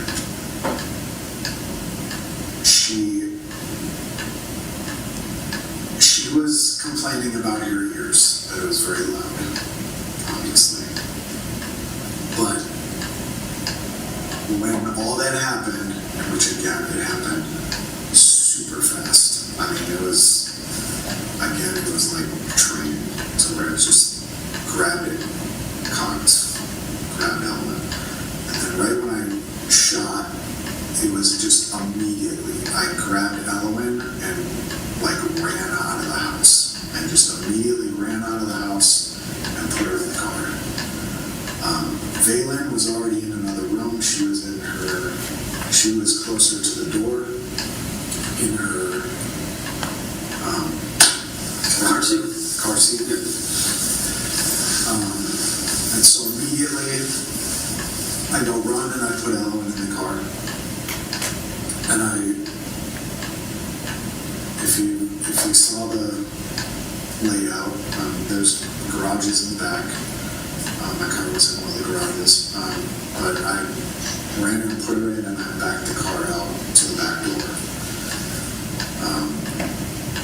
And I sat for a minute, like talking to Ellen. And for one, I was making sure that nothing had happened to her.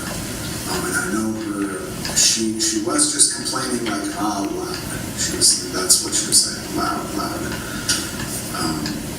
And so I was trying to check though to make sure nothing else was going on.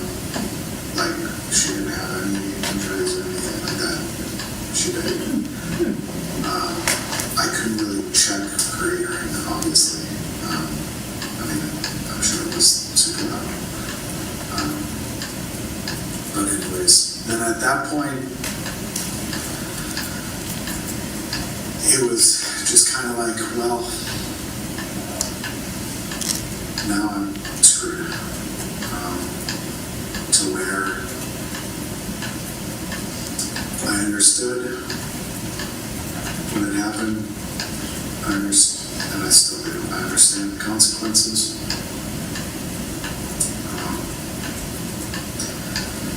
But anyways, in that moment,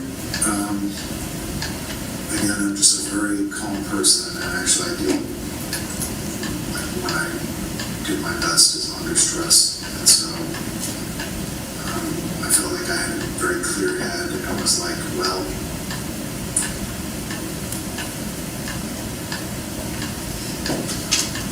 I guess I want to spend a bit of time with the kids before I have to be here. So what I did was I went through the house, kind of grabbed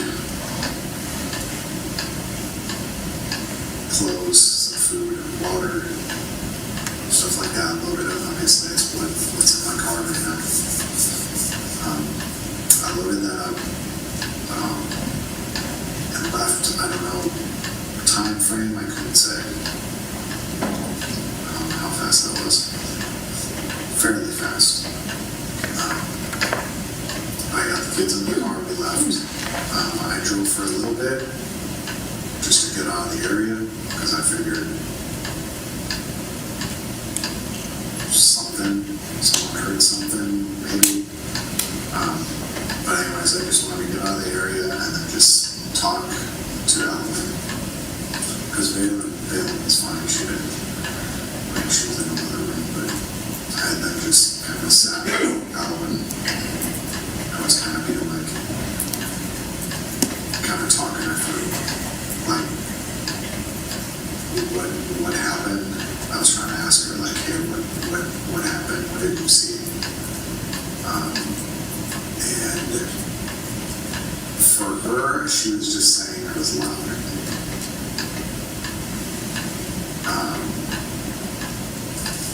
And she wasn't saying anything else. And so that was kind of my biggest thing of like, I just really hope she didn't actually see anything.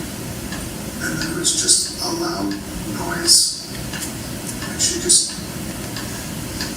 like, because of that, she just closed her eyes, whatever. I was just doing this. I hope.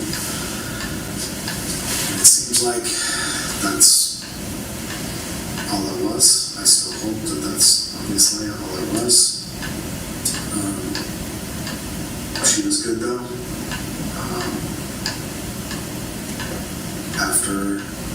So anyways, I checked on her after driving a little bit, just basically out of Berlin. And then I was just kind of trying to plan what I was going to do. Because kind of immediately I kind of knew what was going to happen. Like, it doesn't matter, I understand that it doesn't matter how I feel. It doesn't matter if she was threatening, whatever.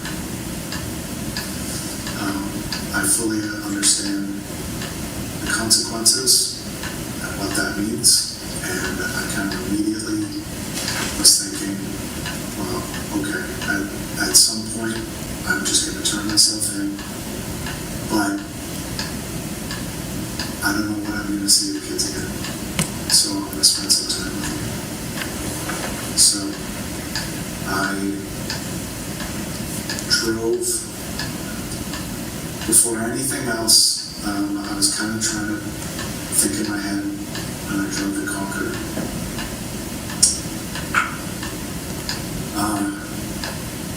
Once I got to Concord, then I kind of sat with Ellen and Valen again, and at that point, they were both good, and they were happy.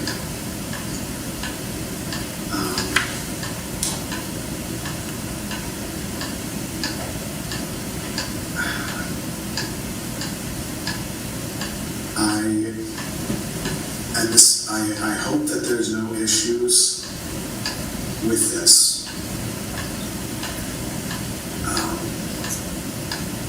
And there really shouldn't be. Anyway, whatever.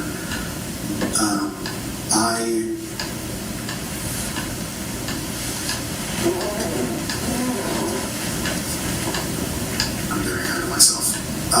When we got to Concord, I was kind of, again, I sat done with the kids, it was like, and in the car, obviously.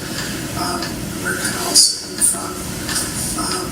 And they were all better. They were both better. Ellen wasn't crying. She was good. She seemed happy again. And for my own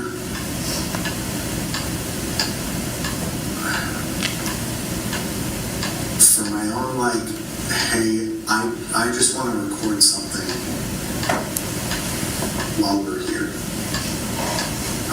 So I did take out my phone and I just recorded us. Basically, I was just saying I love you to the kids. And I would set it back and she was saying yes to Valen. And basically I got the recording. And I decided I'm going to tell someone because there maybe is a possibility that no one heard anything at the house or nothing had happened or like no one had heard anything or whatever. But anyways, I decided I was going to call my mom. And so I sent her the video of the girls in the car. And then I immediately called and told her what had happened. She was obviously distraught.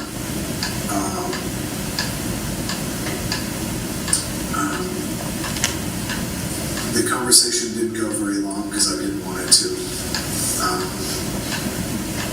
Obviously, as a mom she's trying to be supportive, but there's not. Obviously, there's whatever. Anyways, but I basically said, "Hey, you should probably call the cops." And especially too because I didn't want to call her and say, and for her to like somehow be complicit of like me calling her and then her not calling the cops. So I which is my point of when I asked you earlier of how did they know? Because I was wondering if it was my mom. There is a note that you called somebody in Minnesota, but other than so it's just whatever our dispatchers are bringing. So there is a note that you called somebody, but I have to talk to somebody that has a little bit more info. It's probably safe for somebody. So that was basically what I said, and then I said from here on out though I'm gonna go dark because then I'm turning off my phone, and I just want. And I told her this, I was like, I'm going to turn myself in, but I want some time with the kids before I do it. And then that's when I hung up and then turned my phone off. I ended up driving to, I don't know where in New York. I was getting close to New York City, west. I don't remember. I don't really know New York, but it was like west of New York City. Maybe Memphis. But, and I guess there is stuff going on in between too, like just making random stops or whatever, and just like, if the kids were awake, like, hanging out with them. I got down to New York, and then, just kind of laid in the backseat with the kids for a minute. Got like a couple hours of sleep. The kids' events, they were sleeping on and off through the whole thing, but they were sleeping good. But and then I just laid in the back and slept for a couple hours, and then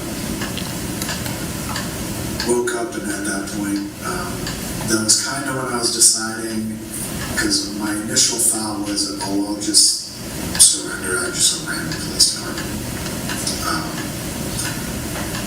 But then I kind of decided, you know what, I should probably do it in New Hampshire instead of just random, like whatever, New York or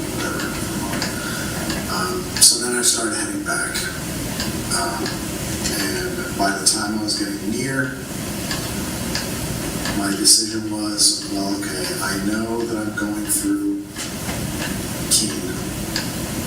So my plan was to go back to Concord, which was where I originally stopped and made that call. And so I was like, I guess I'll just go to Concord and just for a minute. But I was like, I do want to just sit down with the girls and just have breakfast somewhere. And so as we were just driving through places, I was kind of waiting to go to a restaurant until we got to New Hampshire. And I was even envisioning this. I was like, you know what's going to happen? I bet we're going to stop at a restaurant, sit down and eat, and then the cops are going to like raid the restaurant. I had that already in my head, but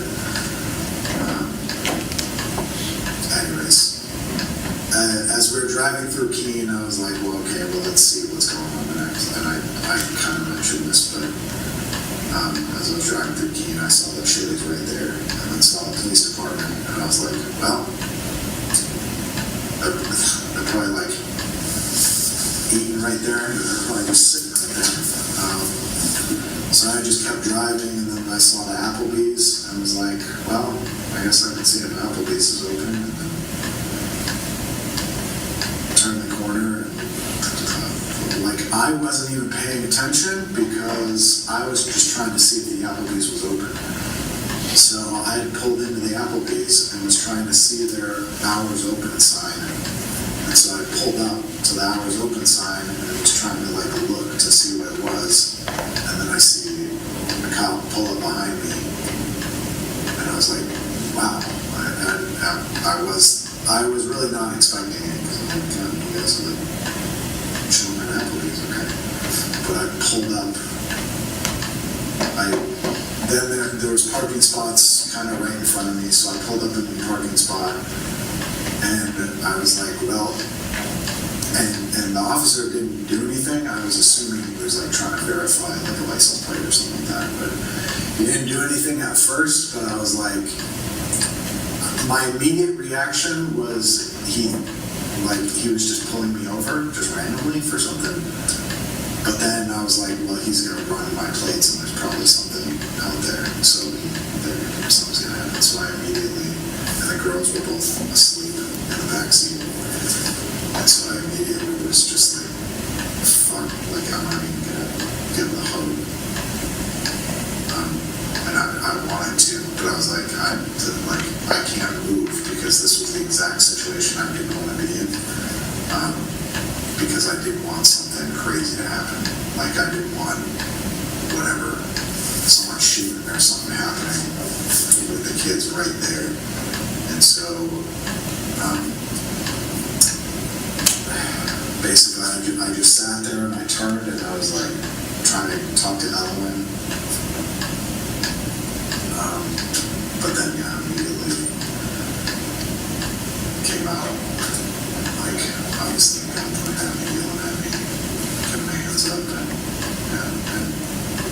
I mean obviously I wasn't gonna fight or anything. It just really sucked that I just couldn't even like hug the kids. That was like the big thing that was just in my head. And then obviously the situation happened. I just obviously I directed me back and I was just yelling, hey, there's kids in the car.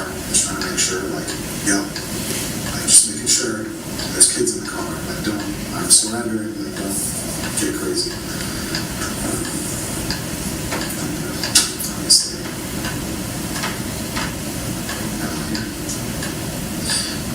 Well, Dustin, I think you covered pretty much everything. Not quite to the point where I don't have questions. I do have a few kind of like just kind of curious questions and stuff like that to clean up. More or less like timeline. So you talked about Caitlyn flying in on the 27th. You didn't really talk or see her until the 28th. I was wondering what time you got to the restaurant hospital. She might have gotten to the restaurant hospital. Again, you can verify through text because they are in text. I probably got there like 4:30. And again, the text was saying what the restaurant was too. But I think it was called Harley Jack's.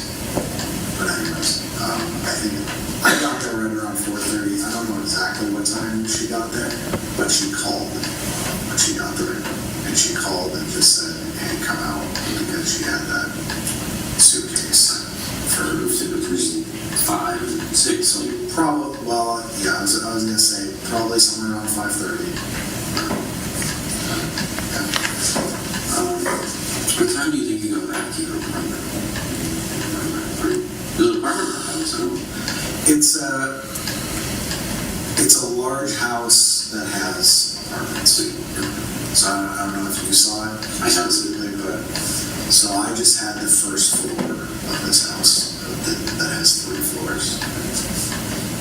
What time do you think you got back to the apartment? That one I have no idea because we were at the restaurant for a bit.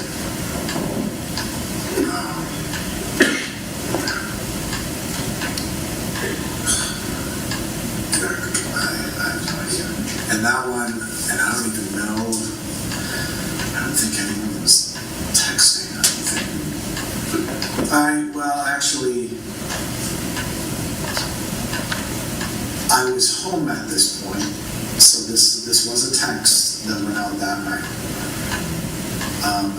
And I wish I could remember what I said. I can't just look at the text. But it was from my mom, and it was something like, hey, is everything okay? And I think I wrote something like, I don't even know what I wrote. I was saying something about like how Caitlyn was at the house. And I think my mom was asking again, like, hey, is everything okay? And I don't think I actually responded to that one, no. But obviously, she knew, Caitlyn's at the house, what happened? But, so if, to verify, timeline, when my mom texted, or when I responded, is actually probably the better way. When I responded, we were home. We were at the What time is Element's bedtime? She's, I guess you could say time. But for me, I'm up late. So I'm up. It depends. Like this past week, I was up till 2 a.m. Pretty much every night. But she was pretty good. I say that just because at Element, a lot of the times, if I'm not in bed, she doesn't want to go to bed. So she tries to hang out, but when she understands, trying to work on stuff that, this past week, she was really good at just being like, I'm going to go to bed now, and just goes to bed. What were the sleeper arrangements? I know you said it was on an air mattress. Yes. What room was that? So, if you know the layout of the house, I had turned the living room into my room. And there, probably why I was doing these things is irrelevant, but I turned the living room into my room, and the dining room was turned into the living room. And both of those there's glass doors that shut to separate the 2 rooms, but I just had it open all the time. And so, when you're asking the sleeping arrangements, my bed is right there in that living room next to me. And then I set up the air mattress basically right in the doorway between the living room and my bedroom and the living room. 4 kids? Yes. And so she was right there, and then what ended up happening was then Valen slept with me, and for the most part, Alan slept with her. The girls have does Element have her own bedroom? She does. So I had set up the girls' room, which you'll obviously know.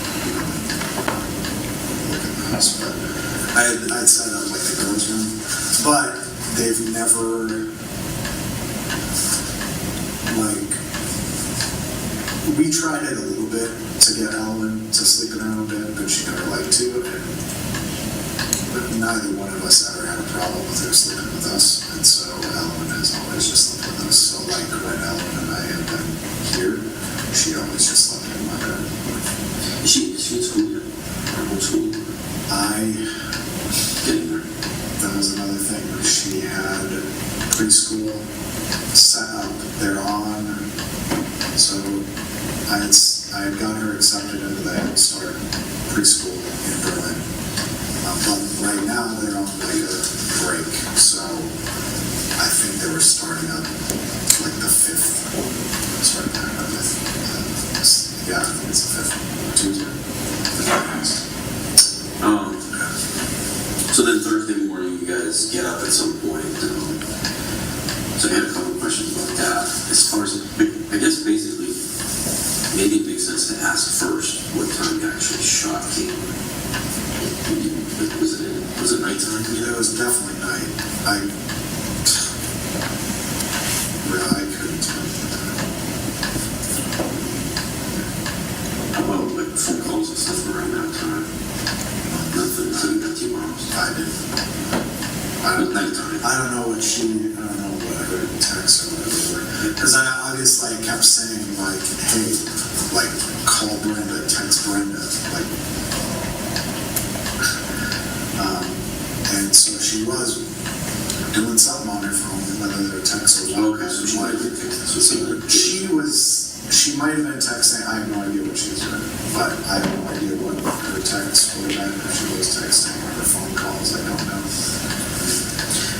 One of the things you said, so two questions. You said that you were not physical with Caitlyn at all. How about the opposite? How about her physical with you?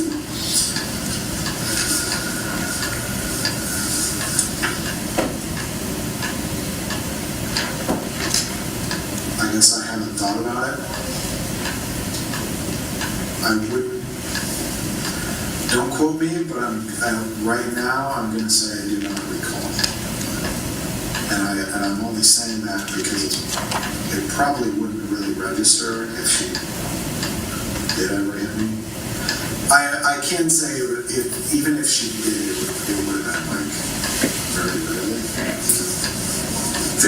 To where I wouldn't even remember it. Right. But I'm just saying that because I probably wouldn't even register it. Look, I'm thinking of an event in my head to where I don't even remember what was going on. I remember this was in Nevada, but she was really angry about something, and I don't remember what it was. I haven't seen her that Caitlyn. Is she taller than you, bigger? No, she's very small, 5 foot. Would it be fair to say that if she did like physically assault you, like obviously you don't recall any injuries, but any major type injuries?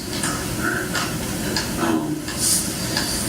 One of the things you mentioned was that she was getting aggressive on the 29th, so you were asking her about Brenda coming to pick her up. She really wasn't answering that question most of the day.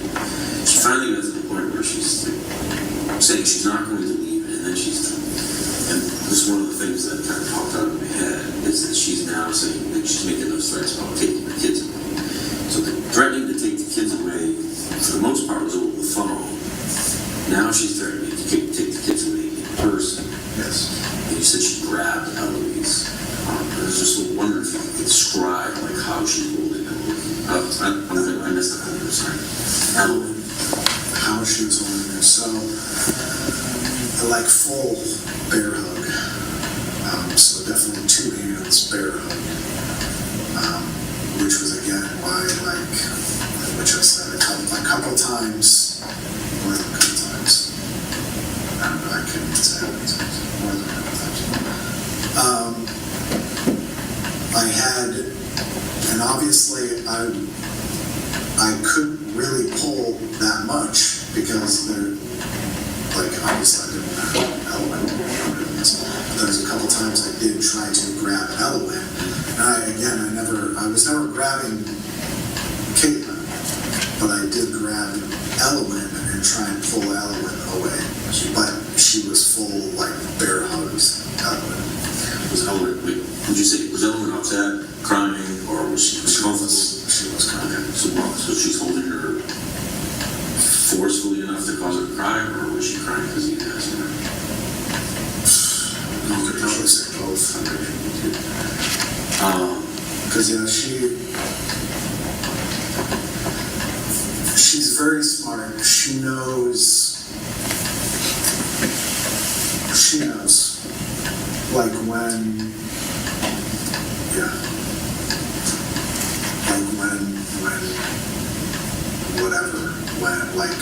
in that situation, I should say this for the record too. During that entire conversation, I might have yelled once, but I think that entire night,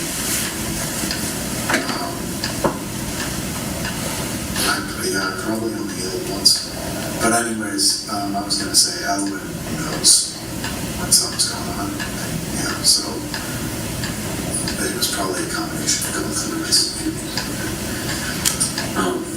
You did say that Caitlyn was becoming aggressive, and this obviously holding Elowen is a step towards that. She's threatening to take the kids away, like threatening you with calling the police, threatening to take the kids away.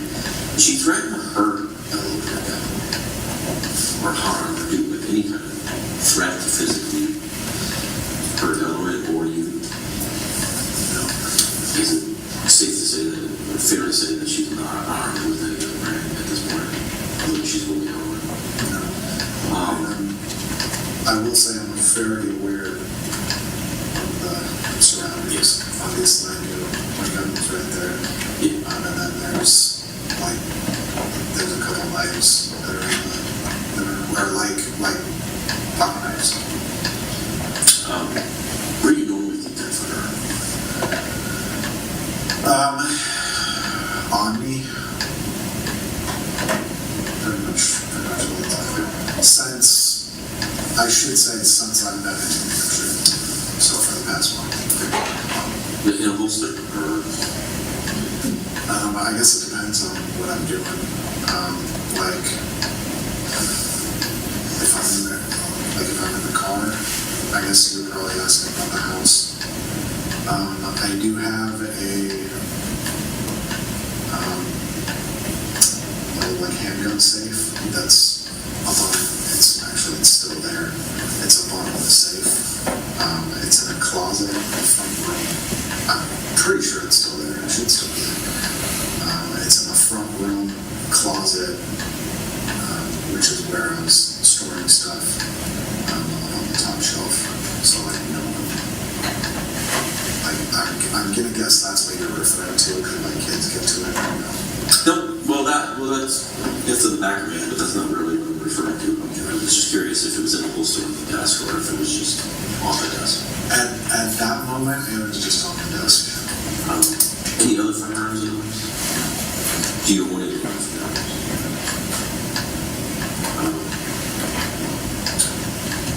And that, you said, was on the desk.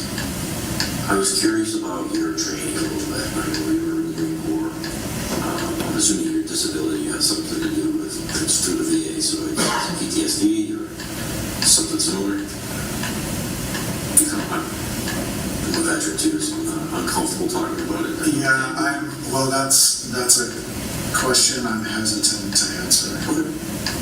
How about if you're asking about training, because this is I see where this is going to come into play. But yes, I am in the Marine Corps right away. Right boot camp, I was battalion high shooter. PMI, the coach, he gave me a jacket because he had never coached anyone who shot as high as me. And immediately I got tagged to become a combat marksmanship coach, which then my coach's course, I got top gun in the coach's course, beating out like the recon special forces guys. So that was something I held like a lot of pride in my Marine Corps, even more so than my actual job was just my shooting prowess. But I can see where this is going of like, could it be that I'm endangering Elwyn by what I did? And I would very much say no. And just from that, just my training. Just to kind of tighten that up a little bit more, you're an expert marksman of some sort of competition. So fair to say you know you weren't endangering Elwyn. Yes. Because you're that, like, you know where that barrel of that gun was lying at. Where was that? Very, like, obviously that's, and again, like I said, when everything was so fast, it really was like training just, obviously, it was instant, like everything happened probably in a couple seconds of me like grabbing and covering it. Like, it was very fast, but it was, I guess, what were you asking now? So I want to just, now I have another question.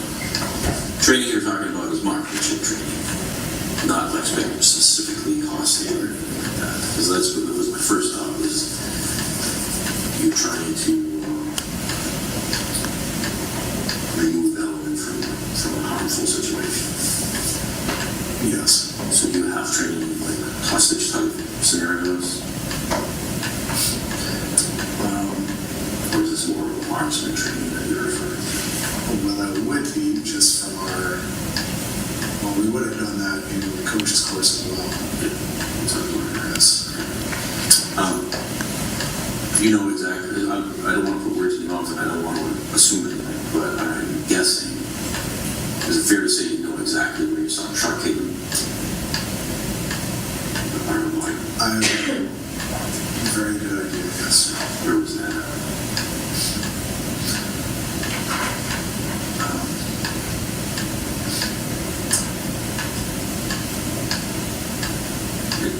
I'm There's a couple trying to decide if this is a trap question. So, no, it's not. I'm just like, I just want to, it's hard to say you're an expert marksman and that everyone is safe and not know where that round went. So that's what I'm asking. Well, yeah, yes. It straight through. I don't know exactly where it hit. I mean, her hair is covering, but side of the head, through the other side of it. And you're right-handed? You fire with your right hand? What type of caliber was, where is it now? It was in the front, the driver's side door. Any other guns in the car? He thought there was. Sorry. No, there's no other guns in there. And I did tell them, like, immediately, like, when they were getting me, I was saying, I was already out of the car at this point, but I was saying, hey, there's a pistol in the driver's side door with a round chamber. Just because they were, I will say, they were good on that, of saying, like, hey, just don't even touch the door, because the kids were right there, too. That was the point I was trying to make. It's like, before anything else, like, hey, there's a young chamber right there.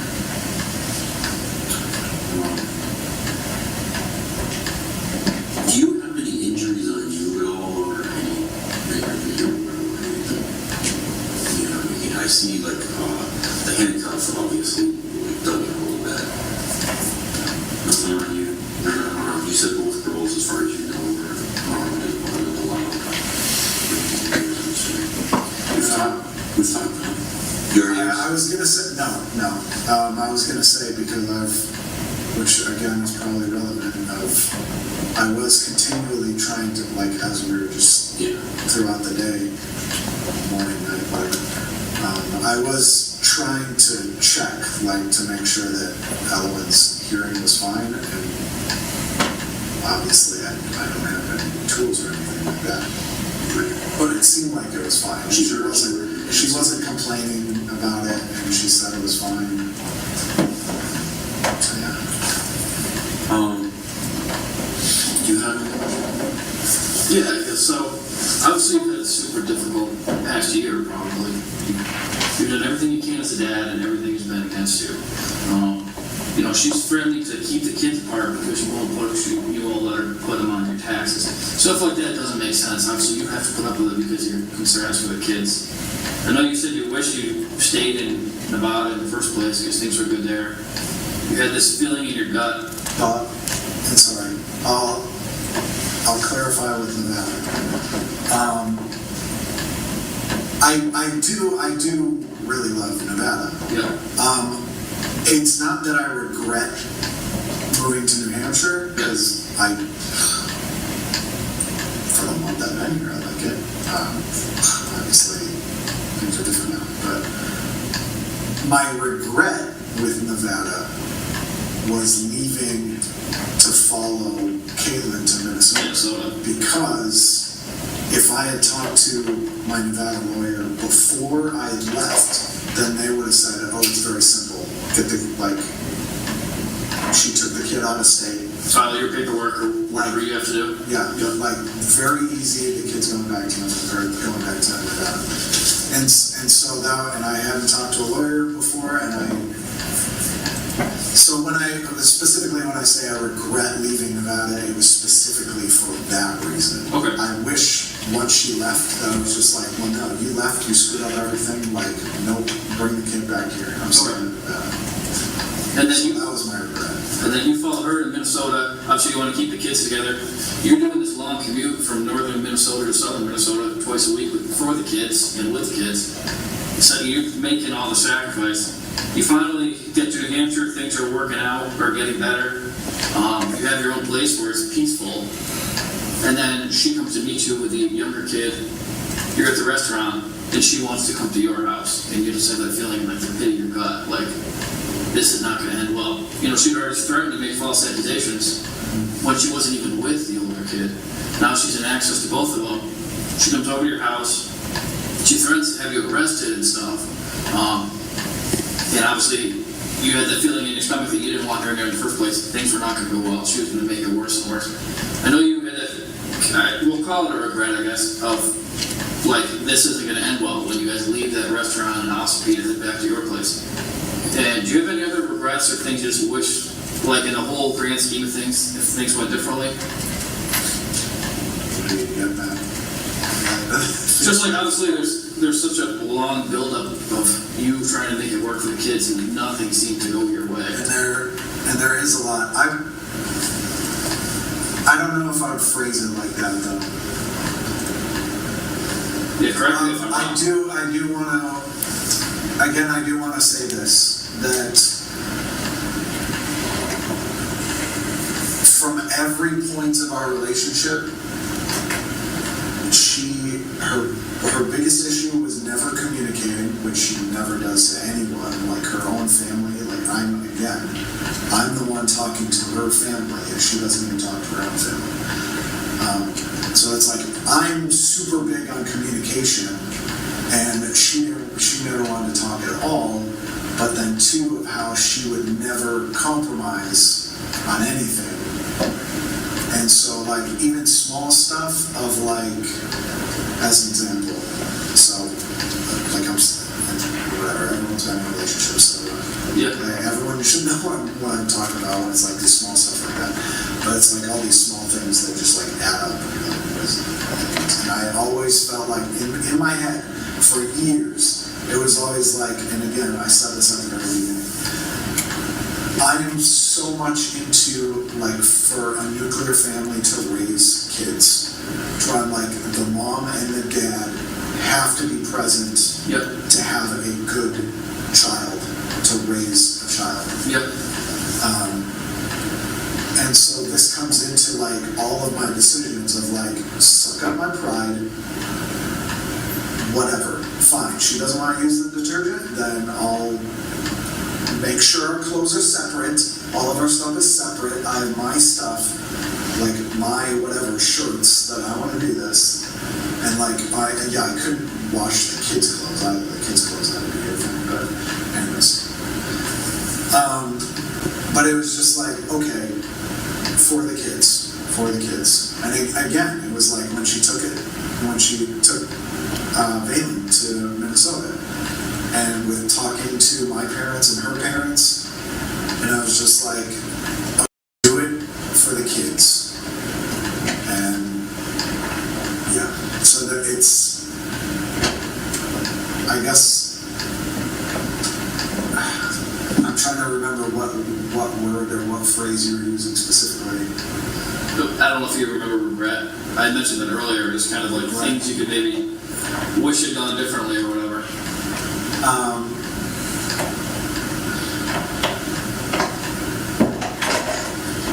It sounds like immediately, like again, my immediate regret is leaving Nevada. Yep. Because I should have just stayed there, got the lawyer, and then the kid would have been back, and then obviously that brings up that whole situation of the mom took the kid out of state. Yeah. Like, that looks terrible, and we probably would have just right then and there gone through like a custody case. Yep.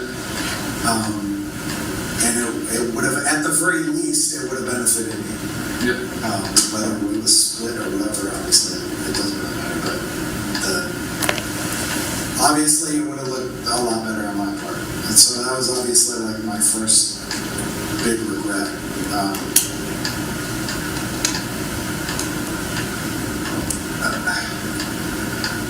I don't know. I feel like you're trying to get something out. I'm just trying to look at the big. Obviously, you've only been in New Hampshire for a little while. There's a whole big picture. We kind of covered most of it, but there's a huge lead up to this. Yes. And it sounds like to me, I'm sure to Mike too, you did almost everything you could, and it was just never good enough. You couldn't send, your money wasn't enough. You fall into Minnesota, but things don't work out there. It sounds like you did everything, the best of your ability for the kids. Is obviously things didn't turn out, I'm sure in New Hampshire like you wanted them to, but. Feels like you're like buttering me up. As you see fit, yeah. Now I have a question. Well, I was gonna say, I don't know if you're getting at like, do I regret New Hampshire? Which no. I think I would have really liked it here. And again, I was getting everything set up. I mean, because this is gonna come up obviously as the case happens. But I don't even know if I want to. I probably shouldn't even talk about that. let me ask you this. Never mind. I don't regret New Hampshire. And again, I had everything. I mean, Ellen and I, we were having a great time. We had so much, immediately. I moved here, we have people helping us move, she's meeting friends here, we got to the Head Start program, yep. I got my, whatever, immediately got my driver's license was still a temporary one, I haven't sent anyone yet, but yeah, I got, obviously, title switch over and all the registration stuff, just fully getting set up here, and there might actually be texts on this. I'm not sure if it was just conversations with my mom or if there were texts. But there might be texts. There are definitely conversations with my mom of just saying I don't want to call this a success until Valen is here and Caitlyn is gone. And I remember at the very least having those conversations, but there might actually be text to it because we would have conversations of oh, she's threatening this and she's not going to bring Valen now, and now I'm saying, okay, fine, put them on your taxes. Are you going to bring them here? And then yes. And it was I was always so I'm not calling this a victory until this is done. And, obviously it was not.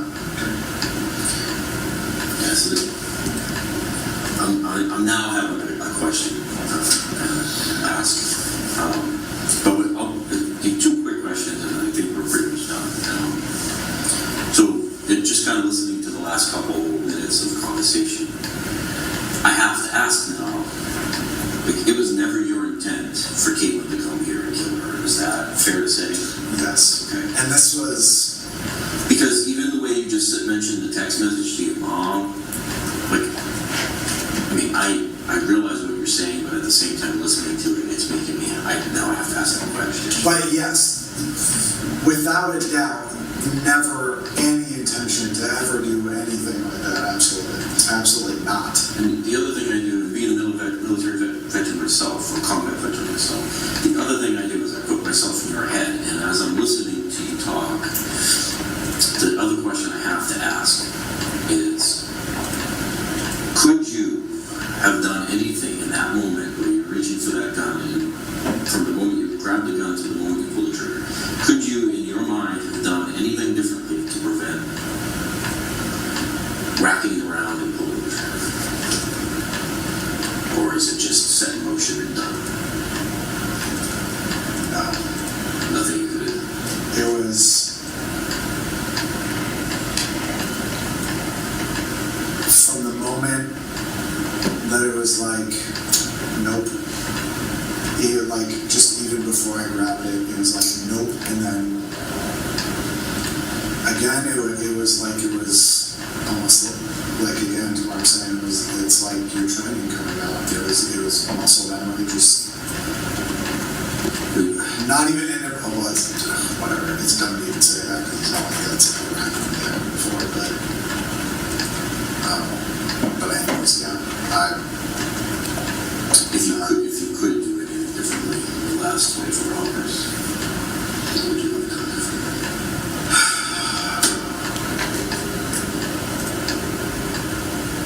not let her go to the house. But then it's, you're getting into hypotheticals of, but then probably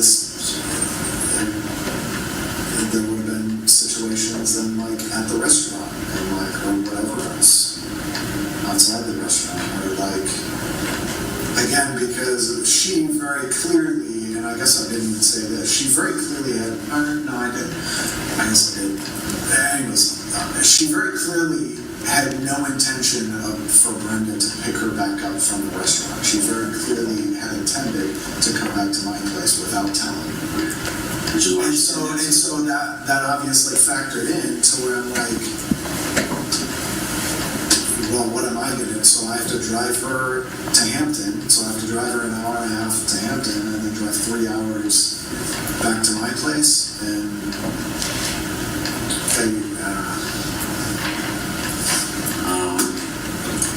I get, you know what? Because I have to call it out. Like, are you getting at? Do I regret shooting her? Well, this is your opportunity to say if you do or not. So if you want to address that too, yeah, please do. I don't know if I want to.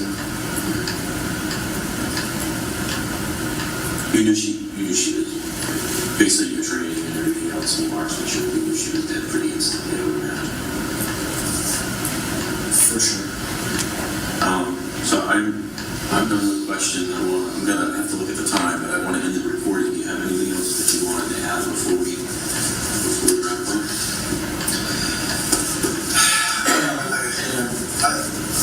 I do want to say I'm not answering that last question of do I regret that. For either answer, it just feels like that's almost like a trap question.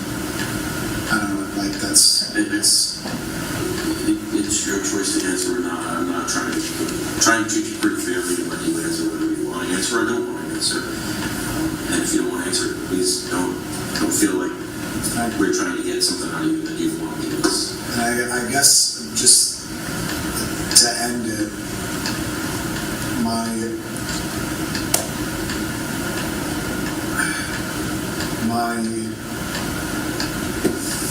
obviously all, you know, if I could talk more, I'll say it.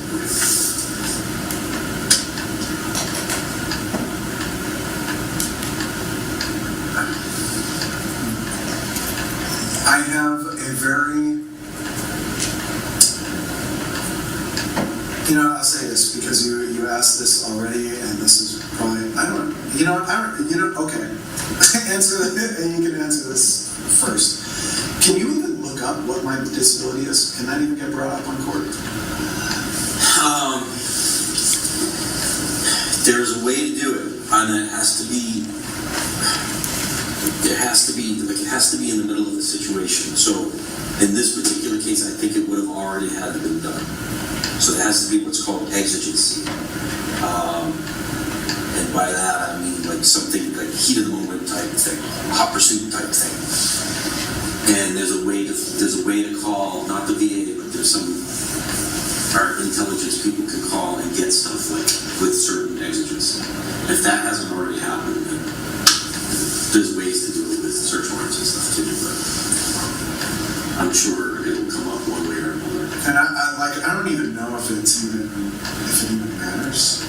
Well, anyways, whatever. I was gonna say, not even with that. I was just gonna say that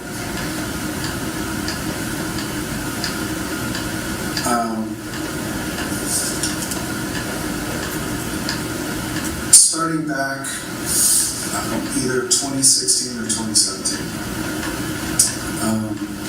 I started going into some very severe depression, and I did have a failed suicide attempt.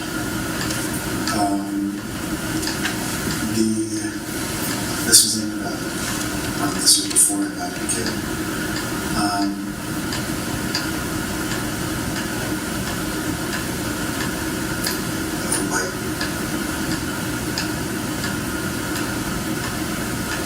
So there was a lot of me trying to find. Okay, I don't need to go into the whole thing, but it was a lot of me like what is the point? There's no purpose for me to live anymore, and that was kind of where I was at when I was in this severe depression, and that's when this all happened. But after that happened, then my parents took me in to their place back in Minnesota, and that is when I met Caitlyn. And then when we had our first kid, Ellen, that was when it really was like, this is it. Like this is why I'm here now. And it was,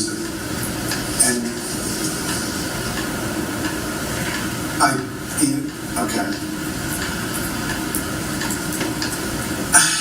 I don't even know. I'm debating whether I even want to say this. Because I think veterans, when you talk to veterans, they understand this. I'll just give this caveat and say it, because I feel like if you're a veteran, you understand this.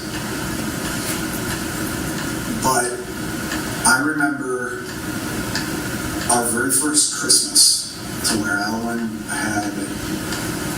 she just turned 1. And actually, this reminds me, because this brings something up about Caitlyn. And we could honestly go down this whole road. I don't think Caitlyn cares about the kids. And that's a whole other can of worms that can be opened up. But Ellen's very first Christmas, Caitlyn left and went back to Minnesota. So it was just me and Ellen. And then, so obviously, but I remember at the time, I was still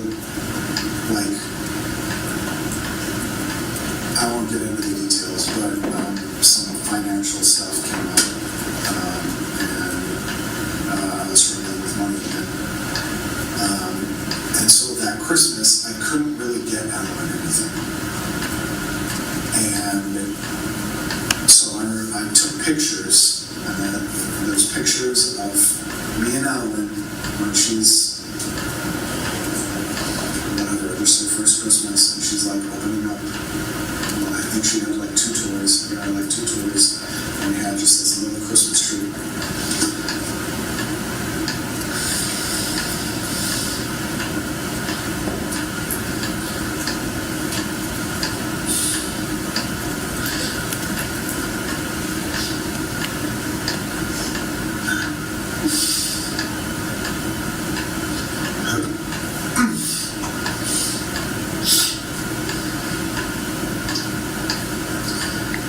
I remember being so sad that I couldn't get her more. And I had those thoughts back in my head.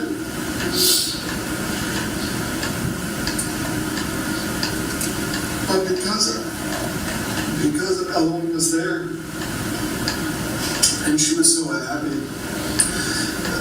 that was like my life turning point to where those thoughts ended permanently, and everything was just for her. It was like that was, and I said this at the beginning, to where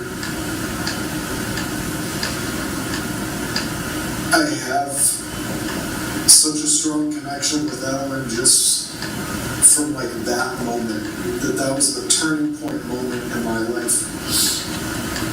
That I was like, those thoughts are just gone now, forever, and they aren't. They are forever gone. Even like I get it now. It's like there was no, it never even came into my head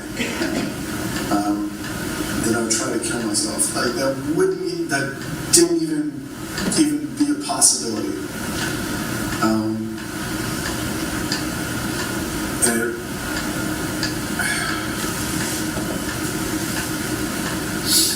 Priorities change was my commanders used to always throw something like that. Priorities change, and it actually applies to pretty much everything, especially when you have kids.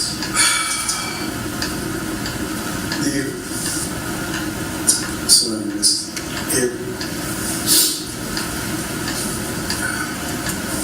not that it even justifies anything,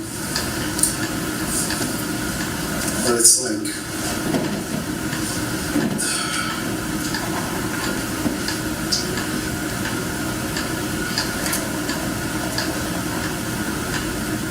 she's just my everything.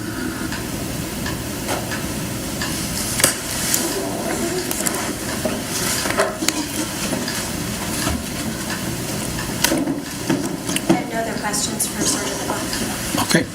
Members of the jury, I realize that was a long video, but we'll take the mid-afternoon break now. It's currently 3:05. We'll resume in resume in 15 minutes. Okay? We'll resume in 15 minutes. Resume at 3:20. Again, please do not discuss the case.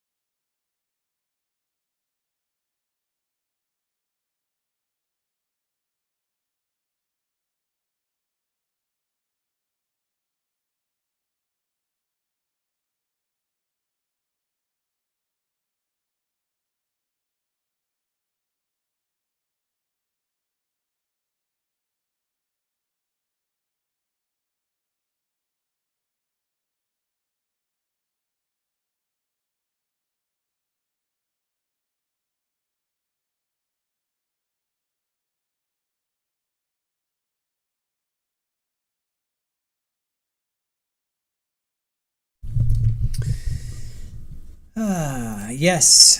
See, I knew it was only 15 minutes. I told you. You guys need to have faith in me. It's only another 15 minutes. All right. I took a lot of notes, but let's let's get to our poll. Are you seeing any justification for Dustin taking out Caitlyn? 0%. Nope, he's toast. 95% of you said no justification. 5% of you said 100% yes, he was justified.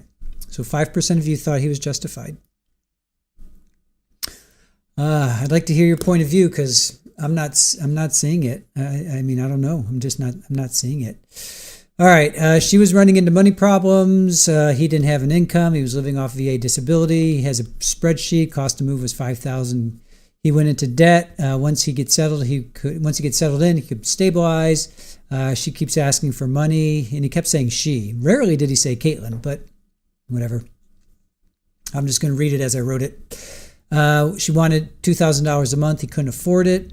She kept threatening to take the kids. He was sending her whatever he could. She wanted more money. He would send $100 one month, $200 another.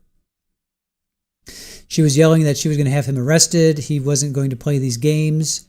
Her adopted dad. I didn't know that. So that was something new that came out. He kept in touch with both of her parents. Caitlyn stopped talking to mom and told him to stop too. Dad went over to check on Valen and says she doesn't tell him anything. The big lie was that he had taken Elwyn to New Hampshire without her knowing. There was nothing signed in writing. So many people knew about the situation. He was afraid of a raid on his house. So he called Berlin police based on his lawyer's advice. So he arrives in Berlin on January 23rd. He talks about Caitlyn's going to put the kids on her taxes. And it's really interesting. We hear a lot of his testimony we heard in like openings. I was actually impressed that opening statements, they really covered like 95% of what he said. I was impressed by that. Because so often, I don't know, that just doesn't seem the case. Okay, so then she does buy a plane ticket. She texts for money. He says, I don't have it. So they were going to meet up on a Wednesday. I guess she came into town, I think, on a Tuesday. He talks about Brenda, which is her aunt, lives in Hampton, which is about 3 hours away from Berlin. So she flew into Boston. So he says, let's meet in the middle, because he didn't want to travel 3 hours there, 3 hours back, 6-hour drive. So he picks Harley Jack's Burgers and Brews. Excuse me. Oh, man. Yeah, of course I don't have any water. I'm starting to yawn, and I don't want to. Okay, so is Brenda going to pick you up? She doesn't respond. She gets dropped off, and she didn't see Brenda. Caitlyn has a few bags of Valen's. He puts it in the trunk, and they go and eat. Hadn't seen Valen in over a month. He said there's not much conversation other than them spending time with the kids. She doesn't want to talk to me, so she'll talk to the kids. Oh, so she's like, hey, should I come to your house? And did she do that? We'll never know. But if she did that, sure, that's kind of cheesy. But did she do it? Again, we'll never know. None of this would have happened if I followed my gut. This was a bad idea. She did not want to come to the house because she didn't want to feel trapped. So he says he wasn't happy. Where's Brenda? She's not coming back to pick Caitlyn up. If she just wants to come and see the place and spend the night, fine, but not staying any longer than that. So Wednesday night, Caitlyn sleeps over. Everything is fine. They didn't talk much. That night, he didn't push it. He says it's difficult to deal with her. Yeah, I think that goes both ways. I can see that going both ways. Next day, he's asking, when is Brenda coming to pick you up? So she leaves the room. When he asks, she doesn't say anything. He keeps asking about Brenda every 15 minutes. What's the plan? What's the plan? He didn't want her there. She says, no, I'm not leaving. This goes on the entire day. So it starts to escalate. She's getting more aggressive. I'm calling the cops and we'll have you arrested. He's a calm person. He says, it takes a lot to get me riled up. That is the one thing that sets him off. Continued threats of taking the kids away. So it's getting to the point of the entire day. You cannot be here. You have to call Brenda. So she grabs Elwyn. He had already put Valen in the car seat, and he says, I'll drive you now. You're leaving now. And one of you brought up in chat, how did he get Valen in the car seat? How did he put her in the car seat without Caitlyn creating a fuss. So he's able to take the 1-year-old, put her in the car seat, get her buckled up, get her dressed, assuming she already is, buckle her into the car seat, get her all ready, put her by the door. How's he able to do all that?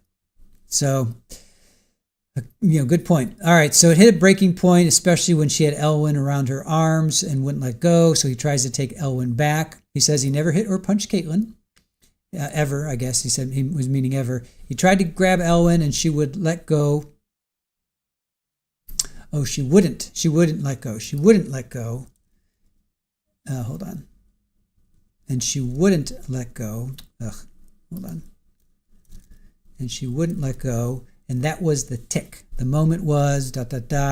Was it training or not? Not trading. Training. So now he's saying it was his training, which we heard in openings. But it was very deliberate and fast. The line has been crossed. My mind snapped. Then he's like, I'll set the scene.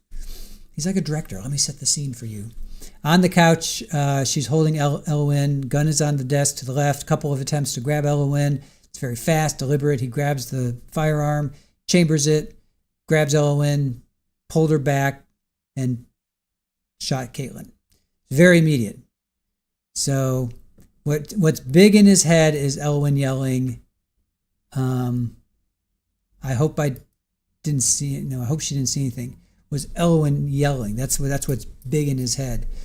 Not that he just blew a hole in Mom's head, but Elwyn screaming. Doesn't sound like he really cared much for Caitlyn. She was complaining about her ears. He said it happened super fast. It was the training. When I shot, I grabbed Elwyn, ran out of the house, put her in the car. Valen was in another room, close to the door in the car seat. Again, how did he get her in the car seat all tucked away and everything without Caitlyn like giving him what for and fussing and punching? Well, I don't know if she punched him or not, but you know what I'm saying. He understood what happened and still does. He understands the consequences. So you understand you're going away for life because that's probably what's going to happen. But we'll wait to hear your defense. In that moment, he says, I'm very calm. I do my best under stress. I have a clear head. I guess I want to spend time with my kids before I have to be here. So he went through the house. He grabbed food, clothes, water. He loaded up the car and left fairly fast. He drove for a little bit to get out of the area. He figured someone heard something. He wanted to talk to Elwyn. Valen was in the other room. So he talked to Elwyn about what she heard. She said it was loud. Now, she also said there was a lot of blood. She told somebody there was a lot of blood. I forget who, but she must have been maybe the ER doctor. She told somebody. Hope she didn't actually see. It was a loud sound. Says it doesn't matter how I feel or if she was threatened or if she was threatening. I understand the consequences, and at some point I'm going to turn myself in. I wanted to spend time with the kids, so he drove to Concord. He sat with the kids there. He hopes there's no issues with this, and there really shouldn't be. He recorded I love you to the kids, and he sent that to his mom. He didn't want his mom to be complicit, so he turned off his phone. He drove to New York. He said he got close to New York City. He said he laid in the back seat, got some sleep with the kids. He thought of surrendering. Then he wanted to do it in New Hampshire, not New York, so he heads back to New York. His decision was to go to Keene, and he wanted to go back to Concord. He wanted to have breakfast with the kids, thought about going to a restaurant, but he thought about the cops would raid the place. So he sees the Applebee's, he sees the car behind him.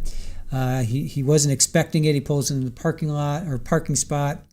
He thought he was just being pulled over for a random idea. See, if you had your phone on, you would have gotten an Amber Alert. He wanted to give the girls a hug, but he knew this was not the time to do it. Figured kids might get shot or whatever. So he wasn't going to fight. He's trying to make sure law enforcement knew about the kids in the car. He said, yep, I shot Caitlyn last night. Okay, so here's where the detectives. So the detectives finally get to ask questions. So yes, he says he shot Caitlyn in the night, but it was January. It was January and it was 3:30. Shouldn't really, that shouldn't be dark. It shouldn't be dark. Full bear hug, so definitely two hands.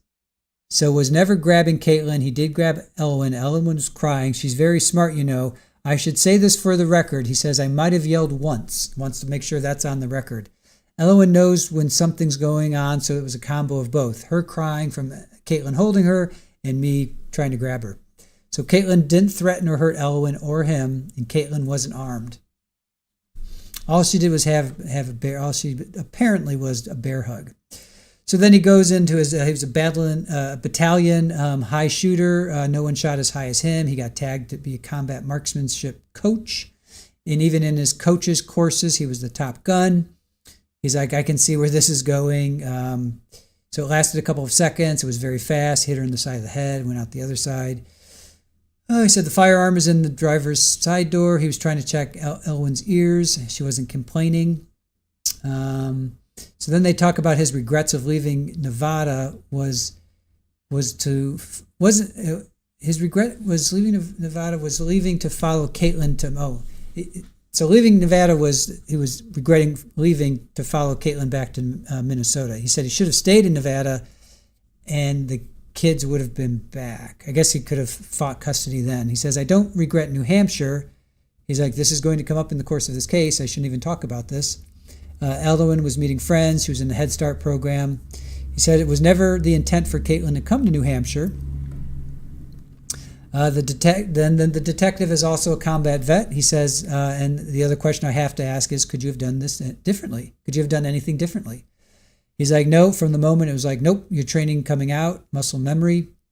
Do I regret shooting her? He's like, I don't know if I want to say. Do I regret that? It feels like a trap question.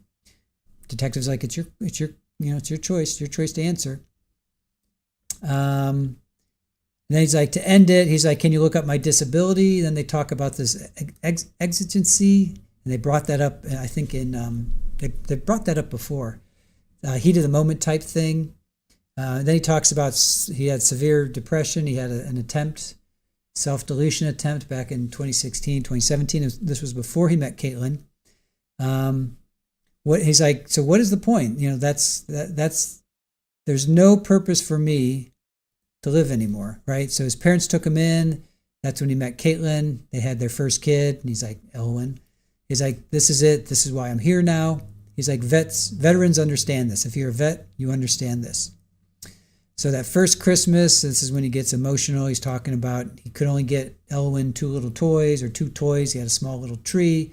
He remembers being so sad he couldn't get her anything more. This is when he has his hands in his head. Let's see. Turning point said that was a turning point. That's where the thoughts ended. They've never come back. He's got a strong connection with Elwyn. Hey, I get it. I get it. You went through a tough time. Now this little girl, this little child of yours is your everything, and this person was trying to take it away from you, and you snapped. I get it. But that's not self-defense. That's you losing control. Right? I mean, I totally understand where he's getting. I'm not a vet. I'm not a veteran, but I totally understand having dark thoughts. All of a sudden, this thing comes into your life. This thing being a child, you throw everything into this child. This child pulls you out of that dark spot, and you want to protect that. You want to protect that with everything that you are, everything that you can do. Don't fault him for that. Hey, good for you that you came out of the dark spot. But it's not self-defense. That's not self-defense. You lost control is what happened. You lost control. This woman who was the mother of this wonderful child that brought you out of the depths of Mordor, and she's fighting you.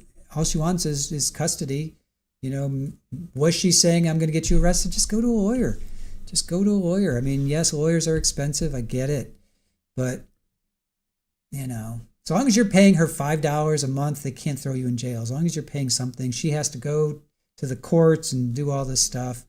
It's not self-defense. But anyway, Sharon, yeah, she wasn't armed. It's not self-defense. He admits it. He admits she was not armed. She didn't even threaten him. Real happy. Preach. Bama, Elwyn was a baby her first Christmas. She doesn't know if she got one toy or 10. Yeah, that's true. Yeah, she was born December 2nd, right? Didn't he say December 2nd? So she's what? She's a worm, right? She's like a little lizard. She's probably not even crawling, right? You don't even crawl at that age. You're just like, on your back. He's just opening your eyes, looking at everything. So, yeah, I agree. She didn't know. She didn't care. Totally agree with that. Anja, yes. Trixie, preach. Yep, yeah. I'm not seeing self-defense. Sorry. Just not seeing it. MLC, all she wants is custody is not a small thing.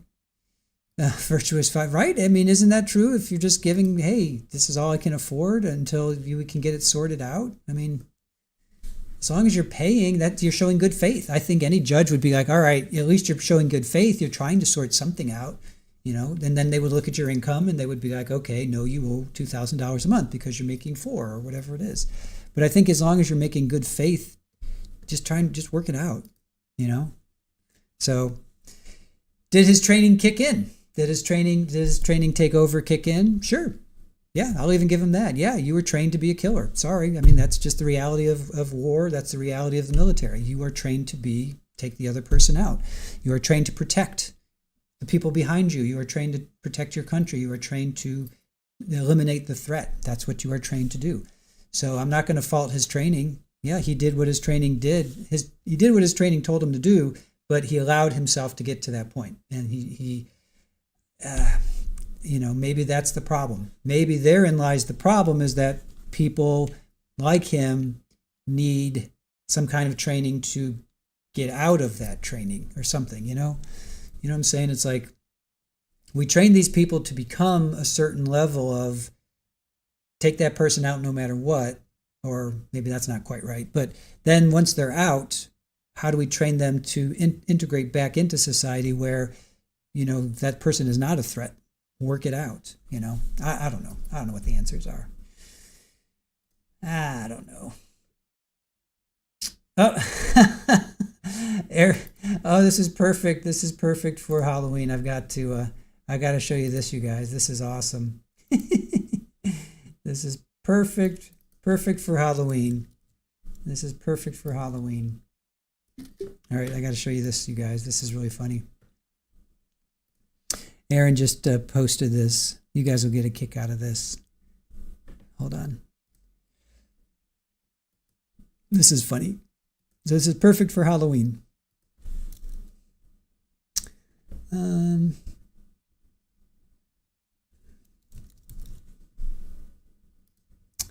This is funny. Hold on. Perfect for Halloween. Can you guess? Can you guess what it is? Let's see. So, all right. Perfect for Halloween. There you go. We have, that'd be really funny if it was 66.6 subscribers, but 15.6 thousand, so 15,600. Actually, 15,694. We're almost at 15.7. But we have officially uploaded 666 videos. So that just makes me chuckle. So we are officially at 666 videos. So perfect for Halloween, right? Where's Damien? Cue Damien and the Omen. All right. Let's see here. Care Bear, aren't they also trained in hand-to-hand combat? Alternate to, I think, I don't know. I think. I'm not military. I don't know. And Janet, yeah, we only have his side of the story. This is a he said, she. Oh, no, it's not a he said, she said, because she's not around. So it's only a he said, he said. It's not a he said, she's not here. So.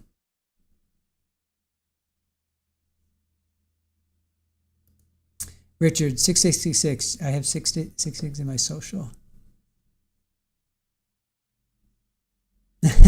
Damien, no, so scary. You know what? Damien never really scared me. I don't know. I've seen it. I wasn't really into those kind of movies when I was a kid and teenager. I'm like, just wasn't my bag. But Erin loves it, so I've watched it often with her the last 20 years or so. But yeah, it's okay. I don't know. I just never really got into those kind of movies.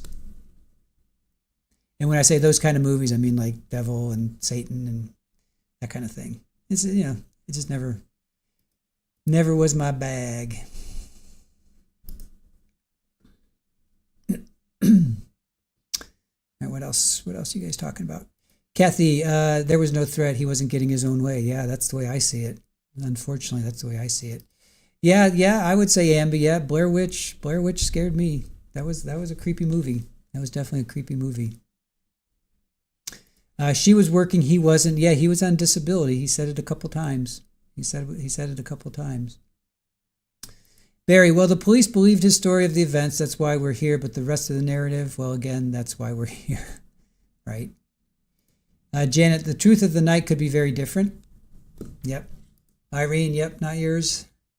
Not your bag either. Yeah. Richard, Aaron then says, 20-something years. Don't you know exactly? I think I know better than her. No, I know. Let me think for a second. 18 years?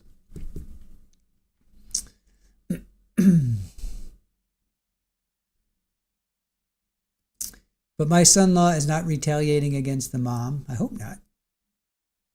Richard, stir fry was good. I had it for lunch. I had my stir fry for lunch.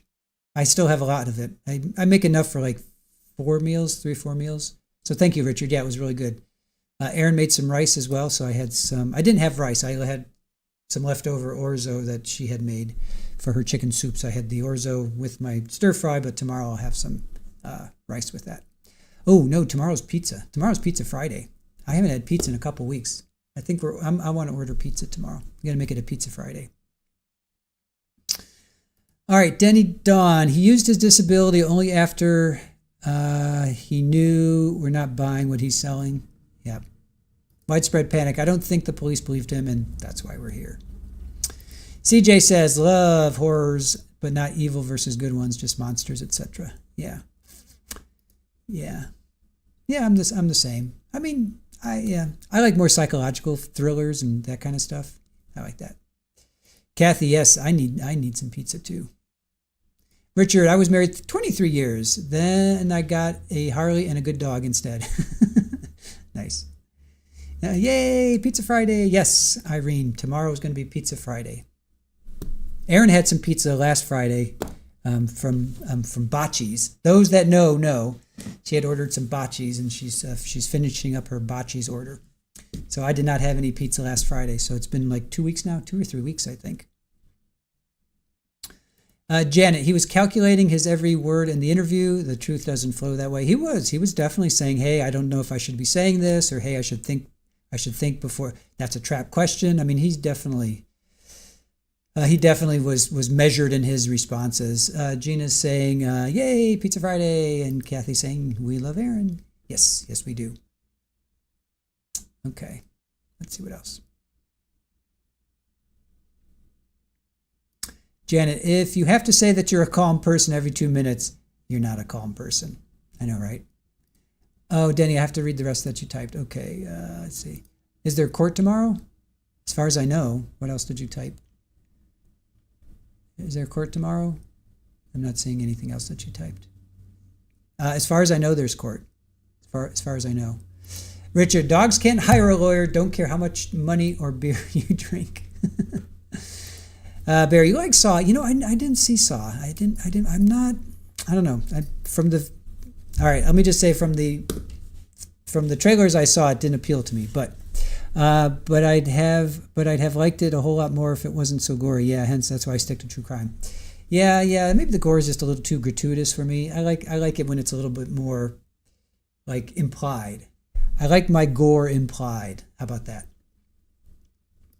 Friday is tomorrow. Yes, Pizza Friday. Tomorrow is Friday, and tomorrow is Pizza Friday. I had pizza today, first time in a couple weeks. Yeah, I know I didn't have it last weekend or last Friday, and I'm pretty sure I didn't have it the Friday before. I think it's been 3 weeks. MLC says you love Saw.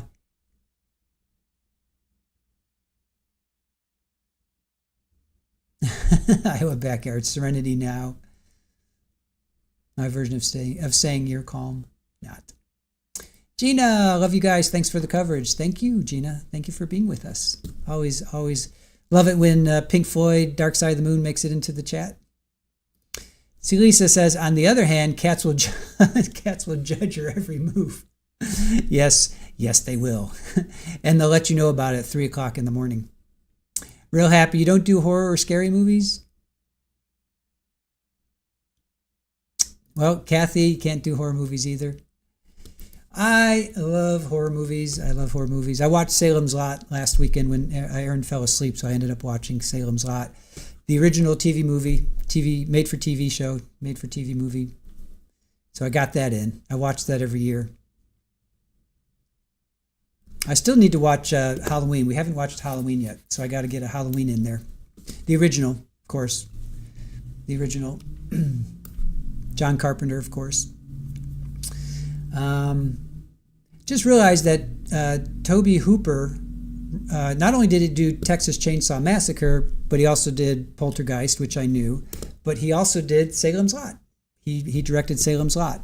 So I'm like, Tobe Hooper is like, he's like one of my favorite directors now. I'd say Alfred Hitchcock, Spielberg, and then, I'm putting Tobe Hooper up there.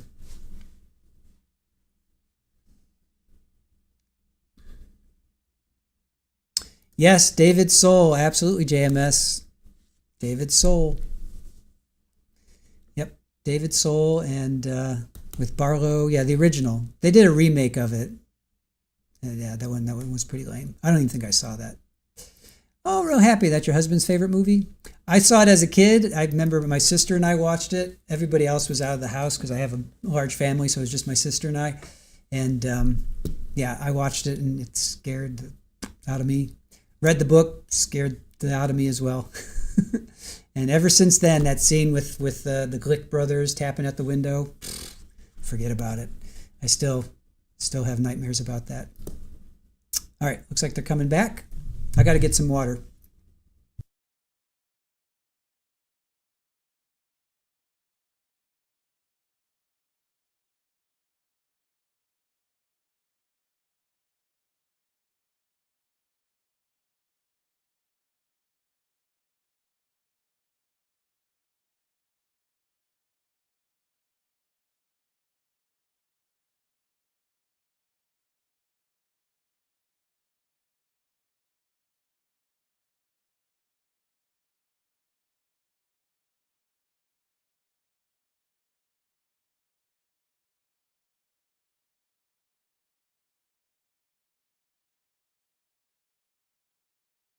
Yeah, Denny Dawn, trials. These trials we watch are even more scary than real life. I'm sorry, real life is more scary than some movies, for sure.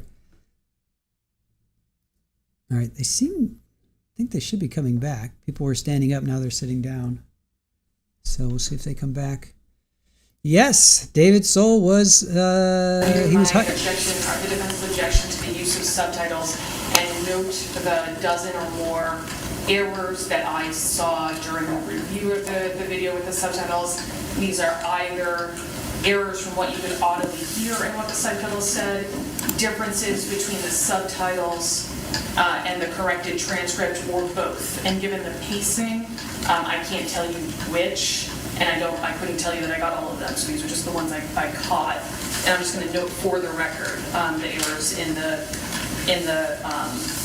subtitles. And again, I think our concern here is that the jury is going to rely on the subtitles. It's human nature. It's why I have subtitles on when I watch TV. It helps me process rather than listening to the video. Even with the limiting instruction, it's something our brains do automatically. It's not something we can control.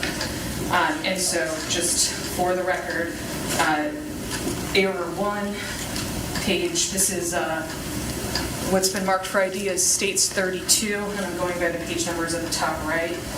Page 14, line 9, it said looped in when it should have been moved in. Line 21, it said where when it should have been whether. Line 17, page 17, line 4, the H in DEBORAH was excluded. Page 24, line 2, mine, when it should have been my. Page 25, line 1, the phrase hunter, fisherman was omitted. Line 9, like do you want a, was omitted. Line 33, I believe it said will hire the place when the corrected transcript and what you could audibly hear was, I already had the place. Page 35, line 5, it said and when it should have said and none of that.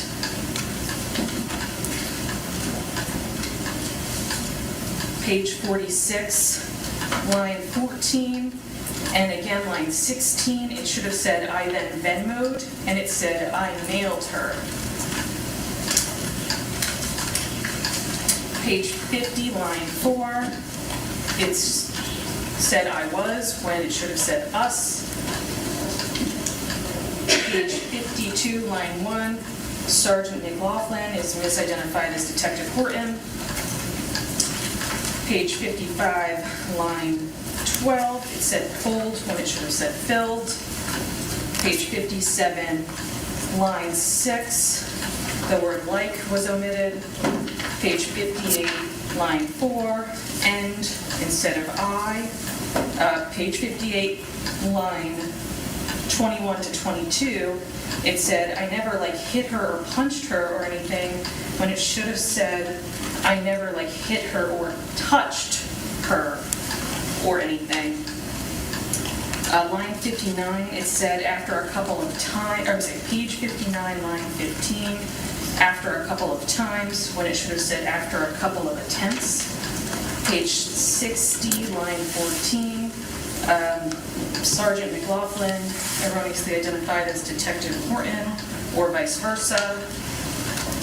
Line 61, it said check that instead of, or page 61, line 2, check that instead of check though. Page 61, line 6, I couldn't really check for her earring, when it should have said I couldn't really check for her hearing. Page 64, line 2, and 2 errors, and for my own, but it instead said, and from my own. Same page, line 9, maybe is instead of maybe as. Page 68, line 8, omitted cause I was like.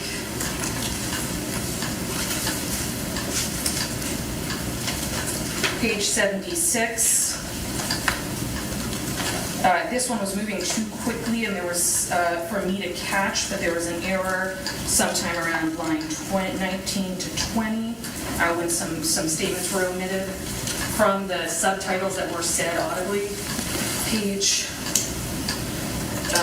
82, it looks like line 22, the speaker was misidentified. Of course, the error we've talked about previously, page 87, line 15, fair to say you know you weren't endangering Elwyn, is what the corrected transcript says. What Sergeant McLaughlin said is what he said, but the subtitle said, fair to say you know you were endangering Elwyn. Page 95, line 16, the word I was omitted. Page 96, line 10, Detective Horton, I believe, said, correct me if I'm wrong, and that was omitted from the subtitles.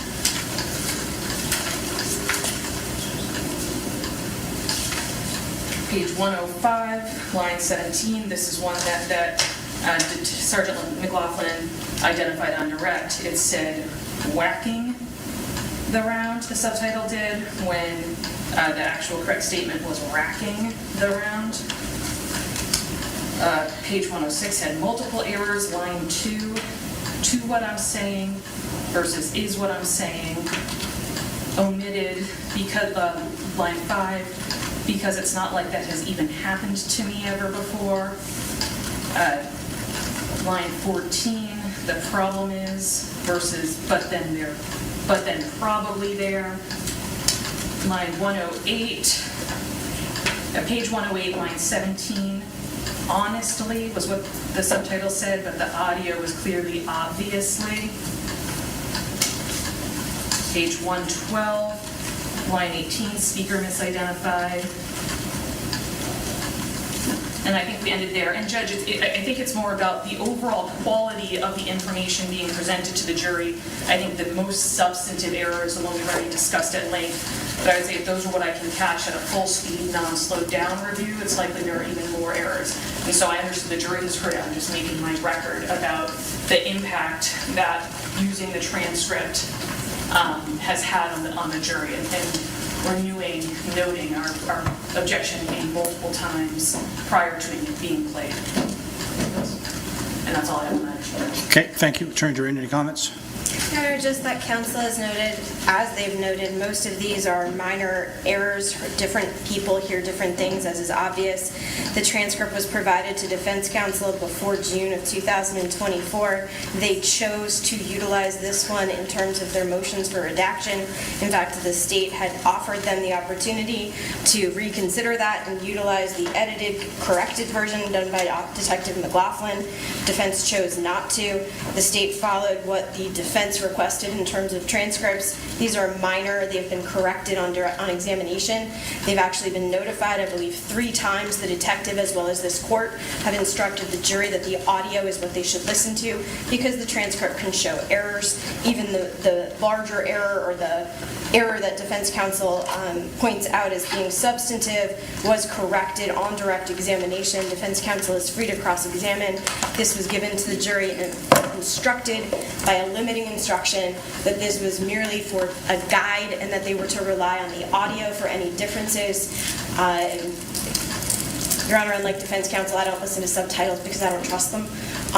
In terms of on television, they're always wrong, and I'm sure defense counsel is aware of that as well. This was given to jurors as a guide. There were errors, but they were minor, except for the one defense counsel is free to question on cross-examination if they don't feel that the state addressed them appropriately on direct. And just a couple of notes. I don't know why the state gave the jury evidence it doesn't trust, that it thinks is incorrect. It's not our burden to ensure that the evidence that the state is presenting is accurate. It's the state's burden. And we did not ask the state to use incorrect subtitles. We objected to the use of subtitles at all for this very reason. Your Honor, that was a colloquial speak. The subtitles are done by somebody listening to a tape who was not involved. That's why it is sworn to. It is transcribed by a stenographer, and the state provided corrected information. This could have all been corrected had defense counsel raised these concerns prior to the transcripts being used. Your Honor, these are minor issues within this transcript, and the jury has been told that they need to rely on the audio. The audio is the evidence. This tape was provided for presentation purposes as an assistive device, not as evidence, and the court was very clear in its instruction. Attorney Kettles, I note that you have not raised an objection relative to whether or not the state did not properly redact consistent with my order dated October 10, 2025. It does appear that the video that was played is consistent with my redactions relative to those portions of the transcript. I would note that I haven't heard any objection in that regard.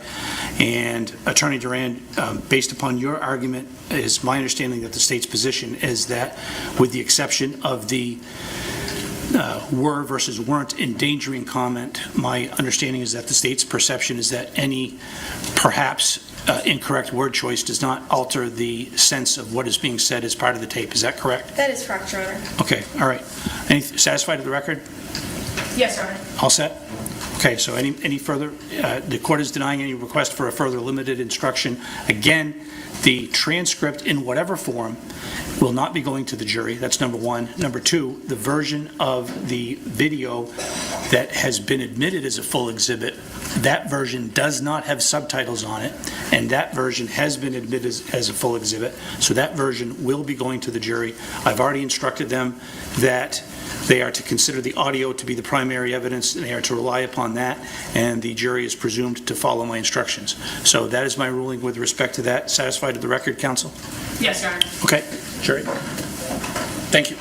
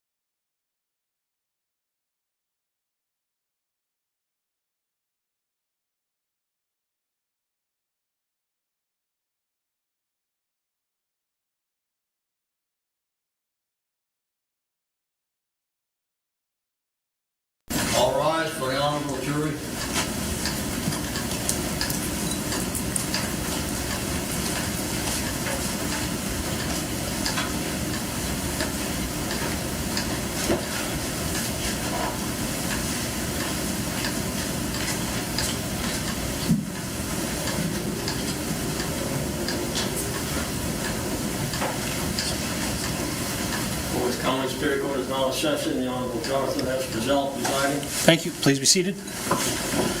Detective Sergeant, you're still under oath, sir? Yes, sir. Thank you. Sergeant, I'm going to ask you some questions about what Dustin told you, Okay. and a couple of questions about what you asked or said to Dustin.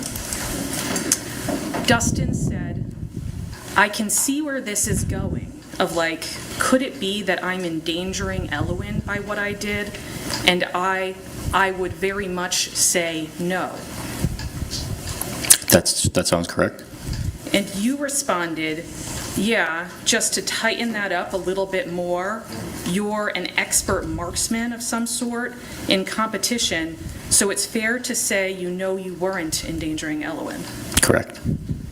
And in response to the question, you know you weren't endangering Elowen, Dustin said yes. Correct. And talking about Caitlyn, Dustin said, there was probably a good half hour up to where she grabbed Elowen and was not letting Elowen go. Yes. We'll back up a little bit to the start of the interview. You read Dustin his Miranda rights? Yes. You told him he didn't have to answer your questions? Yes. You told him he had the right to speak to an attorney? Yes. Dustin told you he understood his rights? Yes. He told you he was willing to answer questions? Yes. He didn't have an attorney present when you asked him questions? He did not. He didn't ask to speak to an attorney before he answered your questions? He did not. He answered your questions? He did. Sometimes he volunteered information that hadn't been asked? A lot of information. And Dustin told you that he and Caitlyn had agreed to move to New Hampshire? Yes. That they agreed to this in July or August of 2023? That's correct, yes. He told you then Caitlyn sent all their stuff to Minnesota? She ordered pods to send her stuff to Minnesota. I'm not clear if, because he also said that a lot of her stuff was left in Nevada, so I'm not clear. I think her intent was to send it to Minnesota, but I'm not clear on that totally. Okay, thank you. And that whatever she did with the pods and the stuff, she did that without saying anything? Dustin said the first he learned of it when the pods actually arrived, so yes.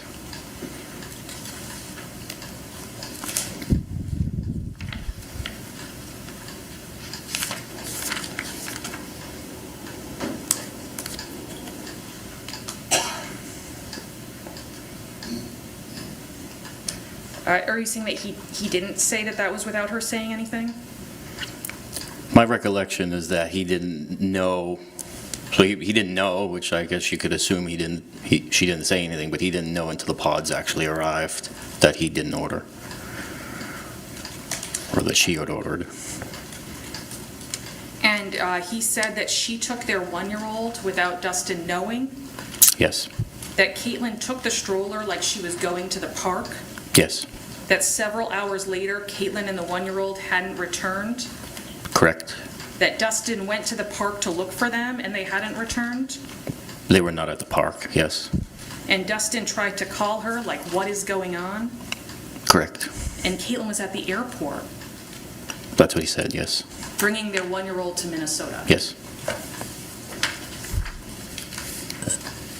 And Dustin then spoke to you about returning to Minnesota, and he said that eventually he and Caitlyn had a sit-down with the two of them and Caitlyn's dad. Yes. And Dustin suggested, can we just continue to move to New Hampshire? Yes. Caitlyn agreed, That's what he said, yes. and he said they agreed to stay in Minnesota until Valen's birthday. Valen's birthday, Christmas, some of the holidays, yes, yes. And that they would then continue on to New Hampshire.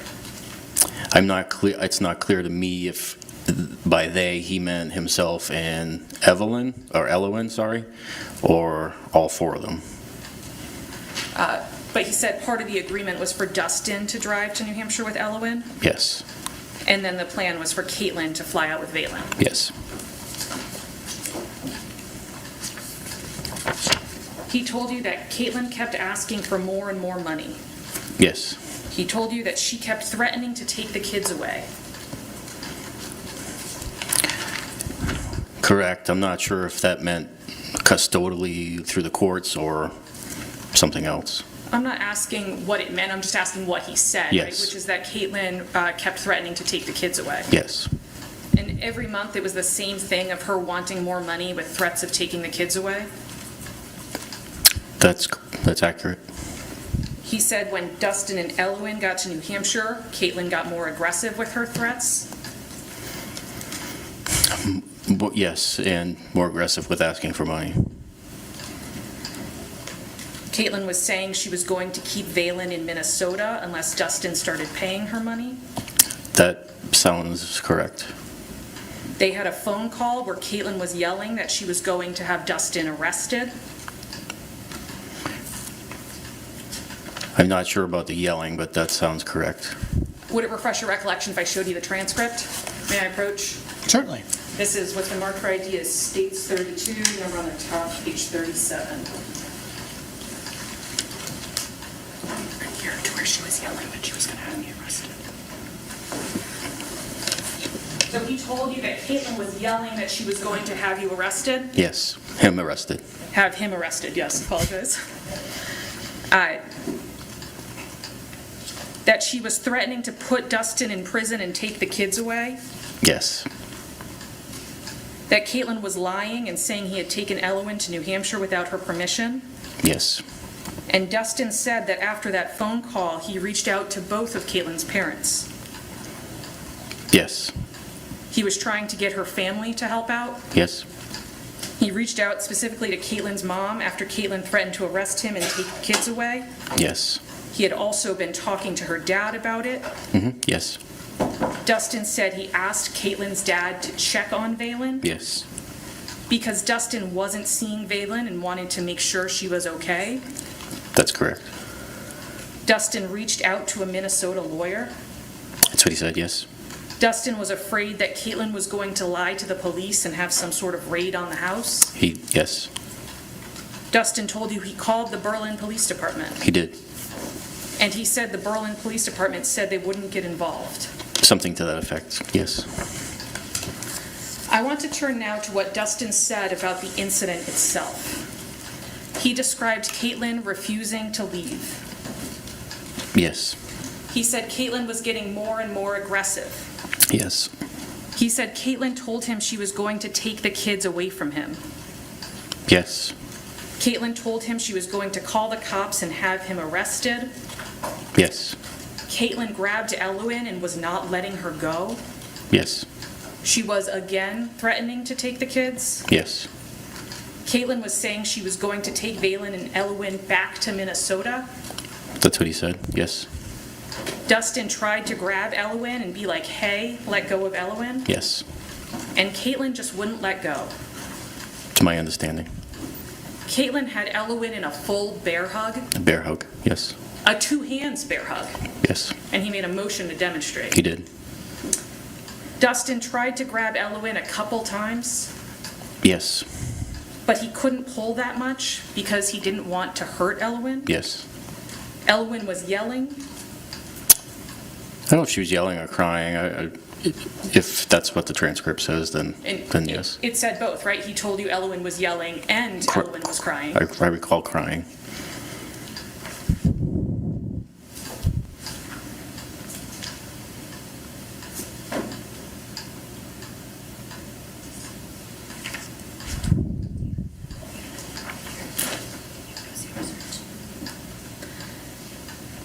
He said that Caitlyn was holding Elwyn forcefully enough to cause her to cry.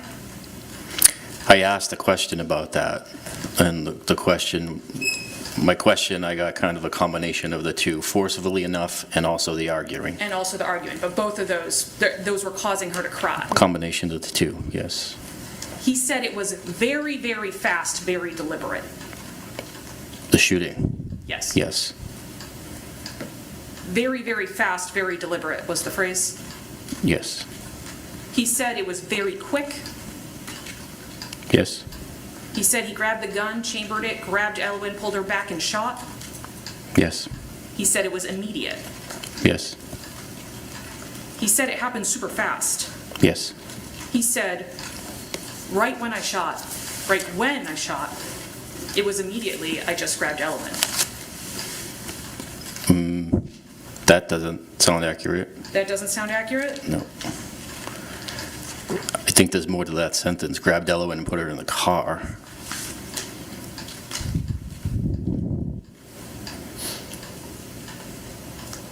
All right. This, what's marked for ID is states 32. This is that corrected transcript that you talked about, you reviewed, make sure it was accurate. Okay. And it says, and then right when I shot, it was 60. 60. And It I said, object at this point. If she's using it to refresh recollection, this is not appropriate. Sustained. may we approach? Sure.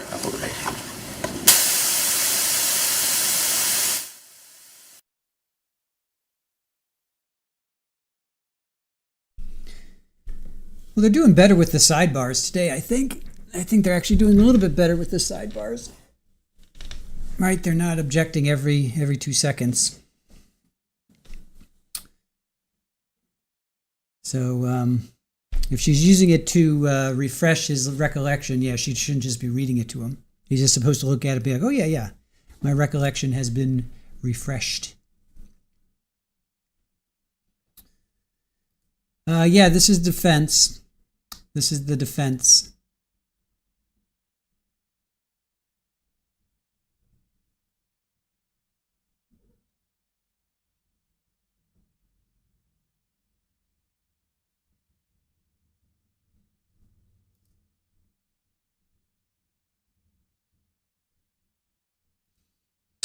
Yeah, she's reading from the transcript. She's reading from the transcript. She's pulling out all the things that she wants the jury to hear. Specifically, Caitlyn was being aggressive. She took Valen to the park. She took her to the airport without him knowing. She was asking for money. So she's pulling out just the specific things. She just wants to make sure the jury, at least the way I'm taking it, is she wants to make sure the jury knows exactly how. What? No, she's talking. Oh, that's the state.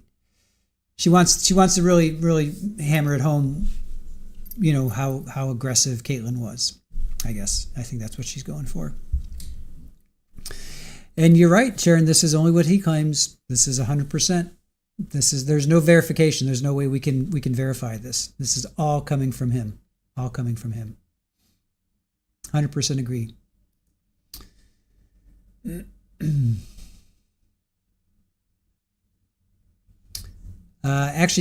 This time it was the state that objected. Yeah, it is, Barry. Yep. This is all the interview. This is. Well, she's crossing him on the interview. So this is nothing but the interview or interrogation.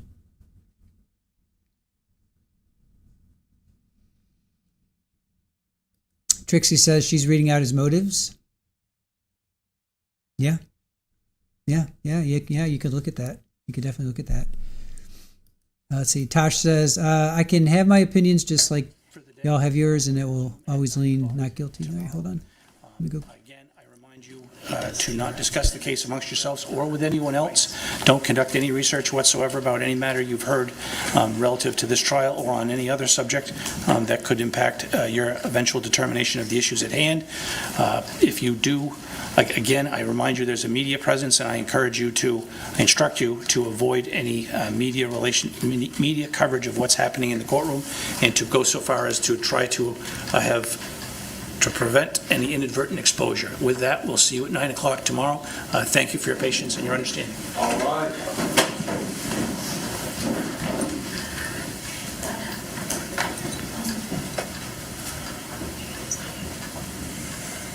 Yeah, I totally forgot that they end at 4, and here it is 4:03. That just jumped up on us.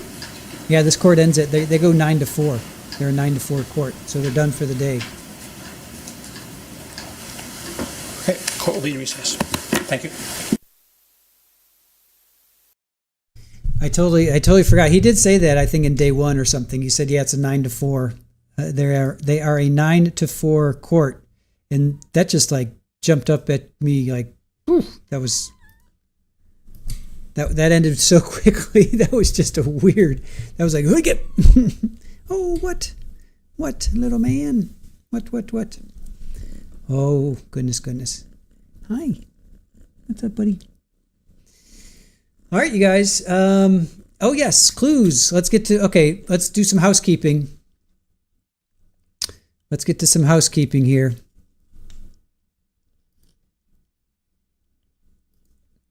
So, hold on. Let's do some housekeeping. Let me put myself over here. First of all, I have to take Rafa into the vet because he's got his right eye.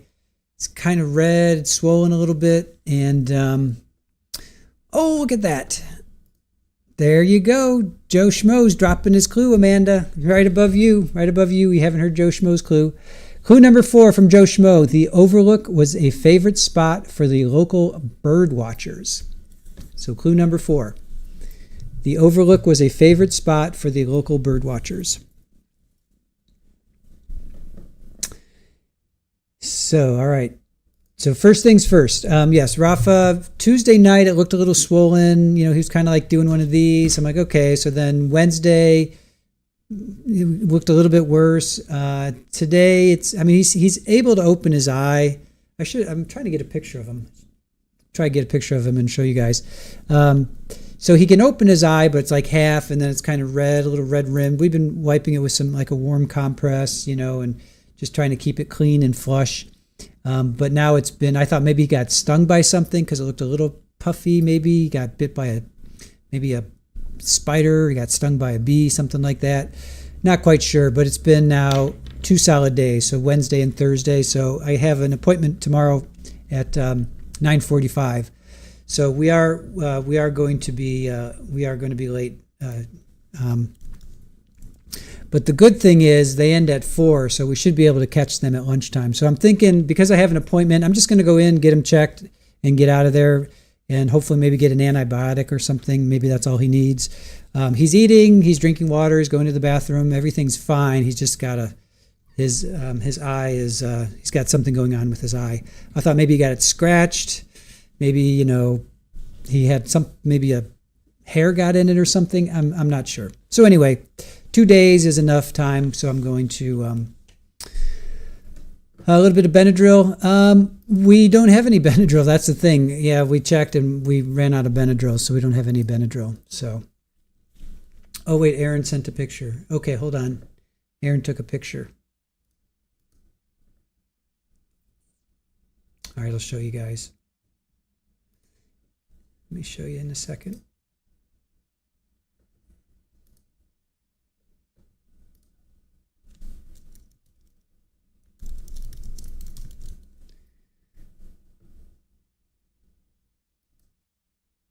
All right. Anyway, yeah. So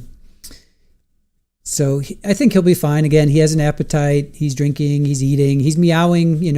When he, while we prepare food, he's the loudest meower, and he's like 90%. He's not his normal vocal meow meow meow, but he's still oh this is terrible. You guys are definitely gonna little Rafa. Little Rafa Bean. That's what we call him. I hate to laugh at him, but this he looks so pathetic. Oh, you guys, wait till you see this. Oh my God, he looks so pathetic. Oh my gosh, you guys are gonna don't get on me for laughing at him, but he looks really cute. He looks cute and pathetic at the same time. Little Rafa Bean. Oh, little Bean. Look at him. It looks like he doesn't have an eye. Looks like he doesn't have an eyeball. Oh my God. That looks pretty bad. But there's my little Rafa Bean. So that looks pretty bad. But anyway, 2 days now. 2 days going on. 2 days. So we were, once things last 2 days, then it's time to get him checked out. So Yeah, poor. He got stung by something, maybe. I don't know. So, I know. Little bean boy. Littlest bean. Look at him. He doesn't have any legs either. His legs are gone. Oh, no, wait. Only kidding. So anyway, he's got an appetite. He's eating. He's drinking. He's been outside a couple times. He's going to the bathroom. So he's meowing. He's purring. He is purring. He's just clearly got something going on. So anyway, could be an abscessed tooth. Wow. Okay.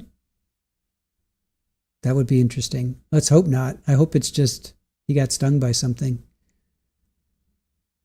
So anyway, that's our little bean boy. So anyway, so I'm going to go, I tried to get an appointment like 8:30 or 9 because they open up at 8, but the earliest that they could see us was 9:45. So this starts at 9, obviously. So we're going to be late. Tomorrow. I'm hoping I can get in and out of there in an hour. It's close. It's only like less than 10 minutes away. So that's the good thing. They are close. So I'm hoping I can get them in there 9:45, 10 o'clock, 10:15, get out of there, be back by 10:30. And we can, I think Aaron set it up for 11. We'll start at 11. So we'll be 2 hours behind. So yeah, cats get pink eye, maybe virus. I know. Yeah. Poked by a tree branch. Who knows? Hey, Hell Rider, we're just wrapping up here. But welcome back. It's your Friday. So anyway, so tomorrow we will be starting at 11. So we'll be starting a little bit late. All right, let's get to our clues. I have 3 clues I'm going to say. I'm going to say 3 clues. All right, so I have the trial channel. Mitzi Roberts, played by the trial channel. All right. An audio file recovered from the courtroom mic feed picked up an unexpected low hum. So clue number 4 from Mitzi Roberts, played by the trial channel. An audio file recovered from the courtroom mic feed picked up an unexpected low hum. All right, so that's Mitzi Roberts, played by the trial channel. And then Vincent Funari, played by Joe Schmo, who didn't punk me today. Thank you very much.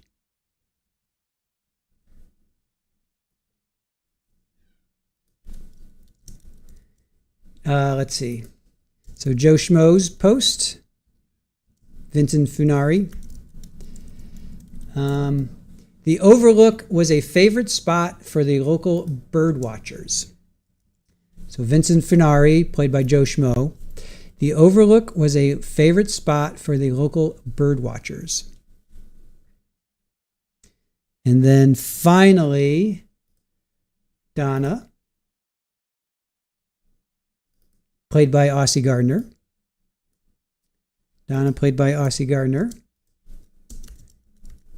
Her clue is the judge's nameplate was flipped upside down. Only someone with small fingers could have done that. So Donna Adelson, played by Aussie Gardner. The judge's nameplate was flipped upside down. Only someone with small fingers could have done that. All right. Then if you want the other 3 clues from Kevin, Sarah, and Lori, Aaron will post those on our social media, and you guys will be able to have all 6 clues for today, which is day 4. All right. Yeah, Aaron says when he first wakes up, it does look worse, and that's when he first wakes up. She took that when he first woke up. So, but yeah, it does look pretty bad. Poor little Rafa. So anyway. All right, you guys, that's about it. So we'll be starting tomorrow at 11. Will the state rest? The state may rest after this. They were supposed to rest today, but it looks like maybe it'll be pushed into tomorrow. I still want to hear from Aunt Brenda, and I want to hear from the mom that he called. Those would be the 2 that I want to hear from. So I'm not quite sure how they can rest, but yeah, Shirley says a compress. Yeah, I've been doing like warm water, kind of put it on it for as long as he lets me, which is, 5-10 seconds. And I just kind of keeping it flush, trying to keep it flush. So Crochet Nana, take care, chat. Be safe out there. Ciao. Ciao to you, Richard in the kitchen. Have a good night. Yeah, sorry, Hellrider. Yeah. Yep. We're ending. We're ending for the day. All right, you guys. Thank you for watching. Don't forget to check out the clues. I just gave 3: Mitzi, Vincent, and Donna. And check out our social media. Kevin, Sarah, and Lori are she will be dropping those. And with that, I'll let you know how things go with Rafa. Hopefully, I'll wake up tomorrow and he'll be fine, and I don't have to go to the vet.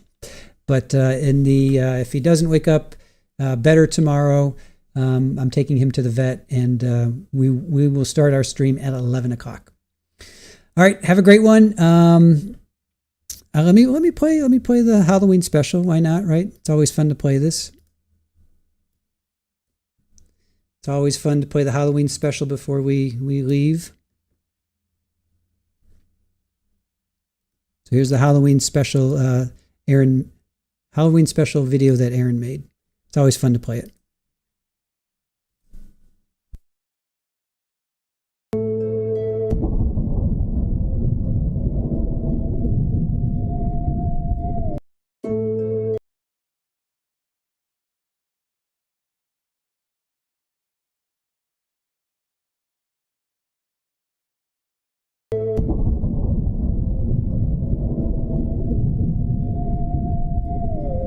They say justice is blind, but here in Springfield, justice just met her match. Judge Beverly Cannoni was found dead in her chambers in the early morning hours on October 1st. The courthouse was locked. No signs of forced entry. 6 people were inside that night, each with a motive. But did they have the opportunity and means? Let's meet our characters. Kevin Smith, played by Psychosaurus Rex, the sharp-tongued defense attorney for one Dexter Morgan. He swears he was prepping motions, but the judge had just denied his last one with a public scolding that still echoes through these halls. Lori Daybell is played by Widespread Panic. She was here for a divorce hearing, the kind that involves celestial witnesses and inconvenient corpses. Donna Adelson, portrayed by Ossie Gardner, is elegant, calculated, and allegedly here for a real estate dispute. Judge Cannoni had recently frozen one of her trust accounts. Let's just say it wasn't the beach house. Sarah Boone, played by Green-Eyed Cat, back for a pretrial conference. Her relationship with confinement is complicated. Courthouse Public Information Officer Vincent Finari, portrayed by Joe Schmo. He's the man who knows everything that's about to go public, and a lot that isn't. Detective Mitzi Roberts, played by the Trial Channel, has seen it all. Crime scenes, courtroom chaos, and text messages no one should ever have to read. But when Judge Beverly Cannoni ends up dead, this time the detective's the one under the microscope. Detective Sam, played by Florida PI Sam. She was first on the crime scene, and what she saw still haunts her. Notorious Jules as the lead prosecutor. Will she ask the right questions to uncover the killer, or will the killer get to her first?